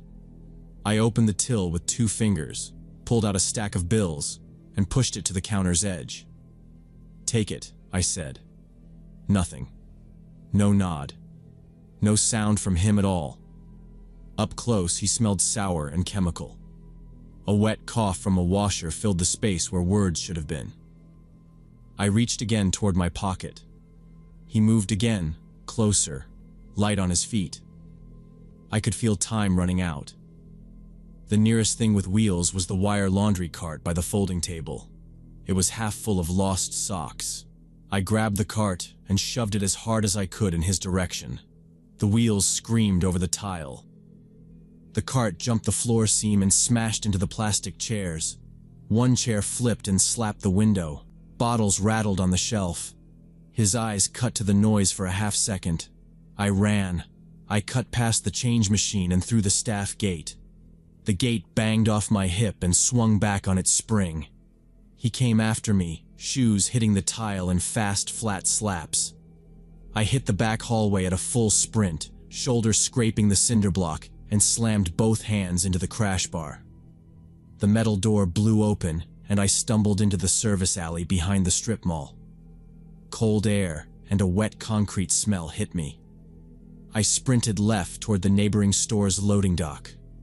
A red sensor lit, and their external alarm exploded into the night. A steady horn that echoed off the abandoned car wash. The sound must have spooked him. His footsteps faded behind the door. I kept running until I reached the big blue dumpster, then dropped behind it and pulled my phone. My thumb shook on the screen. I called 911 and gave the address and said there was a man inside with a knife. I stayed behind the dumpster, eyes on the alley corner, phone to my ear. The alarm kept blaring. A semi rolled past on Maple and the sound folded into the horn. The dispatcher asked if I was safe. I said I was outside, crouched behind the dumpster, door behind me. Every few seconds I peeked around the metal and expected to see the hood and the knife. Nothing moved but trash in the breeze. A patrol car rolled in with lights flashing but no siren. It took 8 minutes. It felt like an hour. I stood up with both hands out so the officers could see I wasn't the problem. We cleared the alley together and went back through the door. The cart lay against the chairs. Coins were scattered under the counter like spilled marbles. The entrance door was shut. The guy was gone. We checked everywhere. The bathroom. The storage closet with the belts and lint screens. Nobody. The machines kept doing their cycles like nothing had happened. A washer timer clicked down the last seconds. The drain pump buzzed, and then it cut off. It sounded normal, which made it worse. My manager arrived with a ring of keys and a jacket over pajamas. We pulled up the cameras on the little monitor under the counter. The picture was grainy and gray, the timestamp a white block in the corner. We rewound to midnight. We watched me read. Me walk to the door. The door opened by itself. Me walk out and stare at an empty lot. We let it run fast, and then slowed it when something twitched near the far wall. At 12:11 a.m., a shoe sole flashed under the vent base of the industrial dryers. If you didn't look for it, you missed it. The metal panel flexed a hair like someone leaned against it from the gap behind the machines. He had parked himself back there, in the hot space with the vent hoses, and waited. At 12:32, the front door slid open and closed with no one near it. On camera, a small object flicked toward the sensor line from the far aisle and then vanished. He used it to trip the door again and again as a distraction. He stayed hidden for over 3 hours. At 3:04 a.m., he slipped out from behind the dryers like he'd climbed out of a wall. Thin, sideways, hood low, hand in his pocket. He hugged the metal and kept the camera at his back. He watched me count the drawer. When the loading dock alarm went off later, he slid back the same way and then cut across a blind spot toward a side exit 2 units down. On the exterior camera, he was a blur under a dead lamp, hood up and head down. We switched to the camera facing the bathroom and saw what he did after I ran. He yanked the register tray and slammed it on the counter until the coins sprayed and the plastic cracked. He spray painted across the wall in big slanted letters, black on white. The words were short and ugly, the kind you scrub and still see. The paint haze still hung in the air when we walked past it. The officers took statements. They bagged the paint can he'd left by the trash. They dusted the counter edges, though he'd likely worn gloves. On the monitor, the knife showed only once, a quick triangle of light when he stepped into the aisle behind me. Then the frame showed me shoving the cart and sprinting. One officer asked if I recognized him. I didn't. He asked if anyone had been hanging around earlier. I said the usual late-night people, nobody like that. We shut the place down. My manager taped a paper sign on the glass that said, "Closed for maintenance." The tape peeled at the corners, and he pressed it with his thumb. We turned off what we could and let the last dryers spin down. The room got quieter in layers. I swept the spilled coins into a dustpan and poured them into a bag we used for quarters. I didn't like the way my hands shook. I went home when the day shift came in. I slept a couple hours and woke up to the sound of the front door in my head, that soft slide and the pause before it shut. I went back that afternoon to meet the owner and replay the footage again. We stood where I had stood and looked down the long aisles. The paint on the wall was half scrubbed, a dark rectangle where the threat had been. The solvent smell sat low, mixed with hot lint. The official report said unknown suspect, no further leads, patrol increased in the area. They left a card and told me to call if he came back. I started carrying a small flashlight in my pocket even in the daytime, out of habit. Every noise sounded like a footstep for a while. The next week, I quit. I told them I couldn't do overnights alone anymore. They offered me weekends with a second attendant, then afternoons at another location. I said no. I cleaned out the little drawer where I kept earplugs and dryer sheets. I dropped my key on the counter and took one last look at the rows of machines, the steel doors catching the ceiling lights, the scuffed tile by the entrance, the empty chairs by the window. I watched the street on Maple for a few seconds, then walked out and never worked alone again.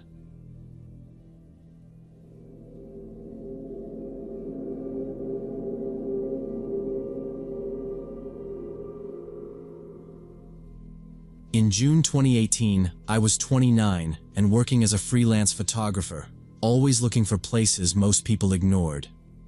That's how I came across an old reference to a weather station buried deep in a Colorado national forest. The hiking forums I found it on made it sound half forgotten.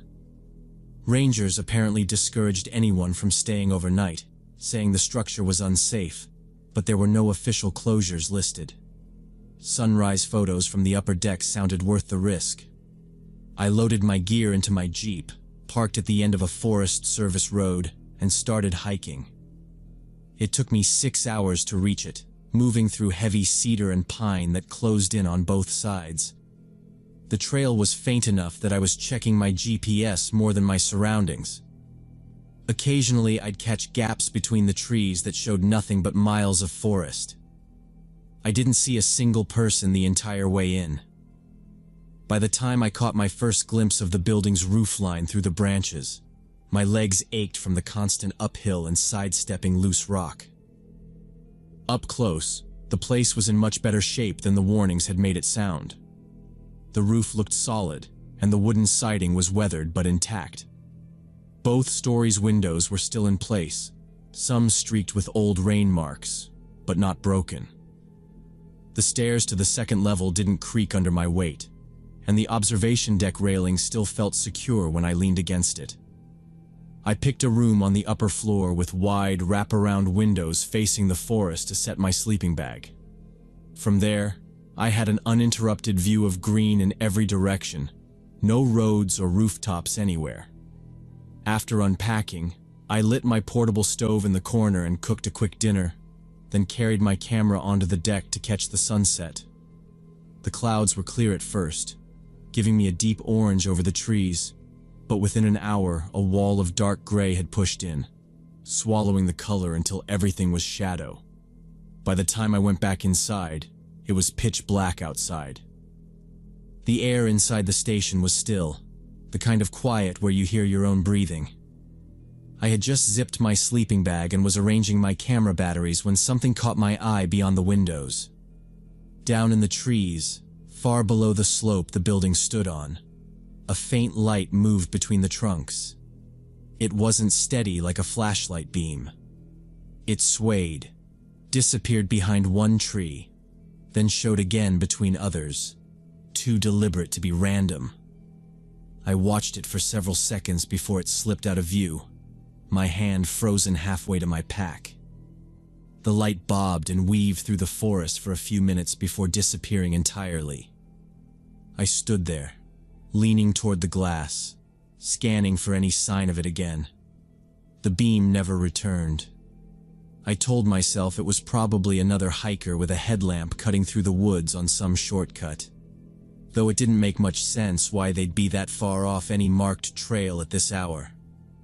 I finally unzipped my sleeping bag and lay down, but every few minutes my mind dragged me back to that light, wondering where it went. Sometime after midnight, the sound hit me like a bucket of cold water, deliberate, steady footsteps on the wooden floor beneath me. They weren't random groans of old boards or a branch hitting the wall. Each creak was evenly spaced, slow, and heavy enough that I could almost feel it through the floor. My heart was pounding before I even sat up.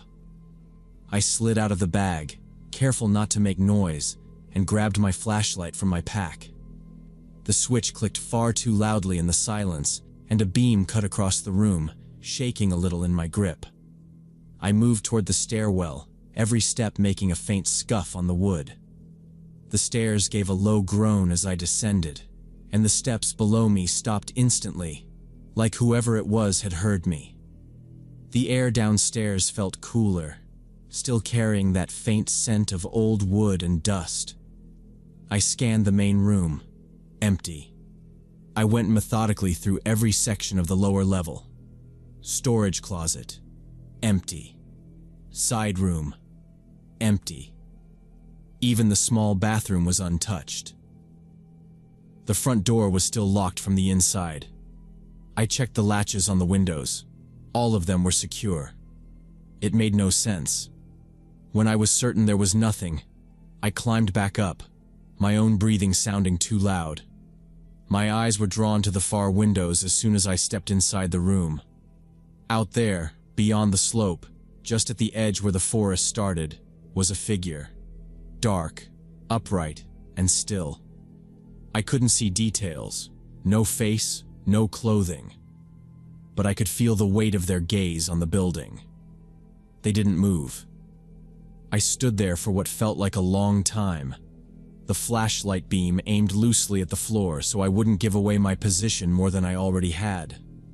Then, without turning, without any visible motion, the figure seemed to fade backward into the black between the trees, until there was nothing. I sat against the far wall for the rest of the night, the flashlight in my lap and my camera bag within reach. Every faint groan of the old station kept me alert. I didn't remember sleeping at all, though at some point, I must have drifted in and out. When the first light of dawn touched the tops of the trees, I stuffed my gear back into my pack. My hands moved quickly, almost automatically. I wanted to be on the trail before the sun cleared the horizon. Before leaving, I circled the station to make sure nothing had been disturbed outside. That's when I noticed the prints. Fresh boot treads pressed into the dirt near the front porch, deep enough to be recent. They were larger than mine and led away toward the tree line. Next to them, 3 cigarette butts lay half buried in the soil. The paper was still white, no signs of rain or heavy weather damage. Whoever had been here hadn't left long before me. The forest felt closer now, thicker, even in daylight. I adjusted my pack straps and started toward the trail. The weather was clear, no wind, no animal sounds except the occasional distant bird. My boots scuffed against loose rock, and I kept glancing over my shoulder. The hike back should have taken a little over 4 hours, but each turn in the trail seemed to stretch longer. My eyes kept flicking to the gaps between trees, half expecting to see the same still figure shadowing me at a distance. Each time I stopped and looked back, the path was empty, the silence pressing in. By the time the Jeep came into view through the thinning trees, my legs felt lead-heavy. I didn't stop until I was inside with the doors locked, my pack tossed into the passenger seat. I sat there for a moment, the steering wheel under my hands, staring at the narrow dirt road ahead. I didn't take out my camera. I didn't look through the shots I'd taken of the sunset. I just started the engine and drove until the forest was behind me. I never went back to that weather station. After that trip, I started picking locations with more care. Places closer to other hikers. Places I could leave quickly if I needed to. The forest still pulls at me. But I think about that night whenever I'm alone out there. Somewhere between the cedar trunks and the shadows, someone had been watching. And for reasons I still don't understand, they let me leave.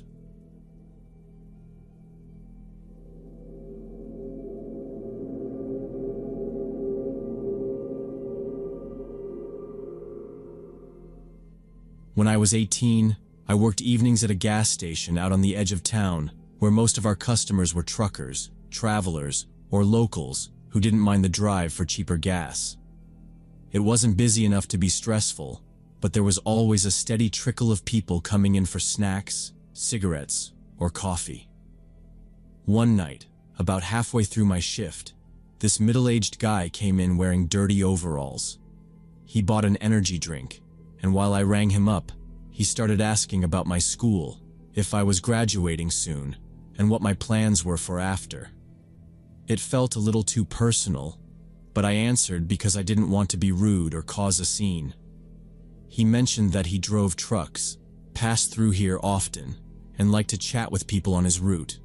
He wasn't outright creepy, so I didn't think much about it. He paid in cash, told me to stay out of trouble, and walked out. The next week, he showed up again during my shift. This time he grabbed a pack of gum and, without much prompting, picked up right where our previous conversation had left off. He remembered the school I went to, that I'd said I was thinking about community college, even the part about me helping my uncle on weekends. I hadn't given him my name, but it was clear he'd remembered every detail I'd let slip before. That stuck with me a bit more than the first encounter. After that, he started coming in a lot. Sometimes he'd buy a coffee or a snack. Other times he'd just stand near the counter pretending to browse, making small talk whenever the place was empty. A couple of times, I noticed him out in the parking lot long after he'd paid, leaning on his truck and watching the road. He began asking about my work schedule, saying things like, "What days are you here late?" Or, "What time do you usually get off?" Once, when my car was in the shop and I mentioned it in passing to a coworker, he offered to give me a ride home. I politely declined, keeping my tone as neutral as possible. Not long after I made a social media account, he somehow found it. I'd only had it for a few days, and my settings were public at the time. He started leaving comments under my photos, nothing threatening, but personal enough to make my stomach turn. Stuff like, "That's my favorite color on you," or, "Bet that's the park you told me about." They were little things I knew I'd mentioned in conversation at work, now showing up for anyone to see. I made my profile private that night. My manager must have noticed I was jumpier than usual, especially when certain customers walked in. He asked me if something was wrong, but I brushed it off. I didn't want to make a big deal out of a regular who hadn't technically done anything you could call a crime. Still, I found myself checking the lot more often before stepping outside, and keeping my phone closer than usual whenever the bell above the door rang. It got worse after that. I'd be walking to my evening class and see the same dark blue truck idling on the far side of the lot. Sometimes the headlights would flick on for a second when I passed, then shut off again. I told myself he might just be taking a rest like truckers do, but the sight of that cracked windshield and the faded company logo on the door left no doubt. One night after class, I spotted it parked near the bus stop. I kept my head down and pretended to scroll my phone until the bus came, but when it pulled away, I saw him through the window, standing by the shelter, just watching. A few days later, I went to pick up groceries after school. The parking lot was busy, carts rattling and car doors slamming, and for a moment, I forgot to be on edge. But as I approached the entrance, he stepped out from where he'd been leaning against the wall, grinning like it was a surprise reunion. "Hey, fancy seeing you here," he said, acting like we'd run into each other by accident. My throat went dry. I mumbled something about being in a hurry and walked straight inside, not looking back. Still, I could feel his eyes on me from outside, like heat through glass. That night, it hit me that this wasn't coincidence anymore. He knew where I was going and when. The way he kept turning up couldn't happen without planning. The thought of him memorizing my schedule made my stomach twist. The next day at work, I asked my manager if we could talk privately. I told him everything. Seeing the truck near my classes, the grocery store, the bus stop. He listened, nodded, and said he'd noticed how the guy lingered around the station even when he wasn't buying anything. That evening, when the trucker walked in, my manager met him at the door. I could hear the conversation from behind the counter, my manager's calm but firm voice telling him he wasn't welcome anymore, and if he came back, the police would be called. The man's tone rose, but he didn't shout. He asked why more than once, but my manager didn't budge. After a tense pause, he stepped back outside. Before climbing into his truck, he turned toward the window and locked eyes with me, his mouth set in a thin, flat line. Then he drove off. I thought maybe that would be it. I wanted to believe he'd just move on to another place, another conversation partner. But 3 days later, as I stood at the bus stop after class, he appeared from behind the shelter, moving quickly toward me. My pulse spiked. "You've been avoiding me," he said, his voice sharper than I'd ever heard it. "Why'd you get me banned?" His hands were loose at his sides, but his stance blocked the open space. I stepped back toward the curb, gripping my phone in my pocket. "I want you to leave me alone," I said, forcing my voice to stay steady. "My brother's a police officer. He knows what's going on." The lie slid out without hesitation, and I held his gaze so he couldn't see I was bluffing. Something shifted in his face. His eyes narrowed, then darted away. Without another word, he stepped back, turned, and walked down the block until he disappeared behind a line of parked cars. I stayed frozen until the bus came, scanning the street the whole ride home. I never saw him again after that. No truck at the college lot, no shadow at the bus stop, no sudden appearances in public. But the relief never felt complete. Even now, years later, the hiss of air brakes or the rumble of a diesel engine makes my stomach knot. I learned that some people take politeness as permission, and that sometimes the safest thing you can do is shut the door hard, no matter how it looks.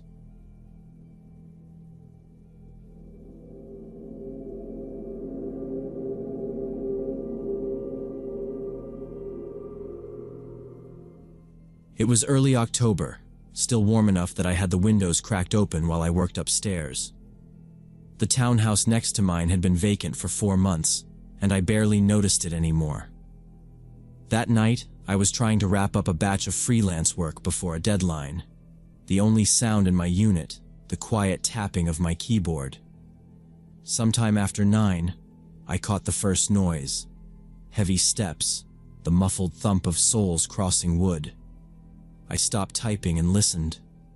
The walls between our units were thin enough that you could hear a television next door if someone turned it up, but for months it had been silent. Now there were footsteps, slow and deliberate, then a creak like weight shifting on an old board. I thought maybe maintenance was finally checking the place over or showing it to renters. After a while, the sounds came again. Movement. Then what sounded like a door shutting harder than it needed to. Then nothing for 20 minutes.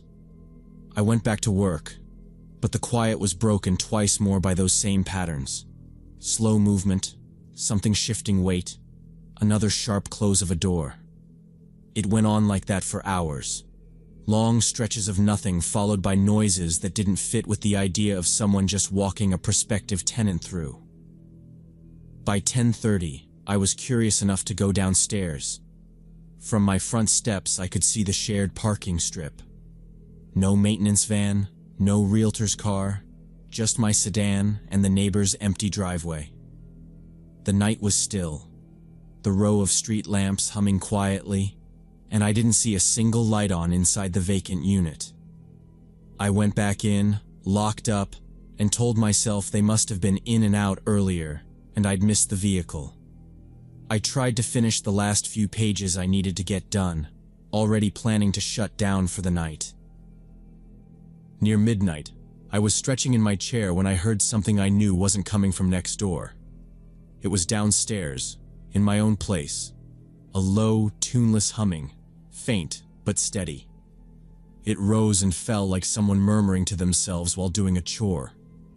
I froze, straining to make sure it wasn't coming from outside through the cracked windows. No, it was too enclosed, too close. I'd locked the doors when I'd come back in. My phone was beside the keyboard. I took it, thumbed the screen on, and started toward the stairs, slow enough that the steps didn't creak. The humming didn't stop. It was unhurried, casual, like whoever it was had all the time in the world. I kept to the side of the staircase where it was quieter, moving one step at a time, my phone ready in my hand.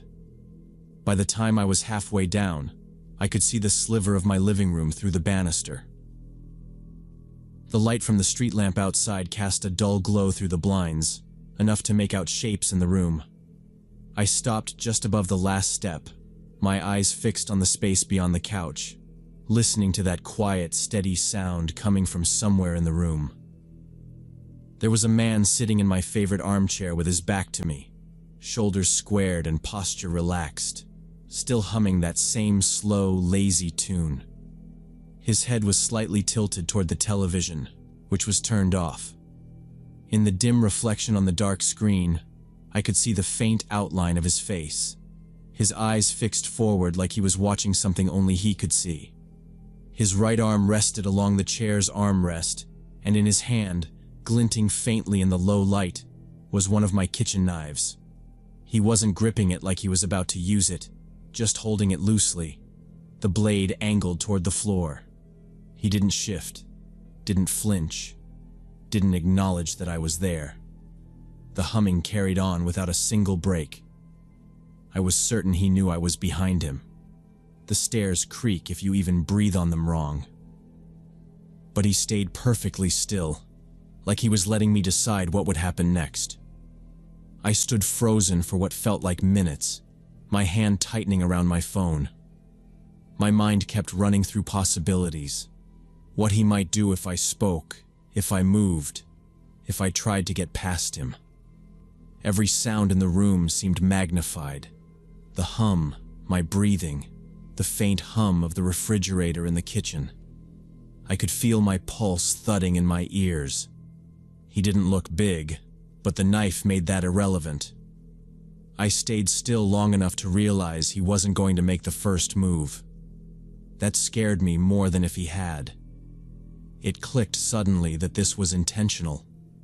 He was doing this on purpose, trying to drag it out, to make the situation heavier with every second. He wanted me to react before he did, and my gut told me that was the last thing I should do. Without saying a word, I shifted my weight back to the next step, careful not to let it creak. Then another step, and another. I kept my eyes on the back of his head until the railing blocked my view. I moved as slow and quiet as I could, feeling every hair on my arms stand on end. When I reached the top of the stairs, I kept my body low and stepped around toward the front door, my bare feet barely touching the floor. The humming never stopped, the exact same rhythm, the exact same tone, like it was on a loop in his head. My hand found the deadbolt, turned it silently, and eased the door open.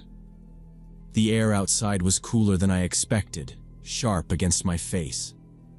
I stepped out, closed the door until the latch barely touched, and moved down the walkway without looking back. I dialed 911 the second I was far enough that my voice wouldn't carry. I gave the dispatcher my address and whispered as much detail as I could manage. Man in my house, armed with a knife, unknown intentions, entered without permission. She told me to stay on the line and wait somewhere safe. I moved across the parking lot to the farthest street lamp and stayed in the glow, scanning the front windows of my place. The humming carried faintly through the open upstairs window, steady and strange, like he had all the time in the world. It felt longer than it probably was before the first cruiser rolled in. 2 officers got out, one heading straight for my front door while the other stayed near the car, eyes on the building. I watched them disappear inside, their flashlights flickering briefly through the curtains. I waited for shouts, for movement, for anything. But the next thing I saw was them walking him out between them. His hands were cuffed in front, the knife gone, his posture relaxed like they'd just interrupted him mid-nap. He was smiling, broad and unnatural, scanning the lot until his eyes passed over me without stopping. The officers told me they found him exactly where I'd said he would be, still sitting in the chair, still humming, still holding my kitchen knife. He hadn't fought them, hadn't said a word, just smiled like it was all some private joke. They asked if I recognized him. I didn't. I'd never seen him before in my life. When they questioned him in the car, he wouldn't give them a reason for being there, wouldn't explain how he'd gotten inside, wouldn't even give his name. Eventually, they figured out he'd entered through the empty townhouse next door, then climbed across to my balcony. I'd left the sliding door unlocked, and he'd just walked in. They told me it was probably a burglary that had taken a weird turn, but they didn't sound sure. One of them said quietly that his behavior didn't match most break-ins. Too calm, too deliberate. They took him away, but told me I couldn't stay in the house until they finished processing it. I spent 3 nights at a hotel, thinking through every step of that night, hearing the hum in my head over and over. When they finally let me back in, I had new locks on every door and window. I walked through the place, checking each room, each closet, every corner, as if he might somehow still be there. The armchair was back where it belonged, the cushions slightly misshapen from the way he'd been sitting. I stood in front of it for a while, staring at the spot where he'd been, the black glass of the television reflecting my face the same way it had reflected his. I don't use that chair much anymore. Sometimes I'll catch myself avoiding it without thinking, sitting at the far end of the couch instead. If I do sit there, it's never for long before I find a reason to get up. The house feels different now. Same walls, same furniture, but the space has been changed in a way I can't undo. I keep the balcony door locked at all times, even in summer, and I check the locks twice before going to bed. Months have passed, but every so often, usually late at night when the house is still, I'll think I hear it again. That low, steady humming, just loud enough to make my chest tighten. It's never there when I really listen, but it's enough to keep me awake, staring at the ceiling, wondering what would have happened if I'd taken one more step toward that chair instead of away.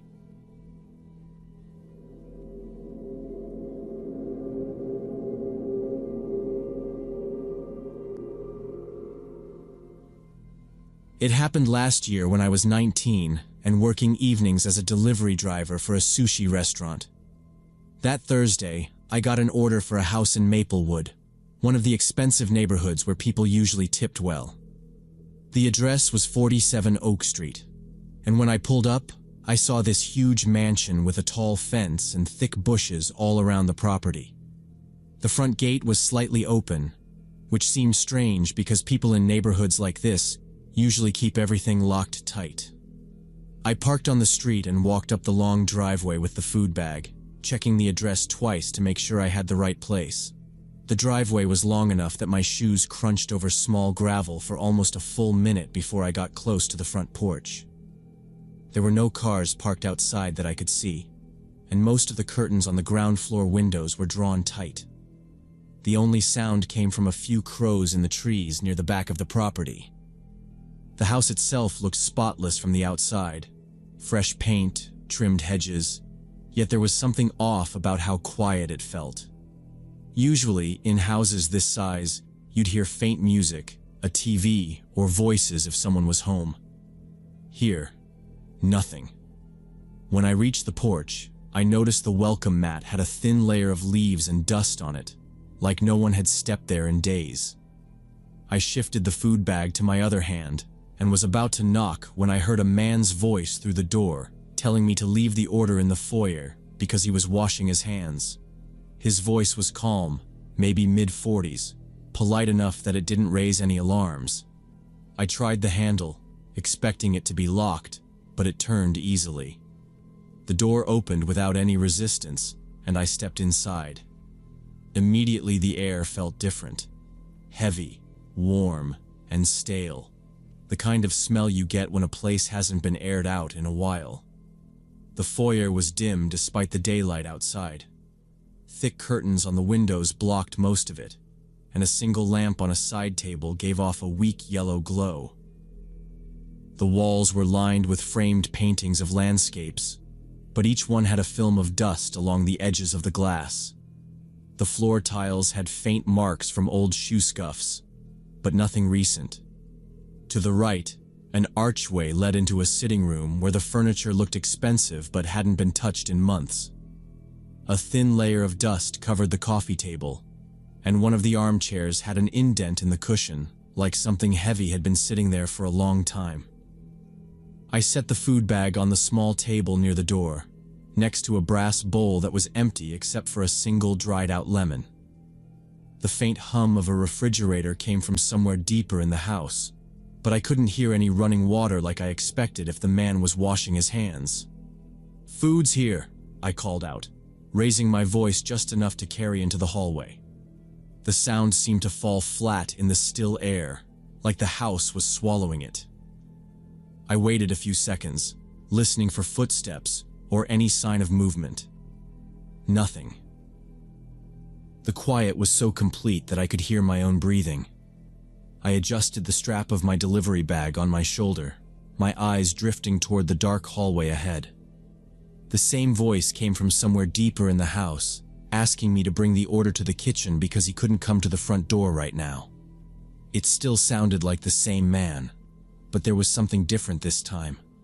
Too insistent, the words drawn out in a way that felt unnatural.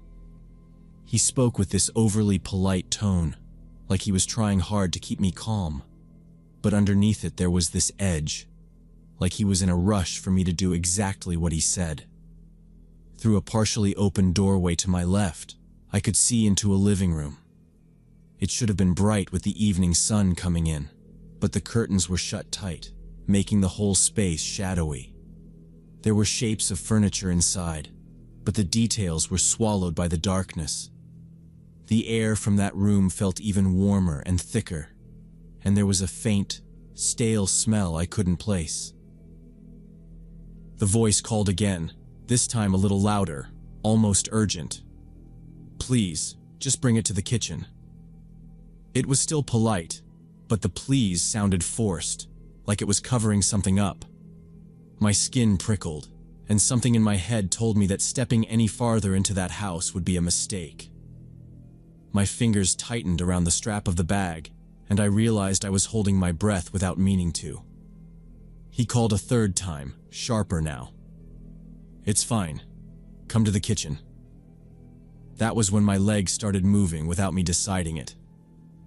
I didn't answer. I didn't even try to think of an excuse. I just turned toward the door. I kept my steps steady so it wouldn't sound like I was running, but my chest was tight and my hands were starting to sweat. I was halfway to the front door when I heard it. Footsteps, quick ones, somewhere deeper in the house. They weren't heavy, but they moved fast, like someone was crossing from one room to another. I didn't look back. I didn't want to know if those steps were coming toward me. The cool air outside hit me as soon as I stepped onto the porch. My hand was already in my pocket for my car keys before the door swung shut behind me. I walked fast down the driveway, but not so fast that I'd trip on the gravel. My ears were straining for the sound of the door opening, but it stayed shut. I unlocked my car, slid inside, and locked the doors before starting the engine. My rearview mirror stayed fixed on the driveway entrance until I was pulling away from the curb. Nothing moved behind me, but that didn't make me feel any better. Back at the restaurant, I told my manager that the customer hadn't been home and I couldn't deliver the order. I said nothing about going inside. He was irritated, muttering about wasted food and losing money, and asked why I didn't wait longer. I just shrugged and went into the back to grab water. I wasn't going to tell him I'd felt unsafe. If I was wrong, I'd sound paranoid. Later that night, I heard the shift leader trying to call the number from the order. She let it ring twice before hanging up. "Voicemail," she said to herself, and tossed the slip onto the counter. Nobody called back. 2 days later, I was on shift again when a pair of uniformed officers walked in. They spoke with the owner first, then asked if I was the driver who'd gone to 47 Oak Street that Thursday night. I nodded, and one of them asked me to step outside. They told me the owner of that house had been out of the country for 2 weeks. He and his family were vacationing in Europe. The order had been placed using a stolen credit card, and they suspected the mansion had been broken into and used for something illegal. They didn't say exactly what, just illegal activities.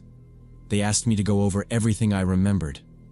I told them about the open gate, the stale smell inside, the dust, and the voice telling me to bring the food to the kitchen. I described the change in tone, the urgency, and how I heard footsteps before I left. The detective, a middle-aged guy with a shaved head, nodded while I talked. When I finished, he said, "You did the right thing walking out. We've had a few cases where delivery drivers were lured inside and robbed, or worse. That was smart thinking. I asked if they'd caught whoever was there. He said not yet. No neighbors had seen anything, and whoever it was had cleared out before the police arrived to search the property. They'd found signs of entry through a side door and a couple of rooms upstairs that looked like someone had been staying there. But no IDs, no personal belongings, nothing left behind to track. The conversation wrapped up with the detective telling me they'd contact me if they needed more details. He thanked me again for coming forward, even though I'd technically broken company policy by leaving without delivering. The case never made the news, and I never heard from the police again. I don't know if they ever figured out who was in that house or what they were doing there, but I still think about it sometimes. How close I might have been to walking into something I couldn't walk out of. It made me realize that not every dangerous situation looks dangerous right away. Sometimes it's just a tone of voice, a strange quiet, a request that doesn't make sense. Now, whenever I get a delivery that feels off in any way, I trust that feeling. If I pull up and something in me says leave, I leave. I'll take the loss, deal with the boss being mad, whatever it costs me. Because I know now that a tip, or even my job, isn't worth finding out what's waiting in the back of a dark, locked-up house.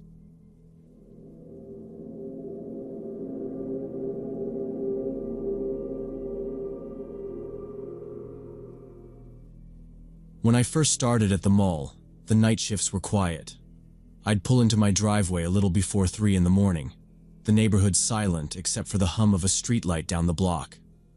I lived on Maple Street, a narrow road lined with small single-family homes. Most nights I went straight inside, dropped my gear bag in the hallway, and crashed. About 2 weeks in, I noticed the gray pickup. It was older, mid-2000s maybe, a bit of rust along the wheel wells, the kind of dull paint you get after years without waxing.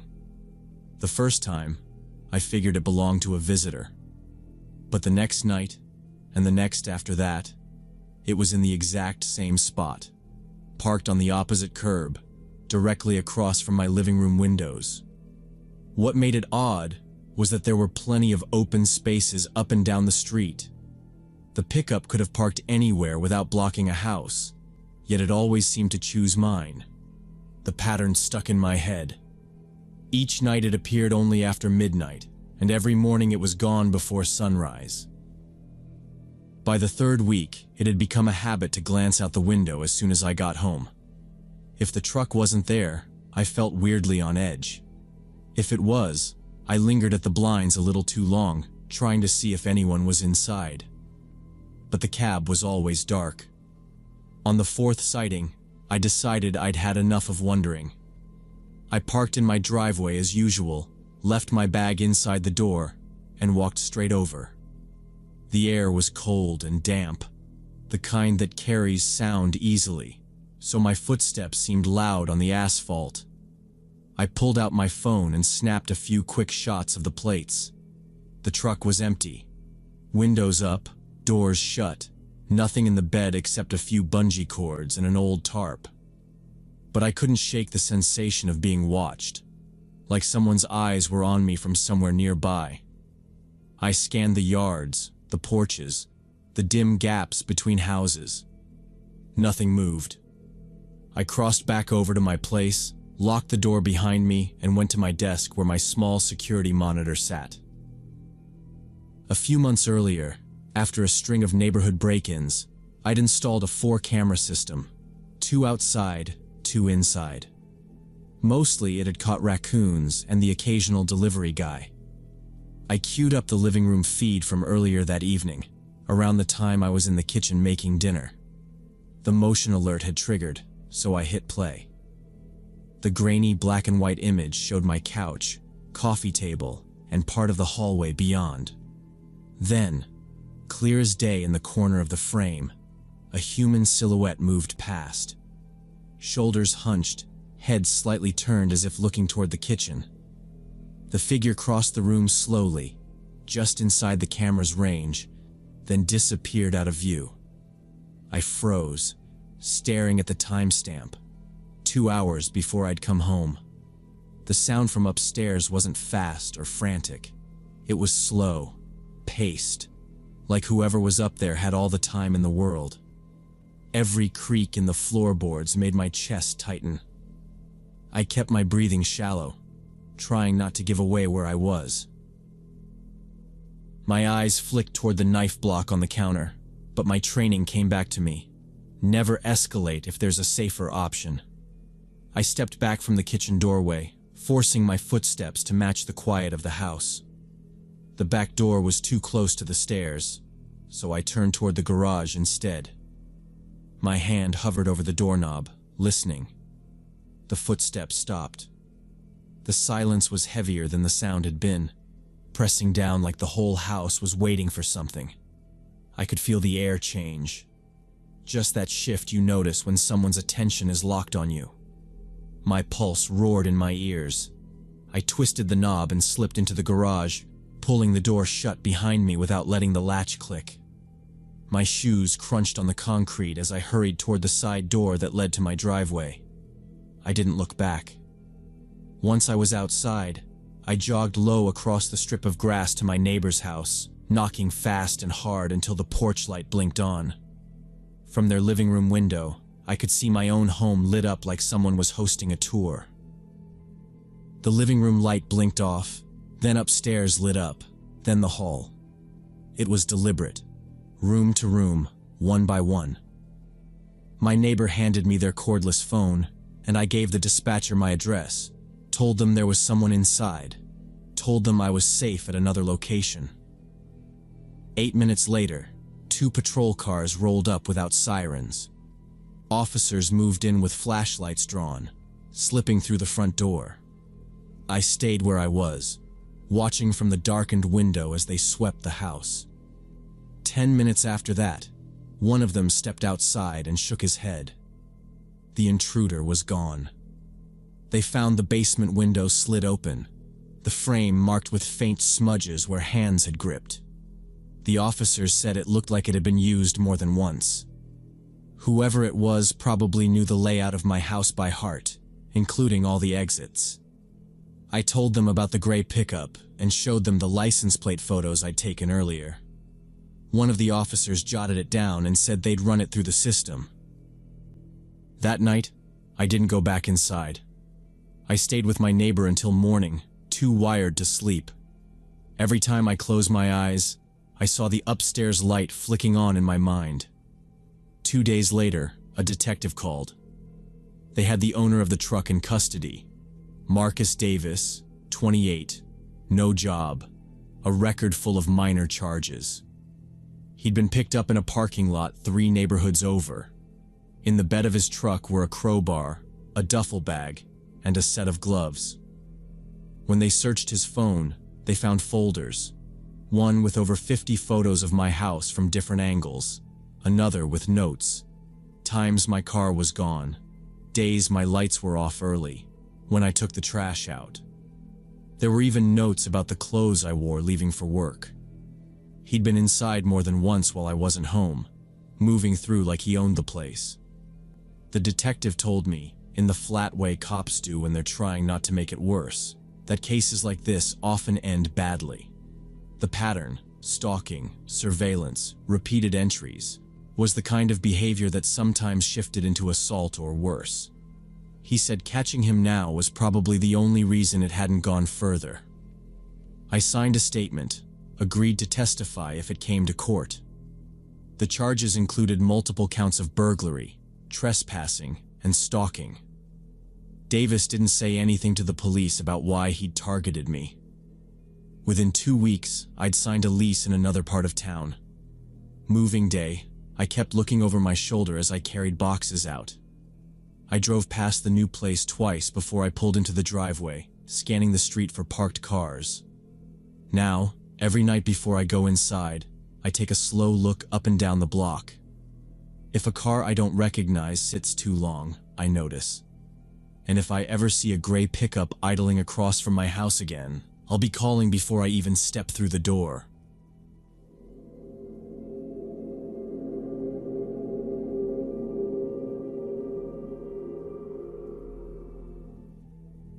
When I was 17, my older brother told me about these places online that you couldn't just find with Google.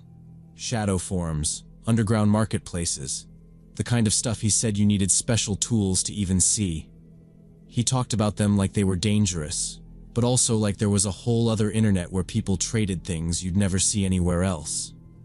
I'd just started learning basic programming, enough to make me feel like I was smarter than I really was, and the idea of finding these hidden places got stuck in my head. I thought if I could get there, I'd understand things other people didn't. He told me to be careful, that it wasn't just cool hackers using them, and that some people would mess with you for no reason. I took that as him being overprotective, like always. I didn't think I needed protecting from anyone online. I downloaded the browser he said people used for it, set it up, and started clicking through directories that led to page after page of links. The first marketplaces I found were exactly what I'd expected: digital black markets. People were selling fake IDs, counterfeit cash, hacked accounts, drugs, even stolen databases from companies I'd actually heard of. There were posts bragging about scams, tutorials on breaking into systems, and long lists of trusted vendors, like it was just another type of eBay. The feeling I got from it was like being at a party I wasn't invited to, but somehow got past the door. Everyone seemed to already know each other's names. Deals happened in private chats, but the public threads were full of coded language, weird slang, and long arguments about who could be trusted. I didn't post anything, just read. Hours would disappear that way, going from one page to the next, following links until I was somewhere completely different from where I'd started. Every time I found something new, it felt like I'd gotten deeper into some hidden world. I learned what VPNs really did, how people layered them with proxies, and why anonymity wasn't as simple as it sounded. My brother's warnings faded from my mind. I wasn't buying anything, so I figured I was safe. I told myself I was just observing, but the truth was, I liked the rush of it. After a few weeks, I found a forum that didn't look like the others. Most had sections for beginners, but this one's front page was full of bold red warnings. There was a category labeled, "For experienced users only." It was buried near the bottom, like they didn't want people stumbling into it. That just made me want to click it more. The rules were short and aggressive. No screenshots, no sharing links outside, no asking stupid questions. Breaking any of them meant you'd be removed. I'd seen enough to know that removed here didn't mean just banned. It meant your name dragged through every other forum so no one would deal with you again. I clicked anyway. The sub-forum was mostly locked threads with hundreds of replies, but one had a small icon next to it showing it was open. Inside, the posts weren't like the normal marketplace listings. They were short, and most of them had files attached instead of pictures. A few people were talking in a kind of shorthand that I could only half follow. References to tools and kits, with no real explanation. It didn't sound like physical goods. I scrolled through until I saw one that said, "Exclusive tools, tested, works as of this week." The replies under it were full of people asking for proof or offering trades. The original poster just kept saying, "Download and see for yourself." I hesitated. I knew downloading anything from a place like this was risky. Files could be packed with malware, trojans, backdoors, things that could get you hacked in minutes. But that same thought that got me into this whole mess kept coming back. If it's for experienced users only, then I had to prove I could handle it. I told myself I'd open it in a sandboxed virtual machine, just to be safe. That was enough to quiet the voice in my head telling me to walk away. I clicked the link and watched the download start. The moment I tried to open the file, my antivirus icon blinked and disappeared. A warning window flashed for a split second, then my entire screen flickered.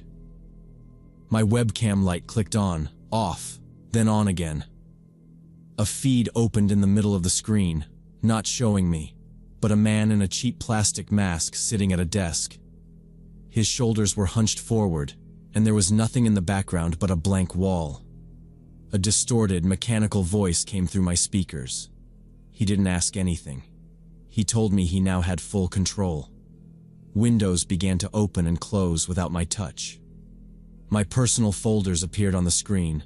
School projects, family photos, scans of IDs. He opened the pictures one at a time. My mom in the kitchen, my brother blowing out candles, a blurry selfie of me. I tried to move the mouse, but the pointer slid away like someone was pushing back. He scrolled through my browser history, pausing at searches and forum links. He opened my email, selected random threads, and highlighted lines I had written. Then he launched my chat app and pulled up a conversation where I made jokes about a teacher. He brought up my saved passwords list. The names of sites I used, school portal, streaming accounts, even one link to my parents' bank, sat in a neat column. Then he went to my downloads and opened the file I'd just grabbed, almost like proving it was bait. Finally, he activated my webcam and took a single still shot of my face. A new text file popped open, words appearing one line at a time. $500 in cryptocurrency. An address. 24 hours to pay, or he'd send everything to my school, friends, and family. To prove it, he pasted screenshots of messages and emails, cropped and stripped of context. He read subject lines out loud in that flat voice. He typed out instructions for buying crypto and warned that if I tried to stop him, he'd release everything immediately. A timer appeared in the corner, ticking down. The computer felt like it belonged to him. The cursor moved on its own, the fan roared, and the camera light glowed. My hand went behind the desk, found the Ethernet cable, and yanked it free. The video froze mid-frame. The voice cut out. I held the power button until the laptop shut down. I sat on the floor with the computer closed. I turned my phone face down and killed its Wi-Fi. I waited for some notification, an email, a text, but nothing came. I didn't sleep. In the morning, I went to the library and used a public machine to search what to do. The advice was clear. Keep it offline, back up without opening anything, wipe the drive completely, change all passwords from a clean device. I bought an external drive and took it home. I didn't tell my parents. I backed up what I could without connecting to the internet, then deleted the partitions and reinstalled everything from scratch. From my phone on mobile data, I reset every password and enabled two-factor authentication. I told my school's tech office to kill all my active sessions. I watched for signs of him in my accounts. Nothing came. For weeks, I couldn't relax. Every notification felt like an alarm. I avoided video calls. I lost school files that hadn't been backed up, but I preferred that to keeping a compromised system. He never sent anything. Maybe cutting the connection locked him out. Maybe he just moved on. But the waiting stayed with me. I erased every tool I'd installed for the dark web. I deleted the accounts I'd made and cleared the bookmarks. I stuck to regular websites. When my brother asked if I was still exploring, I told him no. The external drive sits on a shelf labeled backup. I still hesitate before plugging it in. If anyone asks, I tell them I saw a stranger take control of my life in under 3 minutes. I tell them $500 is cheap compared to the damage someone can do pretending to be you. The worst part wasn't the ransom. It was realizing how quickly a computer you trust can be turned against you. Sometimes I think about other kids trying to prove they belong in those places. I imagine their screens, full of harmless files that could ruin them if opened by the wrong person. I think about that mask, the ticking timer, and how sure I was I could handle it. I didn't handle anything. I pulled a cable and started over. Now I keep my distance. The dark web isn't a playground. It's a hunting ground. I was prey for a few hours, and that was enough. When the thought of just looking comes up, I remember the webcam light, the frozen mask, and the silence after I killed the power, and I stay away.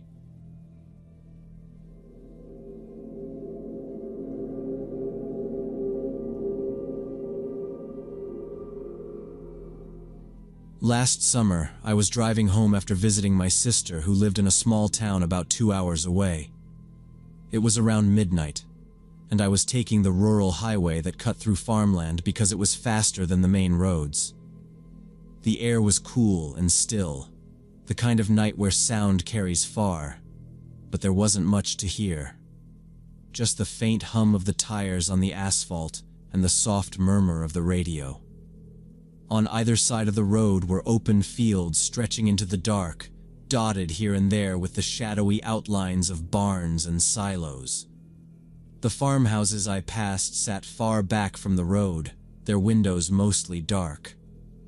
I'd made this trip so many times that I could picture the route even with my eyes closed, where the road bent near the old grain elevator, the dip just before the bridge over a narrow creek, the long straight stretch that seemed to go on forever. I wasn't in a hurry, but I also wasn't slowing down. The road was empty. In the last 30 minutes, I'd only seen 2 sets of headlights going the other way.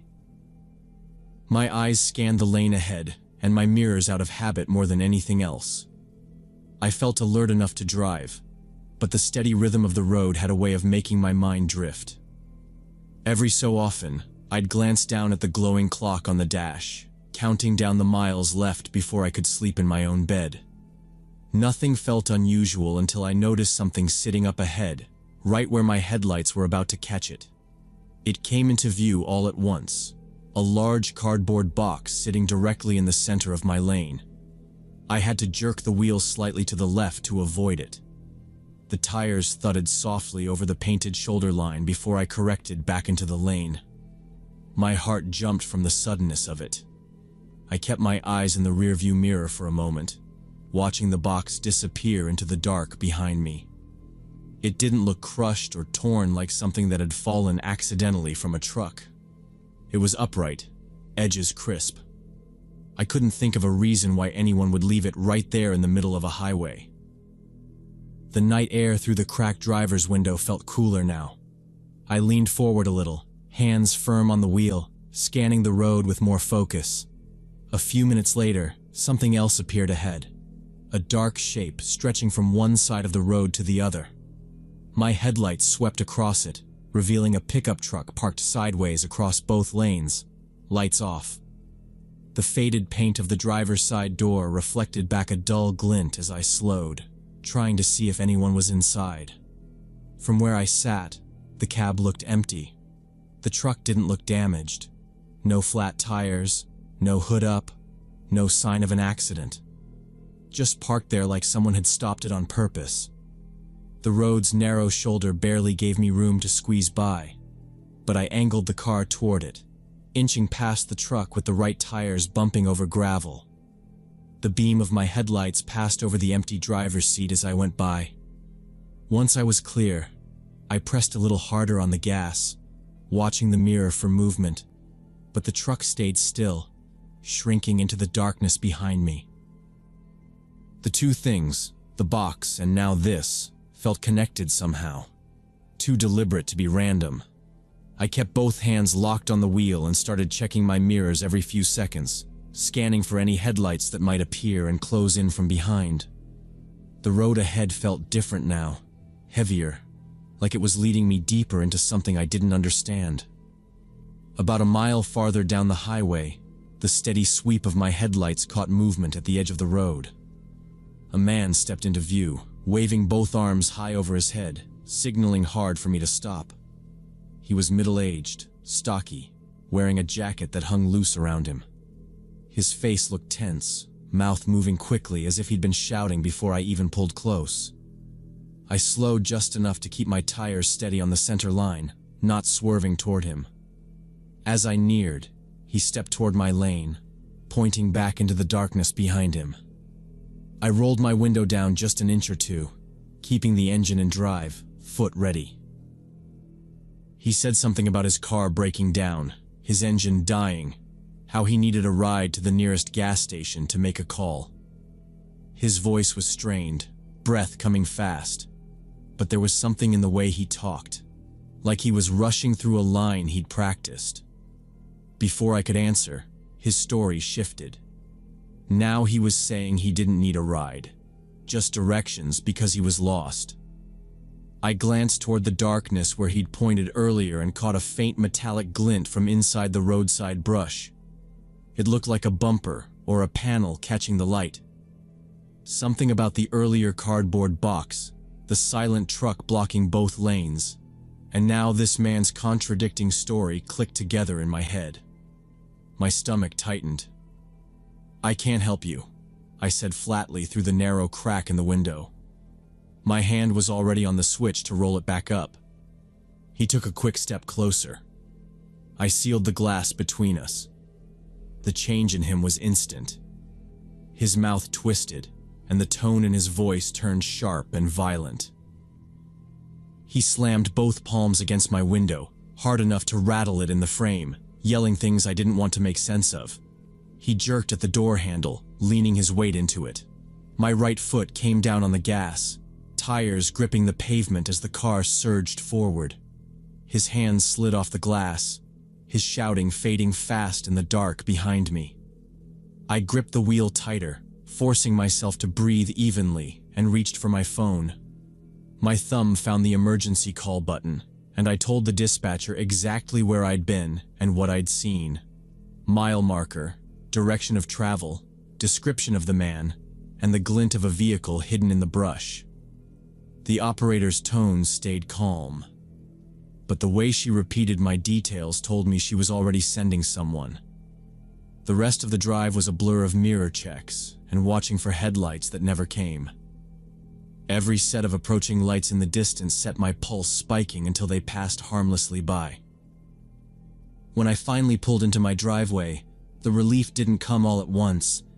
It came in jagged breaths and the dull ache in my hands from how tightly I'd been holding the wheel. That night, I lay in bed staring at the ceiling, my mind running the scene over and over, picturing what would have happened if I'd stepped out. 2 days later, a call from the police came through. An investigator asked if I could come down to speak with them in person. At the station, they laid out photos and details that twisted my stomach into knots. Officers who'd responded to my call had found a vehicle pushed back into the brush, right near where I'd seen the glint.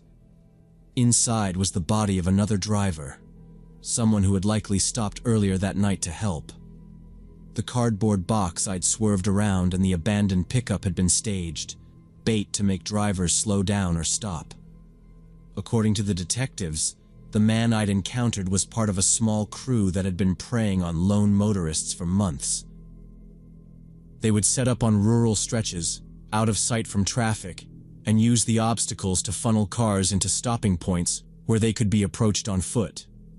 If a driver refused or tried to get away, things often turned violent. The victim in the hidden car had apparently resisted or tried to flee and hadn't survived the attempt. They told me my call and description had helped them link the scene to other unsolved robberies in the region. The man was still at large, but they believed my refusal to step out of the car was the only reason I wasn't another case file.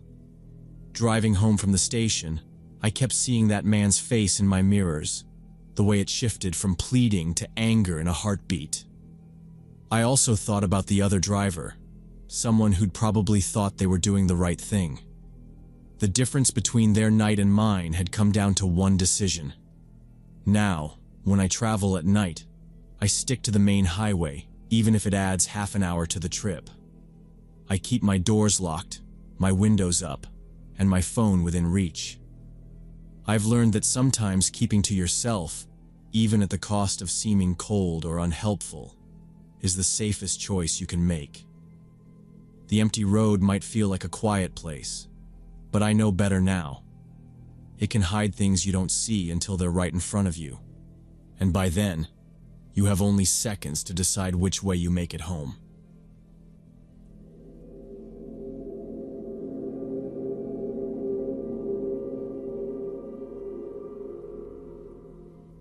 When I was 23, I worked as a courier and spent a lot of time driving through industrial areas of the city. I had gotten into urban photography as a hobby and was always looking for interesting abandoned buildings to shoot for my blog. One day, while cutting through a part of town I usually only saw from the highway, I noticed a half-demolished warehouse that used to belong to a textile company.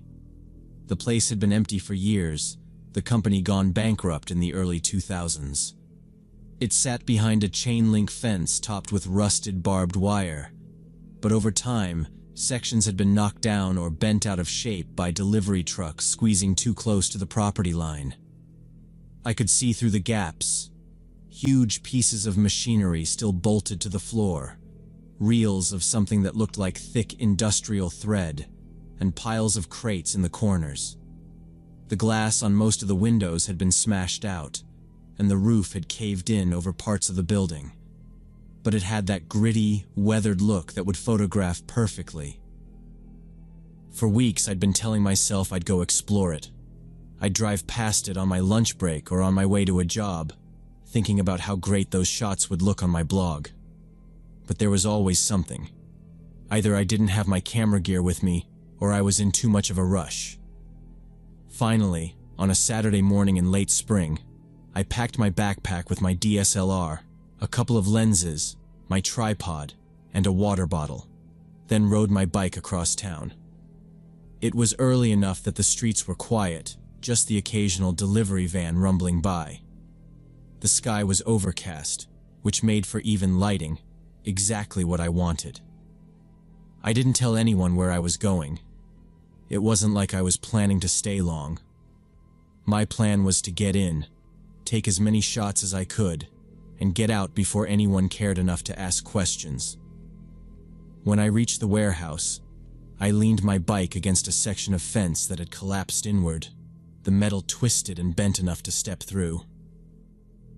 The place was completely silent except for the wind pushing bits of trash across the cracked asphalt. I walked the perimeter first, keeping an eye out for open points of entry. Most of the front doors were either locked or blocked by debris, but on the far side, away from the road, there was a rusted service door hanging half open. The paint was peeling, and the hinges let out a long groan when I pushed it. Inside, the smell hit me right away. It was a mix of mold, dust, and the faint chemical scent of machine oil. The floor was littered with broken glass, curled strips of insulation, and stacks of yellow documents spilling from file boxes. Old wire spools lay scattered in the corners, their cables stripped out long ago. The main factory floor stretched out in front of me, massive looms and presses still in place, their metal frames coated in grime. A few of them were half covered by fallen ceiling panels. Light poured through the broken skylights above, cutting shafts through the dust in the air. I spent the next hour moving slowly through the space, switching between lenses, setting up my tripod to capture the long rows of machinery from different angles. The overcast sky kept the light even, which gave everything a muted, atmospheric tone. I could already imagine how the shots would look after a bit of editing, moody, industrial, and empty. I'd just finished framing a wide shot of the main workshop when I heard it. Metal clanging from somewhere deeper inside the building.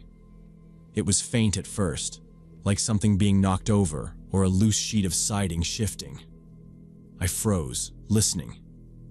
The sound came again, sharper this time, echoing down one of the dark hallways that branched off from the main floor. My first thought was that it was just the wind catching on some loose piece of metal. The place was full of it, panels barely hanging on, rusted ducts rattling when the air moved through. I didn't move toward the sound. Instead, I stayed where I was, adjusted my focus, and kept shooting. The shots were coming out too well to stop for what was probably nothing. The building felt empty, no voices, no footsteps, just the occasional creak of the structure settling. The clanging faded, replaced by the same hollow quiet I'd walked into. I told myself it was just the building breathing in the wind, and went back to my work. When I was 23, I worked as a courier and spent a lot of time driving through industrial areas of the city. I had gotten into urban photography as a hobby and was always looking for interesting abandoned buildings to shoot for my blog. One day, while cutting through a part of town I usually only saw from the highway, I noticed a half-demolished warehouse that used to belong to a textile company. The place had been empty for years, the company gone bankrupt in the early 2000s. It sat behind a chain-link fence topped with rusted barbed wire, but over time, sections had been knocked down or bent out of shape by delivery trucks squeezing too close to the property line. I could see through the gaps. Huge pieces of machinery still bolted to the floor, reels of something that looked like thick industrial thread, and piles of crates in the corners. The glass on most of the windows had been smashed out, and the roof had caved in over parts of the building.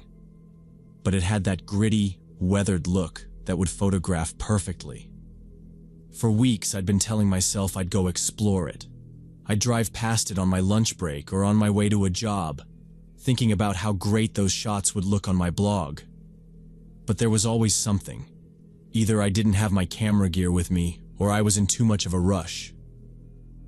Finally, on a Saturday morning in late spring, I packed my backpack with my DSLR, a couple of lenses, my tripod, and a water bottle, then rode my bike across town. It was early enough that the streets were quiet, just the occasional delivery van rumbling by. The sky was overcast, which made for even lighting, exactly what I wanted. I didn't tell anyone where I was going. It wasn't like I was planning to stay long. My plan was to get in, take as many shots as I could, and get out before anyone cared enough to ask questions. When I reached the warehouse, I leaned my bike against a section of fence that had collapsed inward, the metal twisted and bent enough to step through. The place was completely silent except for the wind pushing bits of trash across the cracked asphalt.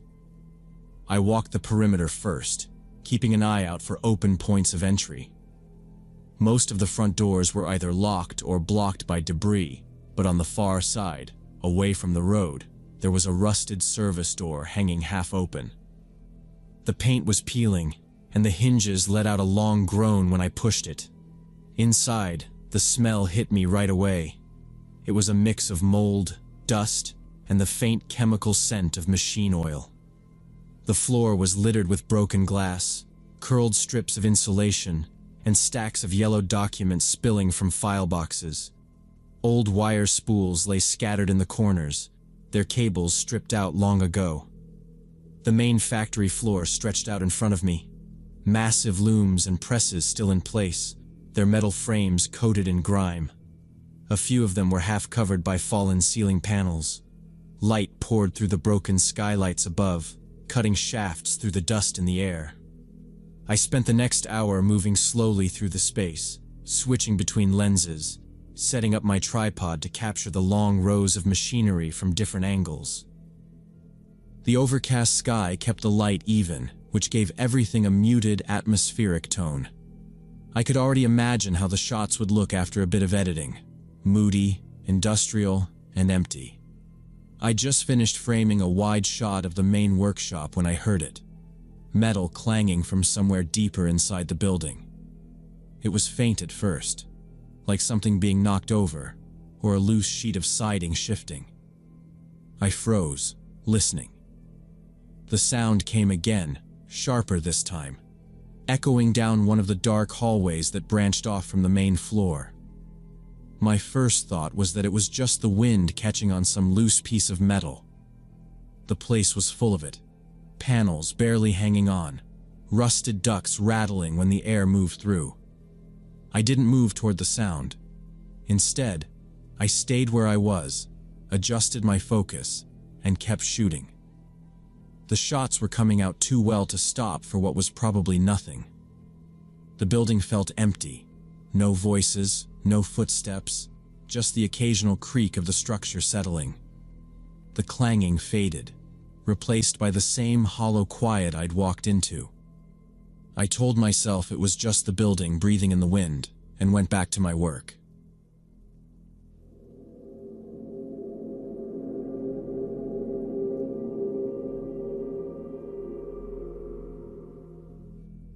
The summer of 2019, Jessica and I had just graduated college and needed jobs, so we both took positions as night desk clerks at a small roadside motel in Nevada.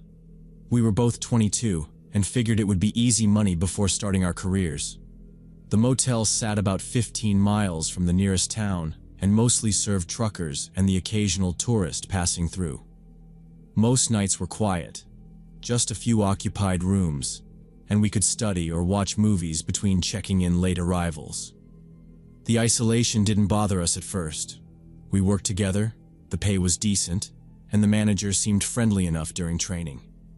The other employees were easy to get along with, and it all seemed like the perfect, low-stress summer job. The place was small, 20 rooms in a single row, the office at one end, and a separate laundry facility out back. Nothing about it felt unsafe. At night, the surrounding desert went completely silent except for the occasional hum of a semi passing on the highway. By the end of June, we had the routine down. The night shift started at 10, ended at 6, and consisted of checking in anyone who wandered in, keeping the coffee hot, and locking up the lobby at 2 in the morning. If we were both working, we'd alternate sitting at the desk and doing small chores like wiping counters or folding towels from the laundry building. We'd never had a single problem with guests. Truckers usually came in, paid, and went straight to bed. On one July night, we came in to start our shift and found only one occupied room. A truck driver had checked in around dinner time and we hadn't seen him since. The heat lingered even after sunset, and the desert air outside felt heavy. Around 2 in the morning, it was time for the usual property check. One part of that was making sure the laundry building, which sat behind the main office, was locked and the machines were off. We each grabbed our phones for light. The path back there was just a gravel strip lit dimly by one buzzing pole lamp near the dumpsters. Beyond that was open desert. We'd walked it plenty of times, and it had never bothered us. The laundry room was a squat cinder block building with a single door and no windows, always dark this late. We crossed the gravel, our shoes crunching loud in the quiet. The air smelled faintly of motor oil from the garage next door, though it was closed for the night. The key stuck a little in the laundry room lock like it always did. Inside, the place was hotter than outside, the stale air smelling of detergent. The only sounds were the faint tick of cooling metal from the unused dryers. Jessica went to check the machines, while I held my phone light toward the far corner where the breaker panel was. Nothing unusual. No laundry left behind. No machines running. We moved to the door, and I locked it again. As I turned the key, I noticed the gravel near the corner of the building had been disturbed, like someone had been standing there recently. The marks weren't from us. They were deeper, uneven, with faint impressions that could have been from boots. We both looked toward the shadowy edge of the property where the pole light's glow ended. Nothing moved. The desert was silent. No wind. No insects. We started walking back toward the office, and I kept glancing behind us. The disturbed gravel wasn't enough to prove anything, but it was the first time in weeks that the routine didn't feel as safe. We reached the lobby and locked the door behind us, both of us looking toward the dark window glass a little longer than usual before sitting down at the desk. When we went back out there at 2:30, the pole lamp buzzed and the gravel still showed deep, uneven prints along the corner of the laundry building. Jessica unlocked the door, and I eased it open. Heat rolled out, stale with detergent and hot metal. A sound hit us immediately. One of the top loaders in the back was running hard, the drum thumping so steady the floor hummed through our shoes. No guests should have been washing clothes at that hour. We hadn't given out the code, and the place was always empty after midnight. Jessica lifted her phone light. On the shelf by the door sat a tablet, screen lit with the camera app, the red dot blinking. The lens was pointed straight at the entrance, propped on a folded rag. The preview showed us in the doorway, jittering a little from the vibration. Seeing our own faces on a device someone else had set up felt wrong in a way I can't explain. We didn't speak.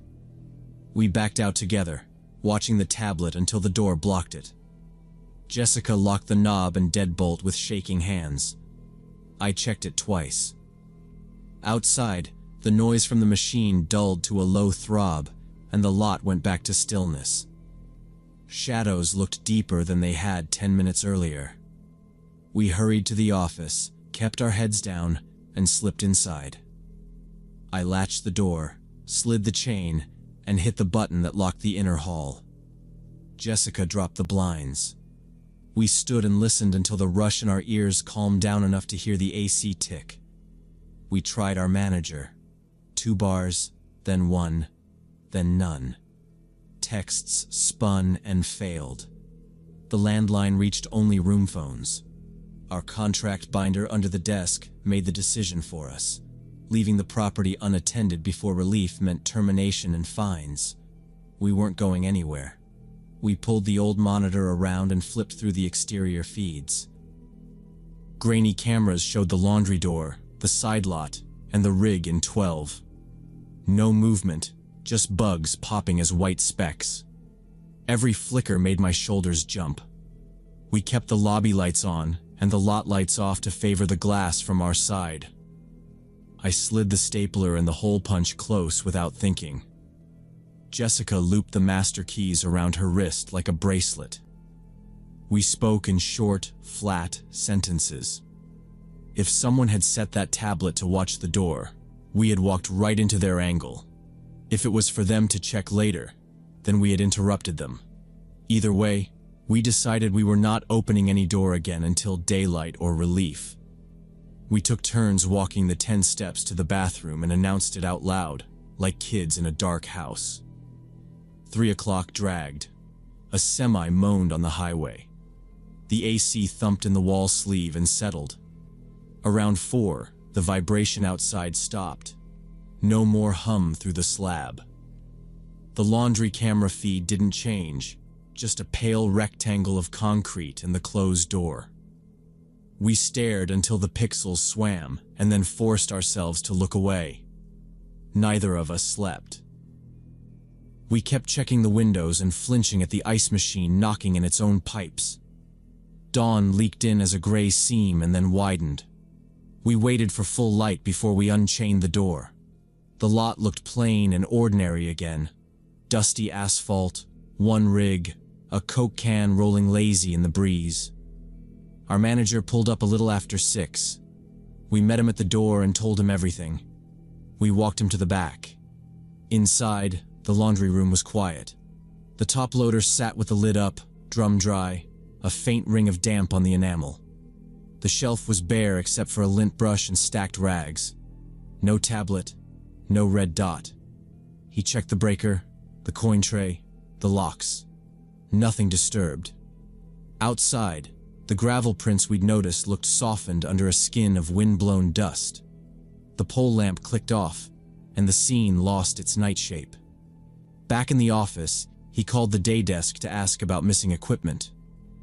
A few minutes later, he said one of the day clerks had left her tablet in the laundry the previous morning while checking the vending machines, realized at lunch, and came in early to retrieve it. She sometimes watched shows while folding linens and kept it on that same shelf. He said he'd tell her not to leave personal items in work areas. The explanation sat there between us, simple and annoying in how simple it was. We asked about the running machine. The log showed room 12 had asked for quarters at 9. The note was in Jessica's handwriting from earlier. The driver must have started a load before bed and set the delay wrong, or a timer re-engaged. The manager kept his voice neutral. He thanked us for staying inside, said we did the right thing by locking up and monitoring the cameras, and asked us to write an incident note with times. We typed the note while the sun striped the counter through the blinds. I wrote down the thump of the drum, the red RX dot, the chain, the failed calls. Jessica wrote down the scuffed gravel and the time the vibrations stopped. It looked ridiculous on paper and still felt like the riskiest 2 hours of the summer. We clocked out at 6:45. I drove the flat 2-lane with the radio off and my hands tight on the wheel. I slept 3 hours and woke up picturing that blinking dot again. Jessica texted, "Still sick to stomach." I typed back, "Same." We didn't talk about courage. We talked about coverage and distance and how long 20 highway minutes become when you're waiting for help that might not find you. By Monday, we both handed in 2-week notices. The manager asked if it was the pay or the shift. I said it was the coverage and the dead zones. Jessica said it was the distance. He nodded like he understood. He didn't try to talk us out of it. Our last shifts were quiet. We folded towels, checked IDs, made coffee we actually drank. On the final morning, we walked the property once more. The laundry building looked harmless in the pale sun, small as a shed. I opened the door just to hear the emptiness, clean tile and metal, a cart with pillowcases. We locked it, hung the keys on the hook, and left. We found jobs in town, Jessica at a clinic, me at a supply warehouse. I pass the highway sign for the motel sometimes. The name blends in with 3 others, same font, same vacancy light. It's probably fine out there most nights. It was fine almost every night for us. But that one morning with a camera aimed at a door and a machine pounding in an empty room taught us the difference between safe and lucky, and how thin that line really is. We left it.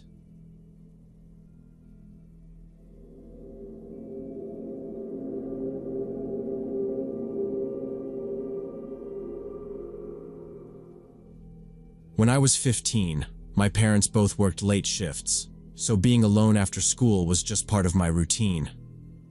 That spring evening in 2015, the house was quiet, except for the faint hum from the fridge and the scratching sound of my pencil on homework. Around 5, I decided to call my dad. I dialed his number without thinking, but the second it went straight to voicemail, I figured he was busy. Without paying much attention, I left a quick message telling him my brother had gone out with friends and I'd be alone until evening. My voice was casual, like I always talked to him, and I hung up right after. I put the phone face down on the desk and bent back over my math problems. About 20 minutes later, the phone rang. Dad's work number lit up the screen. I answered right away, expecting him to remind me to lock the doors or start dinner. Instead, he sounded confused. He asked what message I was talking about. I said, "The one I left earlier." He said he hadn't gotten any message from me. For a second, I thought maybe his voicemail was just full or glitched. But as I glanced at my call history, my stomach tightened. I saw I had misdialed, not by much, just a couple of digits off, but enough that it had gone to a completely different number. I told him quickly, "Guess I called the wrong person," trying to laugh it off. He didn't think much of it, but after we hung up, I kept staring at that number in my log. A stranger now knew my name, knew my brother wasn't home, and knew I'd be alone for hours. I tried brushing it off as nothing, but the thought stuck in the back of my mind while I finished my homework. A small part of me hoped whoever it was wouldn't even bother listening to the voicemail. People deleted wrong numbers all the time, right? 15 minutes later, my phone rang again. An unknown number this time. I hesitated, thumb hovering over the screen before answering. A man's voice came through, slow and deliberate, each word spaced out in a way that felt unnatural. He said he'd gotten my message. Then he asked, "Are you really alone at home?" The way he asked it wasn't friendly. It wasn't even curious. There was something in the tone, low, steady, almost like he was testing my answer, that made the back of my neck prickle. My mind flashed back to the message I'd left, every detail I'd given him. I forced a quick, flat reply. "Wrong number," and hung up before he could say anything else. My pulse was thudding harder than I wanted to admit. I set the phone down and went straight to the front door, testing the deadbolt even though I'd locked it earlier. Then I checked the back door, sliding the bolt in place and pulling the curtain shut over the glass. I walked from room to room, making sure every window was latched. The house felt different now, quieter but heavier, like I was listening for something I couldn't quite name. When I got back to my desk, I kept the phone right beside me, screen lit, waiting. I didn't know if he would call again, but I couldn't stop glancing at the time and listening for any sound outside. I tried to turn my attention back to my homework, but every creak of the house made me look up. My pencil hovered uselessly over the page while my eyes kept drifting toward the nearest window. Outside, the light was fading, and the glass reflected my own nervous expression. I picked up my phone and called my mom at work. She answered in a whisper, saying she was in a meeting. I quickly told her what had happened, about the wrong number, the man's call, the strange question. But she didn't seem alarmed. She just told me to keep the doors locked and that Dad would be home in a couple hours. Then she hung up. I set the phone down and turned on the TV for background noise. I flipped through channels, barely registering what was on, just trying to make the house feel less empty. I told myself I was overreacting. People called wrong numbers all the time. The man probably thought I was someone else and got curious. But the memory of his slow, deliberate voice wouldn't leave my mind. A sudden slam outside made me flinch. It was sharp and close, like a car door shutting in the driveway. I grabbed my phone and moved to the front window, pulling the curtain just enough to see out. An unfamiliar dark sedan sat in our driveway, engine off. My chest tightened as a tall, middle-aged man stepped out and started walking toward our front door. The doorbell rang 3 times in quick, harsh bursts. I froze in place. When I didn't answer, the ringing stopped, but then came the pounding, hard, insistent fists against the door that echoed through the house. I sank to the floor, staying low so I wouldn't be seen through the glass panels. My breathing was loud in my own ears, and I pressed a hand over my mouth. The pounding stopped, but I heard the rattle of the handle as he tried it several times. The sound of metal and latch sent a jolt of fear straight through me. Then, silence. A moment later, I caught movement through the corner of my eye. He was at the side of the house now. From the kitchen, I watched him through the window as he cupped his hands around his face, trying to peer inside. His head moved slowly, scanning the room, and then he moved to another window, then another. He tested the glass on one before stepping back toward the front yard. I crawled toward the living room, peeking just enough to see him return to the front door. He tried the handle one more time, standing there for several seconds before turning and walking back to his car. The engine started, and the sedan backed out of the driveway, disappearing down the street without hesitation. I stayed on the floor for a long moment after he was gone, listening for any sound that might mean he had come back. When my hands stopped shaking enough, I called my mom first. She didn't answer right away, so I called my dad. He picked up instantly, and my words came out fast and uneven as I told him someone had been at the house trying the doors and windows. He told me to stay put, keep everything locked, and that they were both on their way. By the time they got home, the man was long gone. My mom went from calm to frantic as she checked the locks herself, while Dad was already calling the police. 2 officers arrived not long after. I told them everything I'd seen: his height, his build, his car, the way he'd gone around the house. They nodded, took notes, and asked if he'd tried to break anything or made any verbal threats. When I said no, they explained that without more concrete evidence, they couldn't do much except file a report. They promised to have patrol cars pass through the neighborhood more often for the next few days. It wasn't exactly reassuring, but it was something. That night, I barely slept. Every sound outside made me sit up and listen until I was sure it wasn't a car stopping in our driveway again. Even now, I still don't know how he found our address from just my phone number. Maybe he had some kind of database, maybe he worked somewhere with access to that information, or maybe he was just determined enough to figure it out. What I do know is that it was the same voice I'd heard on the phone earlier. The same slow, deliberate way of speaking, only now without the barrier of distance. Since then, I've checked every number twice before calling, and I never give away personal details unless I'm completely sure who I'm speaking to. It only takes one careless moment, one small mistake, for someone with the wrong intentions to find you. And when they do, they might show up at your door.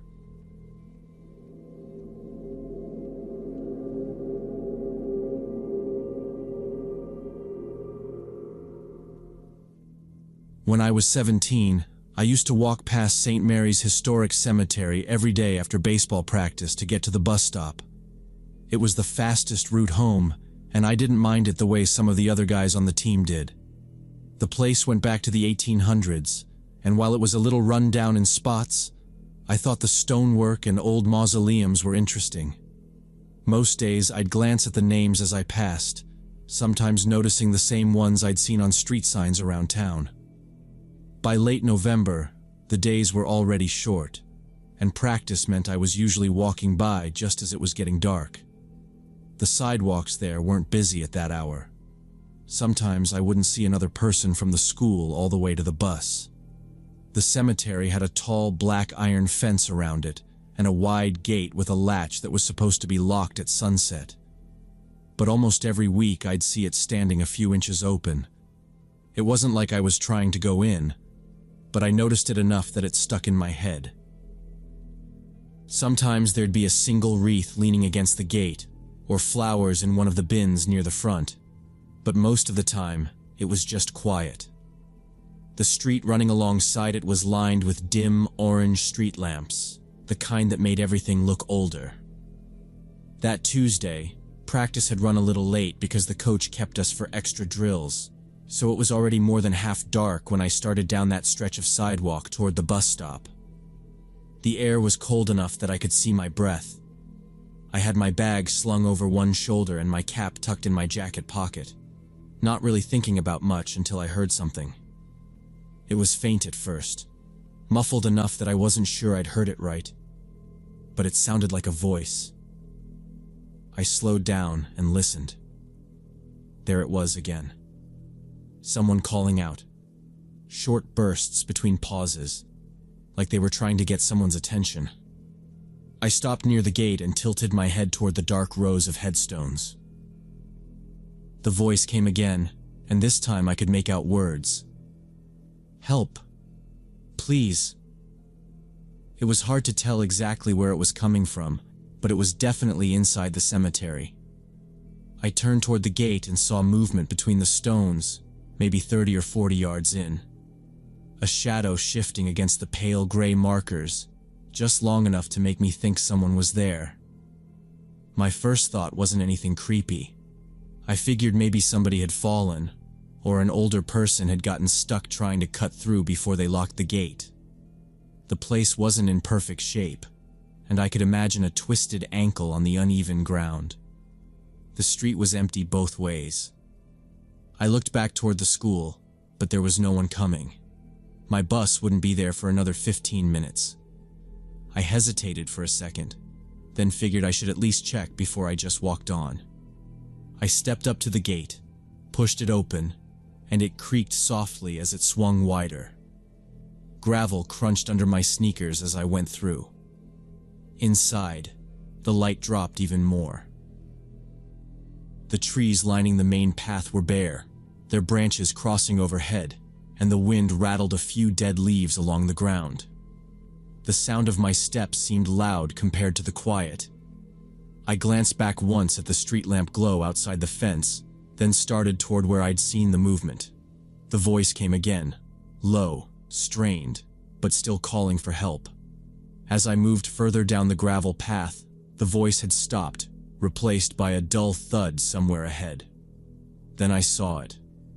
The beam from the nearest street lamp caught a row of tilted headstones, and several of them were smashed clean through. Large marble slabs lay in pieces, and chunks of stone were scattered across the grass. Off to the left, the Wilson family mausoleum stood with its iron door hanging open, the lock pried apart, and the stone around it chipped away. I slowed, taking in the mess. These weren't accidents from age or weather. This was deliberate. The sound I'd mistaken for someone in trouble had just been people messing around, hitting and breaking things. A sharp clatter echoed from inside the mausoleum, and 3 figures in dark hoodies came into view, stepping back out into the cold air. For a split second, they froze when they saw me.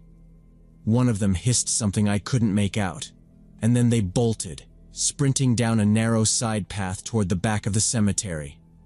I stood there, my fists tightening, the anger boiling up.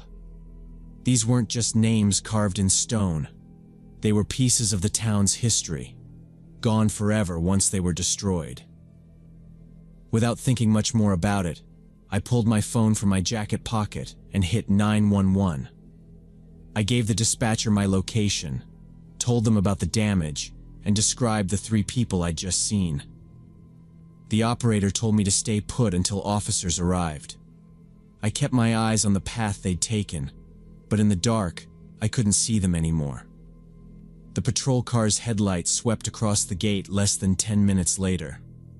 2 officers got out, their breath showing in the cold, and I waved them over to the broken headstones. They listened as I explained what I'd seen, where the vandals had run, and what they were wearing.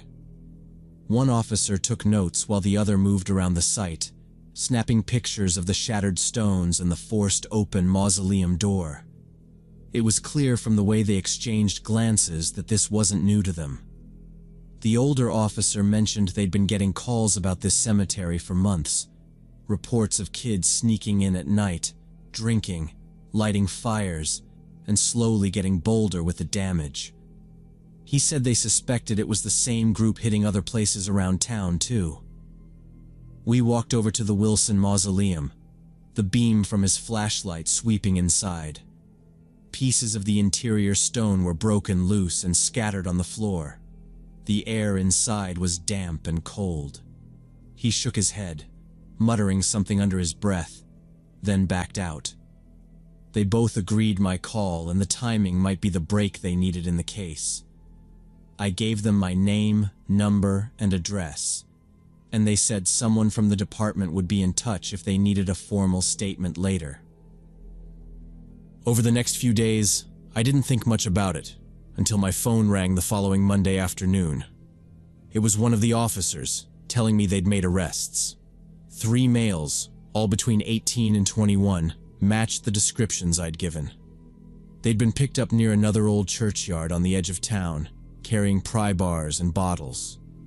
My description, along with shoe prints from the cemetery, had tied them to the scene. A month later, I was sitting in the back of a small courtroom, listening to the charges read out. That's when I learned this wasn't just about a few bored kids wrecking things. The 3 I'd seen were part of a bigger group that had been targeting historic buildings, cemeteries, and monuments for almost a year. There'd been break-ins at the old railway station, graffiti on the town hall's stone steps, even stolen artifacts from a war memorial. The leader, barely 20, was the son of a city council member, and it came out during testimony that his father had been quietly interfering whenever his son got into trouble, making sure charges didn't stick. This time, though, the evidence was too strong. Between my statement, the photos, and the physical evidence, there wasn't much room for denial. The judge ordered them to pay restitution for the damage, tens of thousands of dollars, and sentenced them to hundreds of hours of community service, much of it under the supervision of the town's historical society. I heard later they were made to help restore the very graves they'd damaged, under the watch of volunteers who made sure every stone was set right. Walking past St. Mary's in the weeks after, I saw scaffolding around some of the repaired headstones and fresh flowers at the base of the Wilson Mausoleum. The gate was kept locked now, with a heavier chain and a new latch. The sight made me feel a mix of relief and unease. Relief that I'd stopped, called, and done something before they could do more damage. Unease because of how easily it could have kept going if no one had been caught. It turned out the people tearing up pieces of the town's history weren't strangers. They were from here, raised in the same streets as the rest of us. Sometimes the ones who leave the deepest marks on a place aren't outsiders at all, but people who've been walking through it their whole lives. I still took the same route to the bus stop after practice, but I never passed the cemetery without glancing at that gate, making sure it was closed.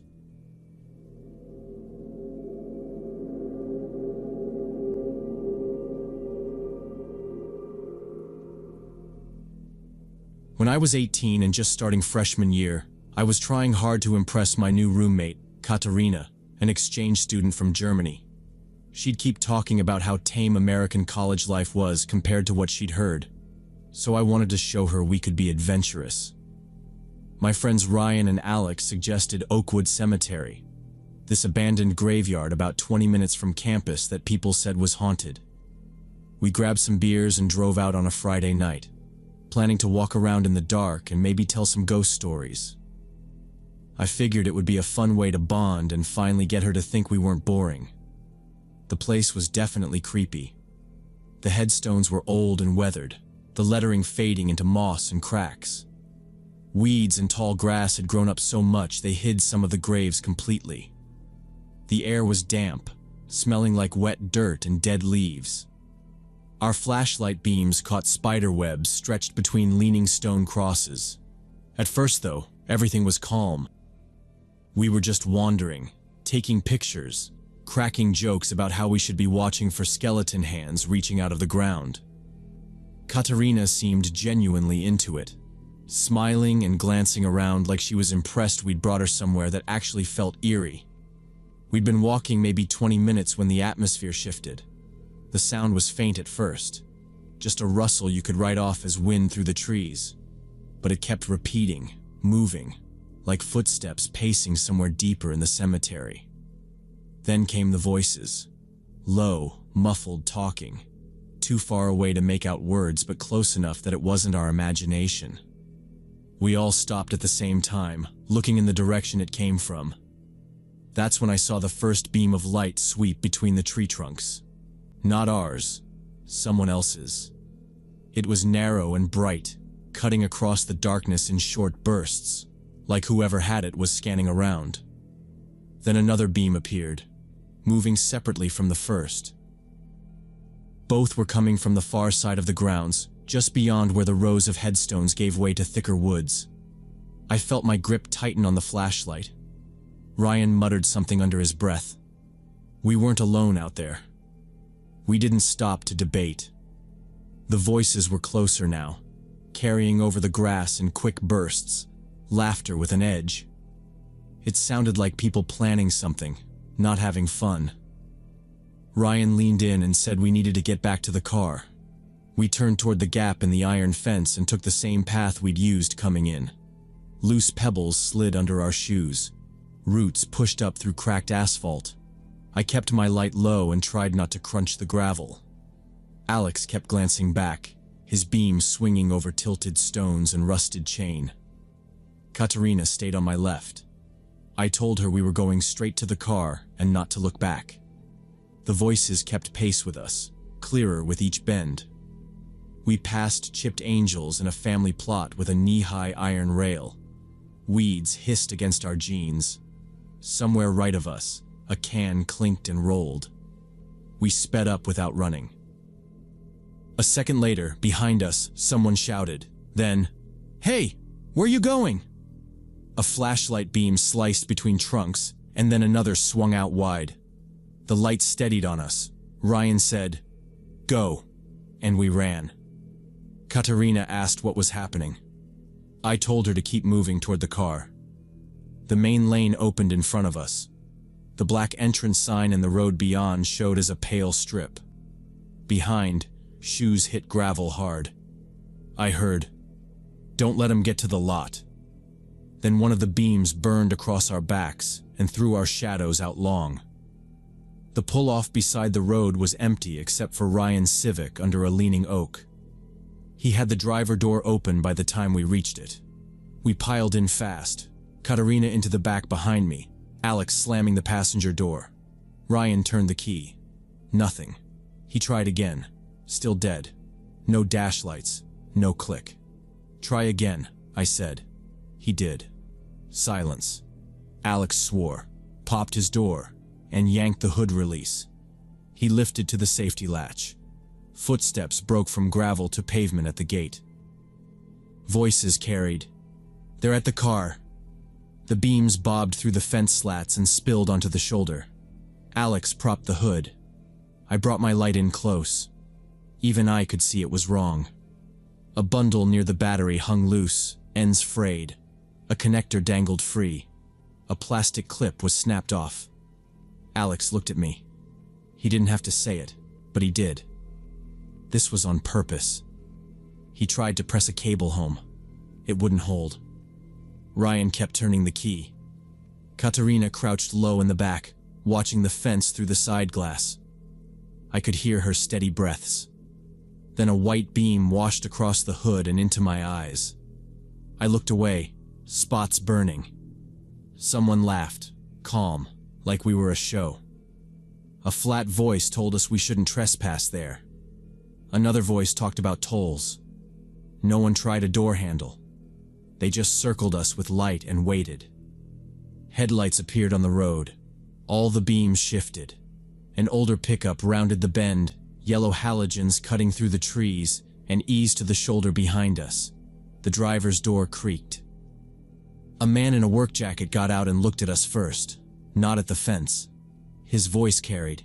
He asked if we needed help.